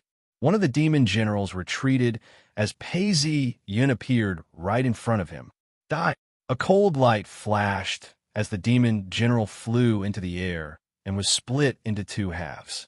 Pei Ziyun had killed him in one strike, but he did not stop there. Dozens of demonic beasts were like pieces of paper as they fell to the ground. Anyone who stood in front of the horse was killed. At this point, the enemy's formation had been broken through. Not far away, there was a tall platform that was surrounded by black mist. Pei Ziyun panted as he looked through the blood mist. All he could see was darkness. It was different from the other places. The blood mist was even thicker, and he could not see anything clearly. However, Pei Ziyun could feel that something was amiss within the blood mist. Looks like this is the main camp. At this point, Pei Ziyun squinted his eyes as a cold look flashed past his face. Without hesitation, he sped off in another direction to see if there was a way out. It's as I expected. There's no boundary here, and I'm not in the world of the living. After galloping for some time, Pei Ziyun stopped at the edge of the blood mist. He did not see any demonic beasts around him. For some reason, he could only see a white light outside of the blood mist. This white light reflected the darkness and the world of the living. Lightning come. Although many Dao arts were restricted here, the Earth Immortals had their own. A bolt of lightning surged forth and slammed into the white light. A loud boom could be heard as sparks flew everywhere. However, the lightning disappeared and everything returned to normal. It can't be broken. Looks like I can only hold on until the blood sacrifice is used up. If there was no way out, it would be like a cornered beast. This was worse than Pei Ziyun had expected. Pei Ziyun's face fell as he whipped his horse and galloped towards the main camp. King Lu could sense it and laugh coldly. Although Pei Ziyun is an Earth Immortal, he's not that strong. He must have used up most of his energy, right? He then turned around and asked the scholar, how many demonic spirits have been absorbed by him? The scholar bowed. 21. Impressive. In less than 2 hours, he's killed 500 enemies and 21 of my generals. King Lu looked at the corpses that littered the ground. After some time, he smiled and pointed to the ground. Today, I finally know how terrifying an Earth Immortal can be. I've been thinking too much. King Lu let out a bitter laugh. If a Taoist stops at the level of Yin Master, it won't affect the fate of the country. Above the Earth Immortal stage, it's more or less at Pei Ziyun's level. King Lu turned around and spoke in a serious tone. It's no wonder all the previous emperors were so suspicious of each other. They couldn't even eat or sleep in peace. No ruler would be able to tolerate this. The number of soldiers in a county was no more than a few hundred. In other words, without considering the Dragon Chi and the backlash of the world, an Earth Immortal could defeat the soldiers of a county in one night. There were only 2,000 counties in the world. Who could resist a guerrilla attack? What's more, if there were assassins with ulterior motives, it would be like living in a nightmare. King Lu laughed coldly. There's only 15 more days until the 36th. We can't give him a chance to breathe. It's impolite not to reciprocate. Pass down my orders. We shall launch an all-out attack. Yes, the drums of war started beating as the army started moving. At this point, Pei Ziyun had reached the front of the hill. All of a sudden, he felt his heart skip a beat. Before he could think of anything else, a demonic beast leapt out from the bushes. Its speed was extremely fast, and with a flash of light, it was sliced in two. Pei Ziyun didn't even bother to look at it as he continued running. At this point, hundreds of demonic beasts emerged from the blood mist. Their eyes were bloodshot as they tried to stop him. These demonic beasts are endless. True Sovereign has returned. Let's open the gates to welcome him. On the hill, Li Zhenyuan could see the silhouette of Pei Ziyun as he gave the order. He saw Pei Ziyun's halberd pointing out as he carved a bloody path towards the army camp. Behind him was a horde of demonic beasts. Release! An officer shouted out with a ferocious look on his face. Boom! The flaming oil on the stone catapult was thrown out as it smashed into the bodies of the demonic beasts, causing them to explode and burn. The gates opened, and Pei Ziyun's entire body was covered in demonic blood.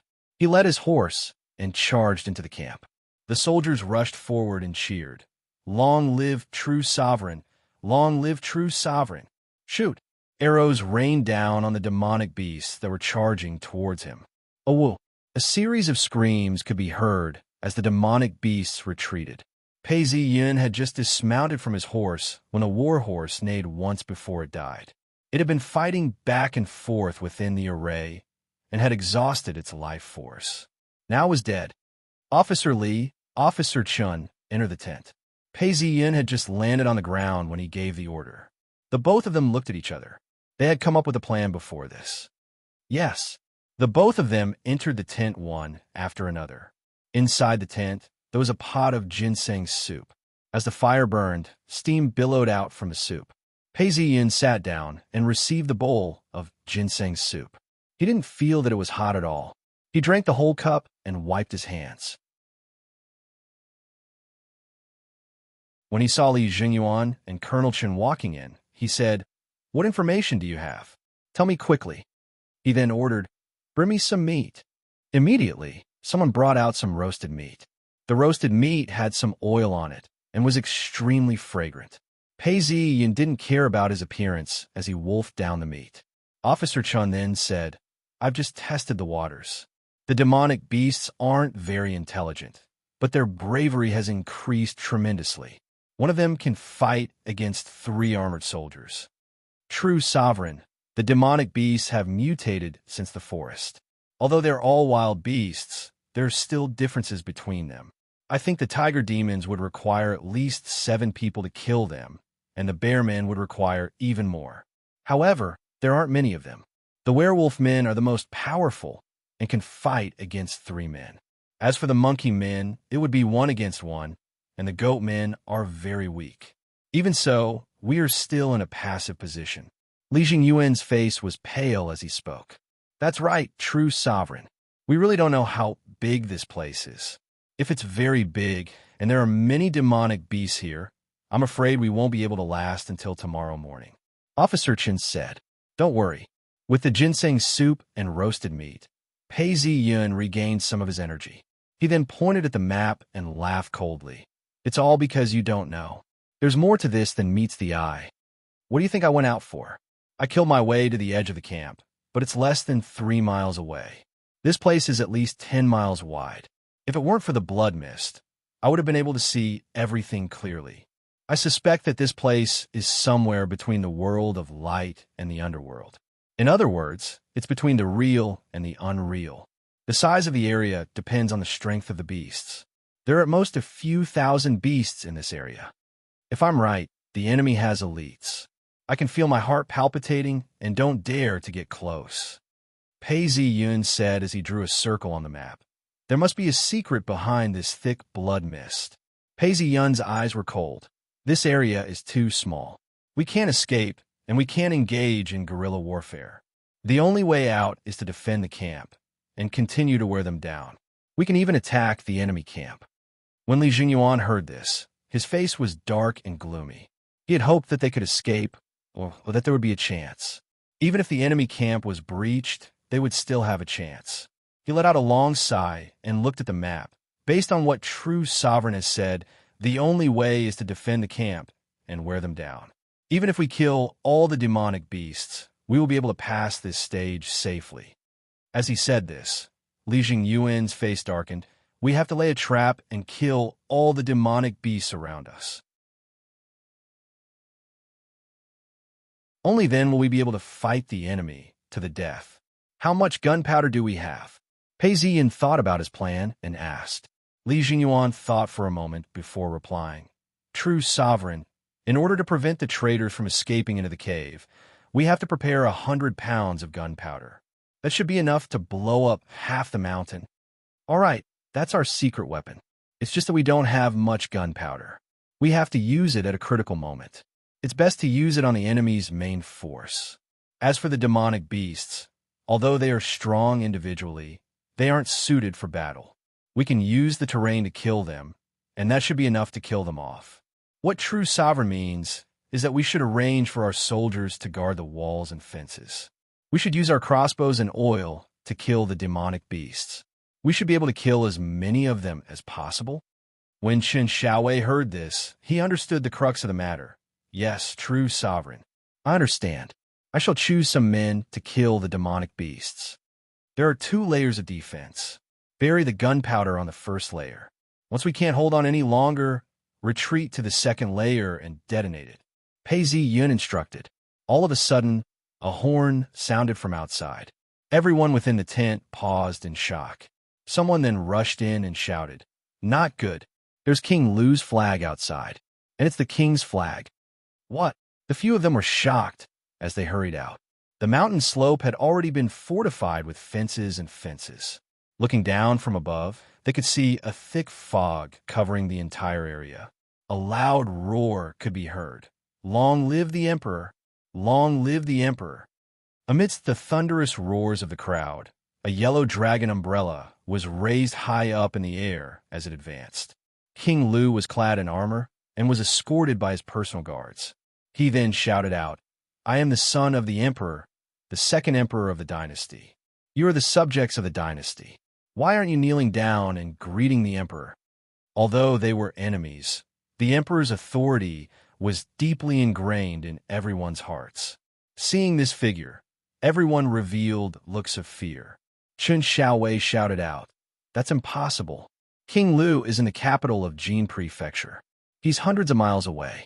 How could he break through all the defenses and appear here? Li Jingyuan had a look of shock on his face as well.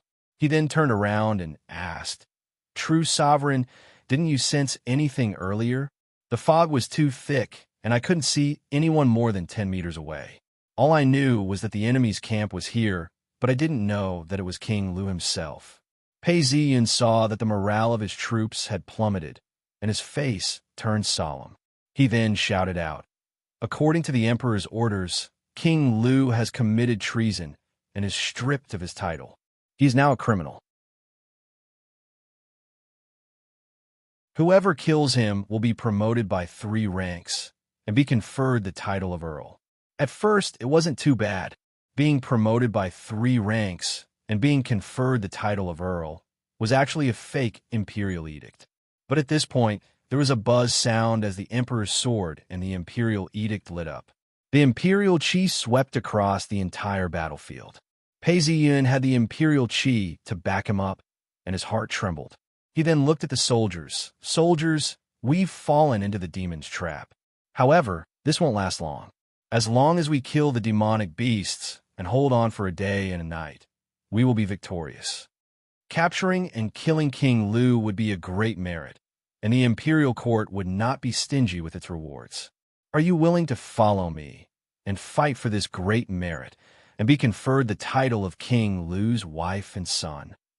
As he finished speaking, he combined the imperial chi with the imperial charm technique. The soldiers and officials all felt their blood boiling as they shouted out, We're willing to follow True Sovereign to capture and kill King Lu and be conferred the title of King Lu's wife and son. Hearing this, King Lu's face turned ashen. Xie Chengdong sighed under his breath. King Lu's status was extremely high, but the imperial chi wasn't something that came out of thin air. King Lu had been defeated several times and was no longer able to suppress his enemies. The more he spoke, the more his troops lost their morale. Xie Chengdong then stepped forward. Emperor, there's no point in talking too much. Let's see who's the real winner on the battlefield. King Lu nodded his head and looked at the soldiers before he turned around and left. At the next moment, the war drums started beating.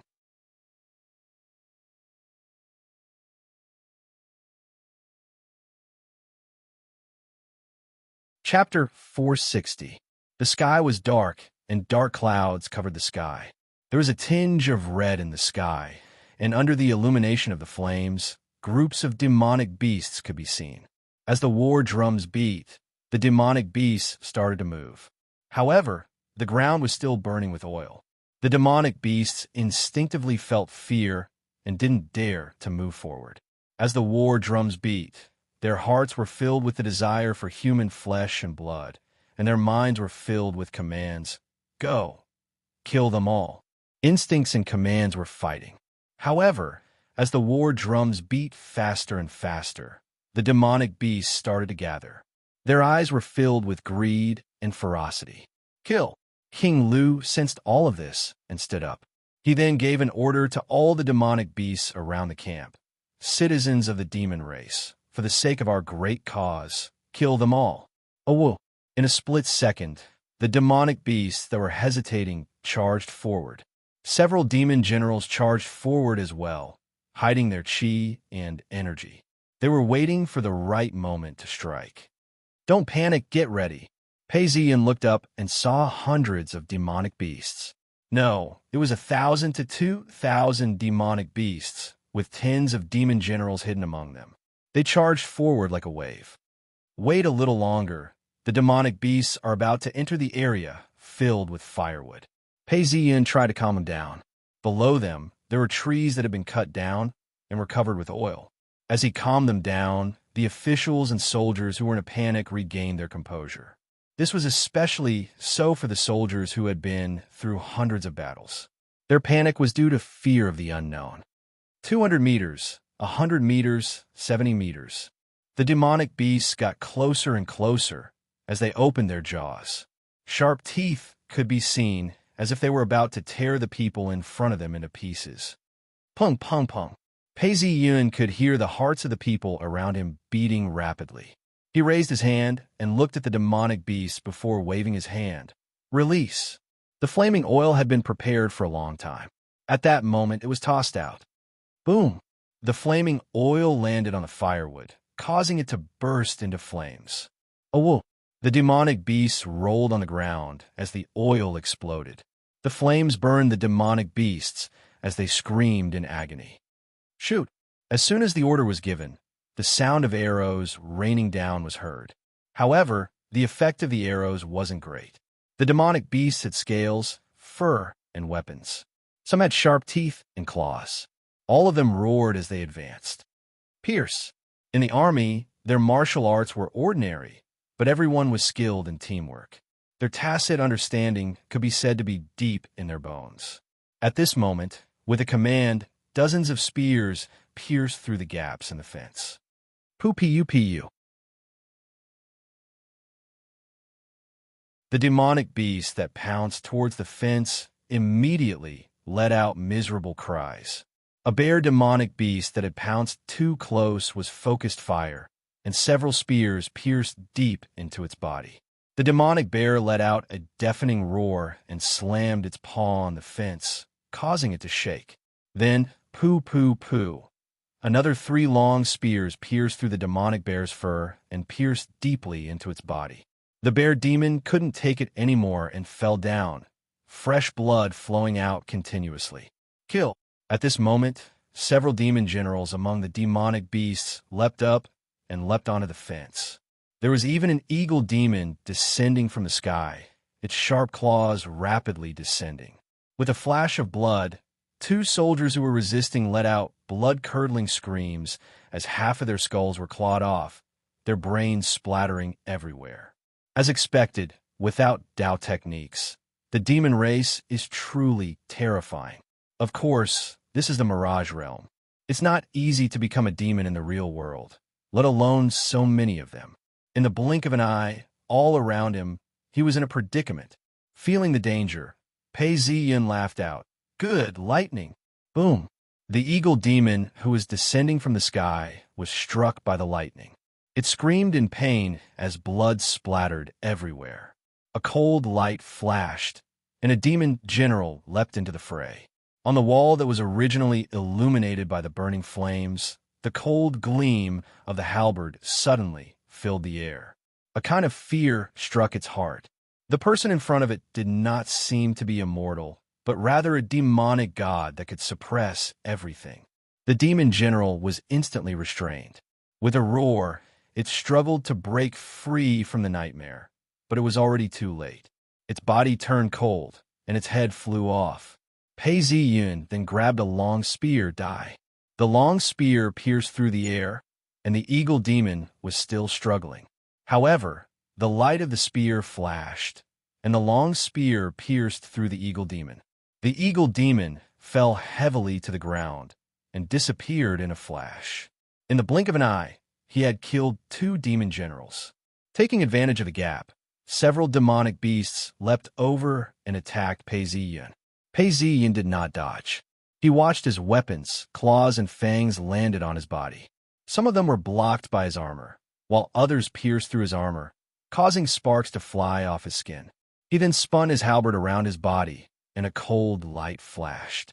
All the demonic beasts that had pounced on him fell to the ground and were sliced into pieces. Pei Ziyun's face turned red as hot air gushed out from his body. He had only rested for a short while before he had to fight again. He had expended a lot of energy. At this point, a sharp aura appeared out of nowhere and pierced through the air. Pei Ziyun immediately understood that this was a demon general hiding amongst the demonic beasts. He then shouted, "Cloud wind form." Pei Ziyun's body moved 6 inches upwards and heard a pu sound as the long spear brushed past his body. He felt a chill on his shoulder. Pei Ziyun shouted out and struck down with his halberd. The sound of thunder could be heard, and the demon general spat out a mouthful of blood. The long spear broke into pieces, and the demon general tried to escape. The battle was intense, and the Taoist priests were reinforcing the soldiers. However, they could still see some blood. One of the Taoist priests then said, "True sovereign is injured." It was hard to tell if he was happy or worried. Li Jungyuan looked closely and said, "True sovereign only suffered a small scratch. We're all in the same boat now. If something happens, none of us can escape." Looking closely, some demonic beasts took the opportunity to stab into his wound. Sparks flew everywhere, and the demon general was unable to stab any deeper. Pei Ziyun then grabbed his weapon and slammed it down heavily. 7 or 8 demonic beasts around him were sent flying. Amidst the flames, the demonic beasts continued to attack, and the sounds of battle shook the heavens. King Lu's black eyes gleamed as he asked, "How many are there now?" The scholar who had followed him replied in a hoarse voice, 33. King Lu took several steps forward and looked at the charred corpses on the hillside. There were at least 2,000 to 3,000 of them. He then sighed. For an earth immortal to reach such a stage, he can truly control the fate of the country. The kerosene was still burning, and many of the demonic beasts had stopped moving. Xia Chengdong watched on. His expression was extremely serious. However, he laughed, "Your Majesty, not only has this world strengthened us, it has also strengthened Pei Ziyun's strength. If not, he wouldn't have ended up in such a state. Furthermore, he has the support of thousands of soldiers behind him. Furthermore, the kerosene has disrupted our battle strategy. If not, he wouldn't even have lasted the first round of attacks. However, no matter how strong Pei Ziyun is, he's already exhausted. The soldiers inside are exhausted as well. Besides, we don't have much time left. It's time for us to strike." King Lu looked towards the camp and nodded his head. "You're right. We can't give our enemies any chance to rest. My personal army, press on." The thousands of demonic beasts and the 2,000 soldiers started to move out. The war drums were neither too fast nor too slow. Every beat of the drums resonated in everyone's hearts. Soon after, the 3,000 soldiers charged forward. Shoot! The sound of the drums piercing through the air as they charged forward. Boom! Many of them fell to the ground, but the demonic beasts didn't seem to notice. They continued to charge forward. Although they were exhausted, there weren't many casualties on the barricade. Many cracks appeared on the barricade, as blood and bodies stacked on top of each other. Kill! Under the support of the Taoist officials, everyone fought with all their might, blocking the demonic beasts. Behind them, Li Jingyuan hurried over. He looked at Pei Ziyun, who was panting heavily as he retreated. He then walked up to him and whispered, "True sovereign, we've held on for almost a full day. These demonic beasts are very organized and are extremely cunning. The kerosene is becoming less and less effective, and the demonic realm hasn't disappeared yet. Could there be a problem?"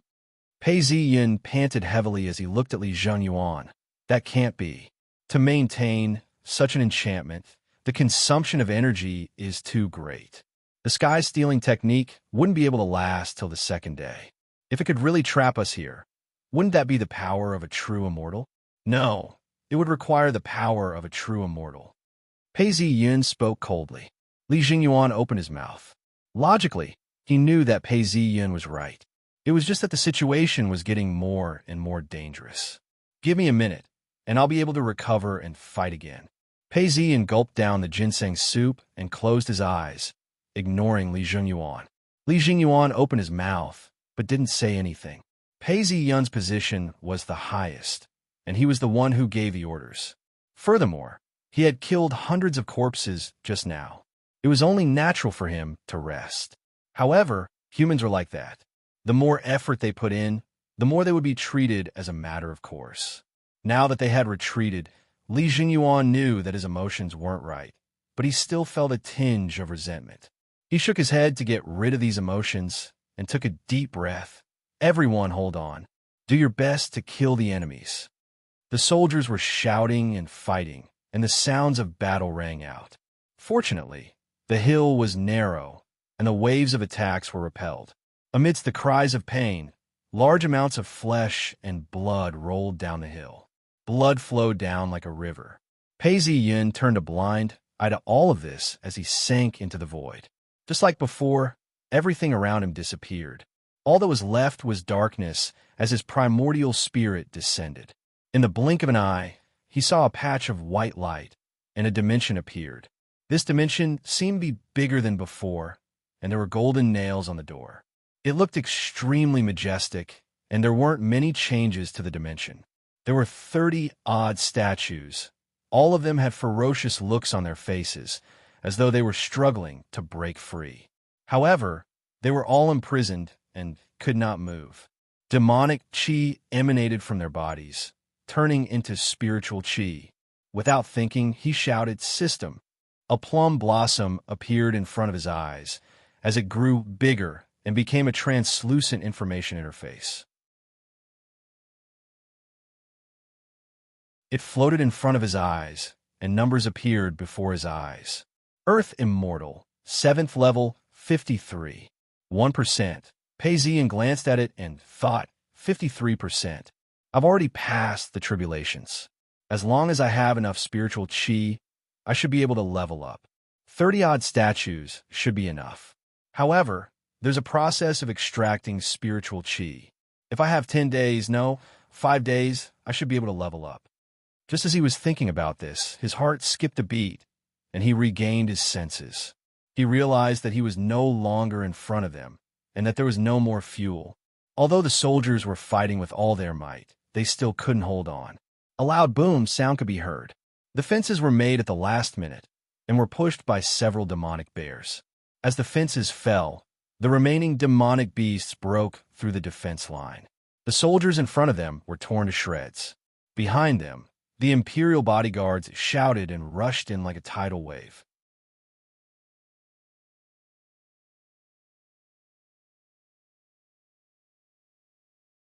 Chapter 461. True Sovereign.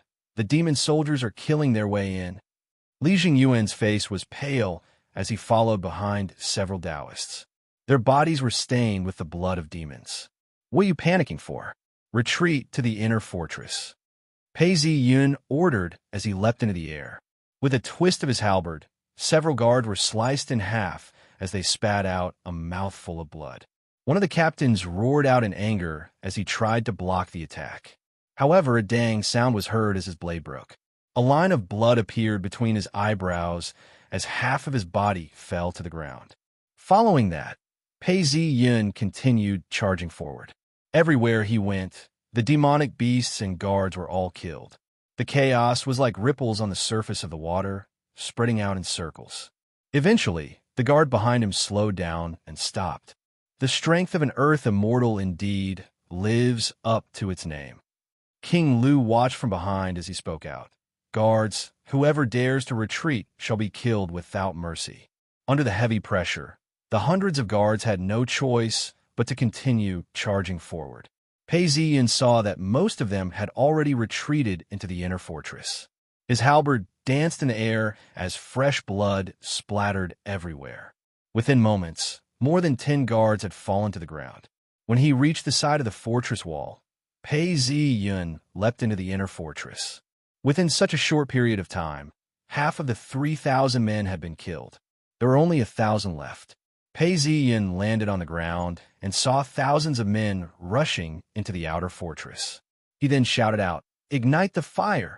Igniting the fire was the responsibility of the Taoists. Soon after, there was a loud boom. Boom! Every barrel of gunpowder exploded at the same time. Although the power of gunpowder wasn't strong in this era, the explosion of over 100 pounds of gunpowder was enough to send the people within flying. Emperor!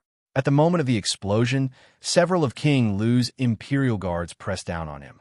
Rocks and dirt started to fall from the sky. Coincidentally, one of the rocks landed on the ground, carrying with it a tremendous force. Although the Imperial guard was in his demon form, when the rock landed on his helmet, fresh blood and brain matter flew out of his helmet and landed heavily on his head. What's happening? When the explosion subsided, King Lu stood up. When he looked around, his face turned ashen. There were 2 pits in the wall, and corpses littered the ground. Out of the thousands of men, 300 had been killed. The remaining few hundred had been knocked unconscious and lost their ability to fight. Only half of them had managed to retreat in fear. Bastard quickly reorganized the army. King Lu felt a sense of suffocation in his chest as he clenched his fists tightly. His teeth were clenched so tightly that they were about to bleed. Looking at the current situation, it was no longer possible for him to continue fighting. The only thing he could do was to regroup and regroup before fighting again. No matter how cunning you are, you still have to eat the water I wash my feet with. Pei Ziyun's eyes narrowed as he looked at the corpses on the outer base. He watched as 7 to 8 demonic spirits flew out and disappeared in a flash of the plum blossom. Samsara, Stage the blind Taoist, was in charge of the eye of the array. He closed his eyes and stood in the middle of the darkness. In front of him was a stretch of nothingness. There was nothing there at all. He had almost turned into a statue. At this point, a ray of blood-red light shot towards him.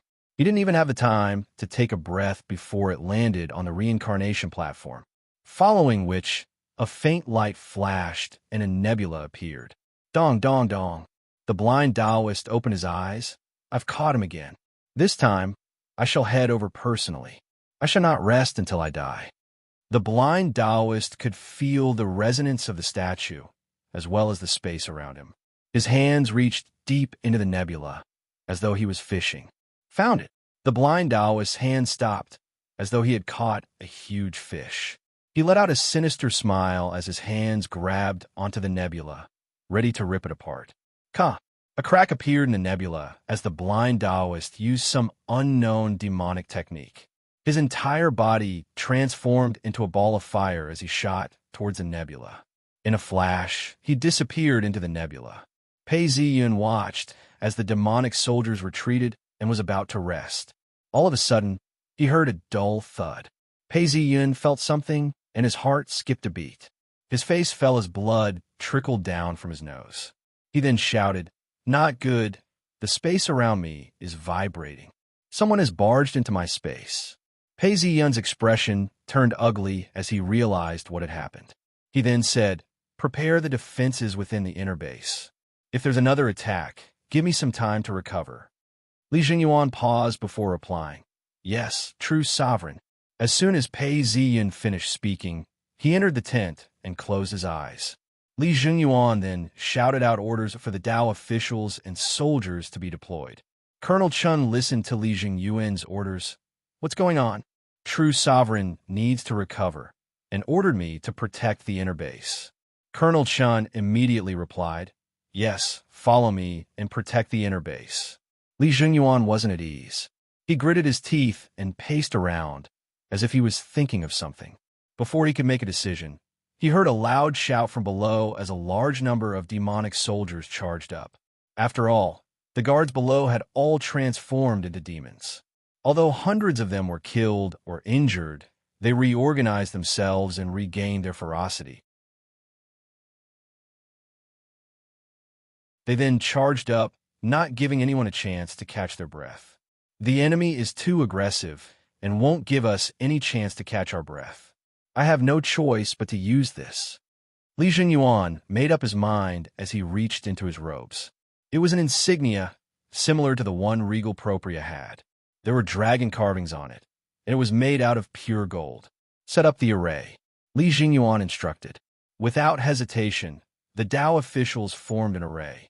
Li Jingyuan's face was solemn as he walked up to the table and placed the insignia on it. Following which, he spoke to the insignia. "Your subject Li Jingyuan is a Dao official and has received a secret order. My authority is urgent, and the demonic beasts are a threat to us. For the sake of the Empire, I request for the blessing of the Imperial Qi to sweep away the demons and monsters." As soon as he spoke, a golden light shone out, merging with the insignia. Li Jingyuan stood up and stepped onto the main seat. He then raised his hand and pointed, "Order." A golden light shone down, and all the soldiers felt their bodies tremble as their strength increased. With a loud shout, they charged towards the demonic soldiers. Space all of a sudden The blind Taoist's vision turned black as he landed in this place. He looked around and saw that the outside was still very neat and tidy. There were many walls and a huge door. Inside, there was only a single corridor with rosewood railings. However, there were no other structures and only a pavilion. Around the pavilion, there were many statues. Some of them were petrified, while others were still very distinct and had expressions of struggle on their faces. Right in the middle, Chung Yuanzi's statue was several times larger than the other demon statues, and he stood out like a crane amongst chickens. What a pity, Chung Yuanzi. Initially, I had placed my hopes on you, but you have failed. As the blind Taoist spoke, he looked around him. He could see that the demonic qi was being absorbed by the space around him, before being converted into spiritual qi. Source space, it's indeed source space. Huh. The blind Taoist threw his head back and laughed out loud. As long as we can completely transform this place, we will be able to gain the approval of the heavens. The demons will then be able to cleanse our name. As he spoke, starlight began to revolve around him, forming a nebula. The demonic qi in Chung Yuanzi's statue had already dried up, and only a little was left. As the nebula appeared, the demonic qi flowed into the statue, and it started to give birth to life. ZZ. At the point where the demonic qi and spiritual qi intersected, sparks of electricity could be seen flickering. It was just that there was no one controlling the space, and the demonic qi could only be resisted instinctively. At this point, the space around him flashed, and Pei Ziyin landed. The moment Pei Ziyin landed, the blind Taoist sensed him and raised his head. Pei Ziyin, it's been a long time. The blind Taoist laughed as the speed of the starlight increased. The demonic qi continued to swirl around him, and crackling sounds could be heard. Pei Ziyin frowned. He could feel the demonic qi around him continuously changing the space around him. His eyes narrowed as he spat out, wishful thinking. Since you're here, you shall become a statue, just like your fellow demon beasts. Actually, there was no need for him to do anything else. The moment Pei Ziyin arrived, the space around him started to glow brightly, forming a suppressive force. Pei Ziyin then made a move. He pointed out with his finger, and a bolt of lightning shot towards the blind Taoist. The blind Taoist laughed coldly as he stretched out his hand, and the starlight transformed into a blood-red glow that protected him. Boom! The lightning exploded, and the entire space was filled with flashes of electricity, causing the walls to shake. The blind Taoist grunted in pain, as he had suffered some injuries, but they weren't serious. He then regained his courage and laughed. Pei Ziyin, even if you're the son of heaven, how would you know the methods of my demon race? As long as I kill you and take over this source space, my demon race can cleanse our name. As for me, I can become a true demon king. The blind Taoist laughed out loud and didn't rush forward to attack. Instead, he stared at Pei Ziyin as if victory was within his grasp. It seemed like he wanted to talk to Pei Ziyin. Pei Ziyin squinted his eyes, as his killing intent couldn't be concealed. This was because beside the blind Taoist, the nebula was swirling and the demonic qi was boiling. Hee, you trying to stall for time? Pei Ziyin laughed coldly. With a single thought, he activated the power of space around him and used all his strength to suppress and repair the space around him. He extracted the demonic qi and converted it into spiritual qi. ZZ. The air around him crackled with the sound of electricity. As the two of them continued to fight, the intensity of the electricity increased. You're the Demon King? I thought you'd already given up your position to King Lu. You've been chased by me for so long, and yet you're still able to create this space and even ambush the space around you. You really can't be underestimated. You're a talent. No, a demonic talent. Pei Ziyin spoke. The blind Taoist's eyes gleamed as he stared at his opponent. He then spoke softly. The Demon King has 36 primordial spirits. Even if King Lu succeeds, he's just one of them. The only way to become the true Demon King is to subdue the remaining primordial spirits. That's extremely difficult. And I'm the Demon King. I don't need to be subdued. As long as I have results, I can enjoy my position. As the blind Taoist spoke, he retracted his smile and revealed his fangs. You and I are both stalling for time. Looks like I'm the one who's winning. Rise. Dong. It was as if a battle drum was being beaten, reverberating throughout the entire space. The newly formed 40 statues continued to be infused with demonic chi. Although they didn't manage to transform the space around them, the statues came to life and transformed into 40 demon generals. The moment they appeared, they resonated with the nebula, and their faces were ferocious. Kill! The blind Taoist commanded, as the demon generals were about to pounce on Pei Ziyan. Pei Ziyan laughed evilly and shook his head. You have some tricks up your sleeves. Don't tell me I haven't. Rise. Buzz. The completely transformed statues rose up as well. These statues were also infused with demonic chi by the blind Taoist. However, all of them were converted into pure spiritual chi. At this point, they lit up and shone brightly. They transformed into protectors and formed a spell that resonated with the space around them. The protectors didn't say a word. They were like cold killing machines as they fought against the demon generals. Demonic chi intertwined, and spiritual chi converged. Between the demon generals and the statues, their strengths were comparable. When they clashed, a loud sound rang out, and lightning flashed continuously. Pei Ziyan didn't look at the battle between the demon generals and the statues. His gaze was fixed on the blind Taoist as he smiled coldly. Come on, blind Taoist. The grudges between us have been entangled for so many years. It's time to put an end to it. You're tuning in to the Warrior Lore YouTube channel. Don't forget to subscribe and join us on this journey to catch the most captivating stories.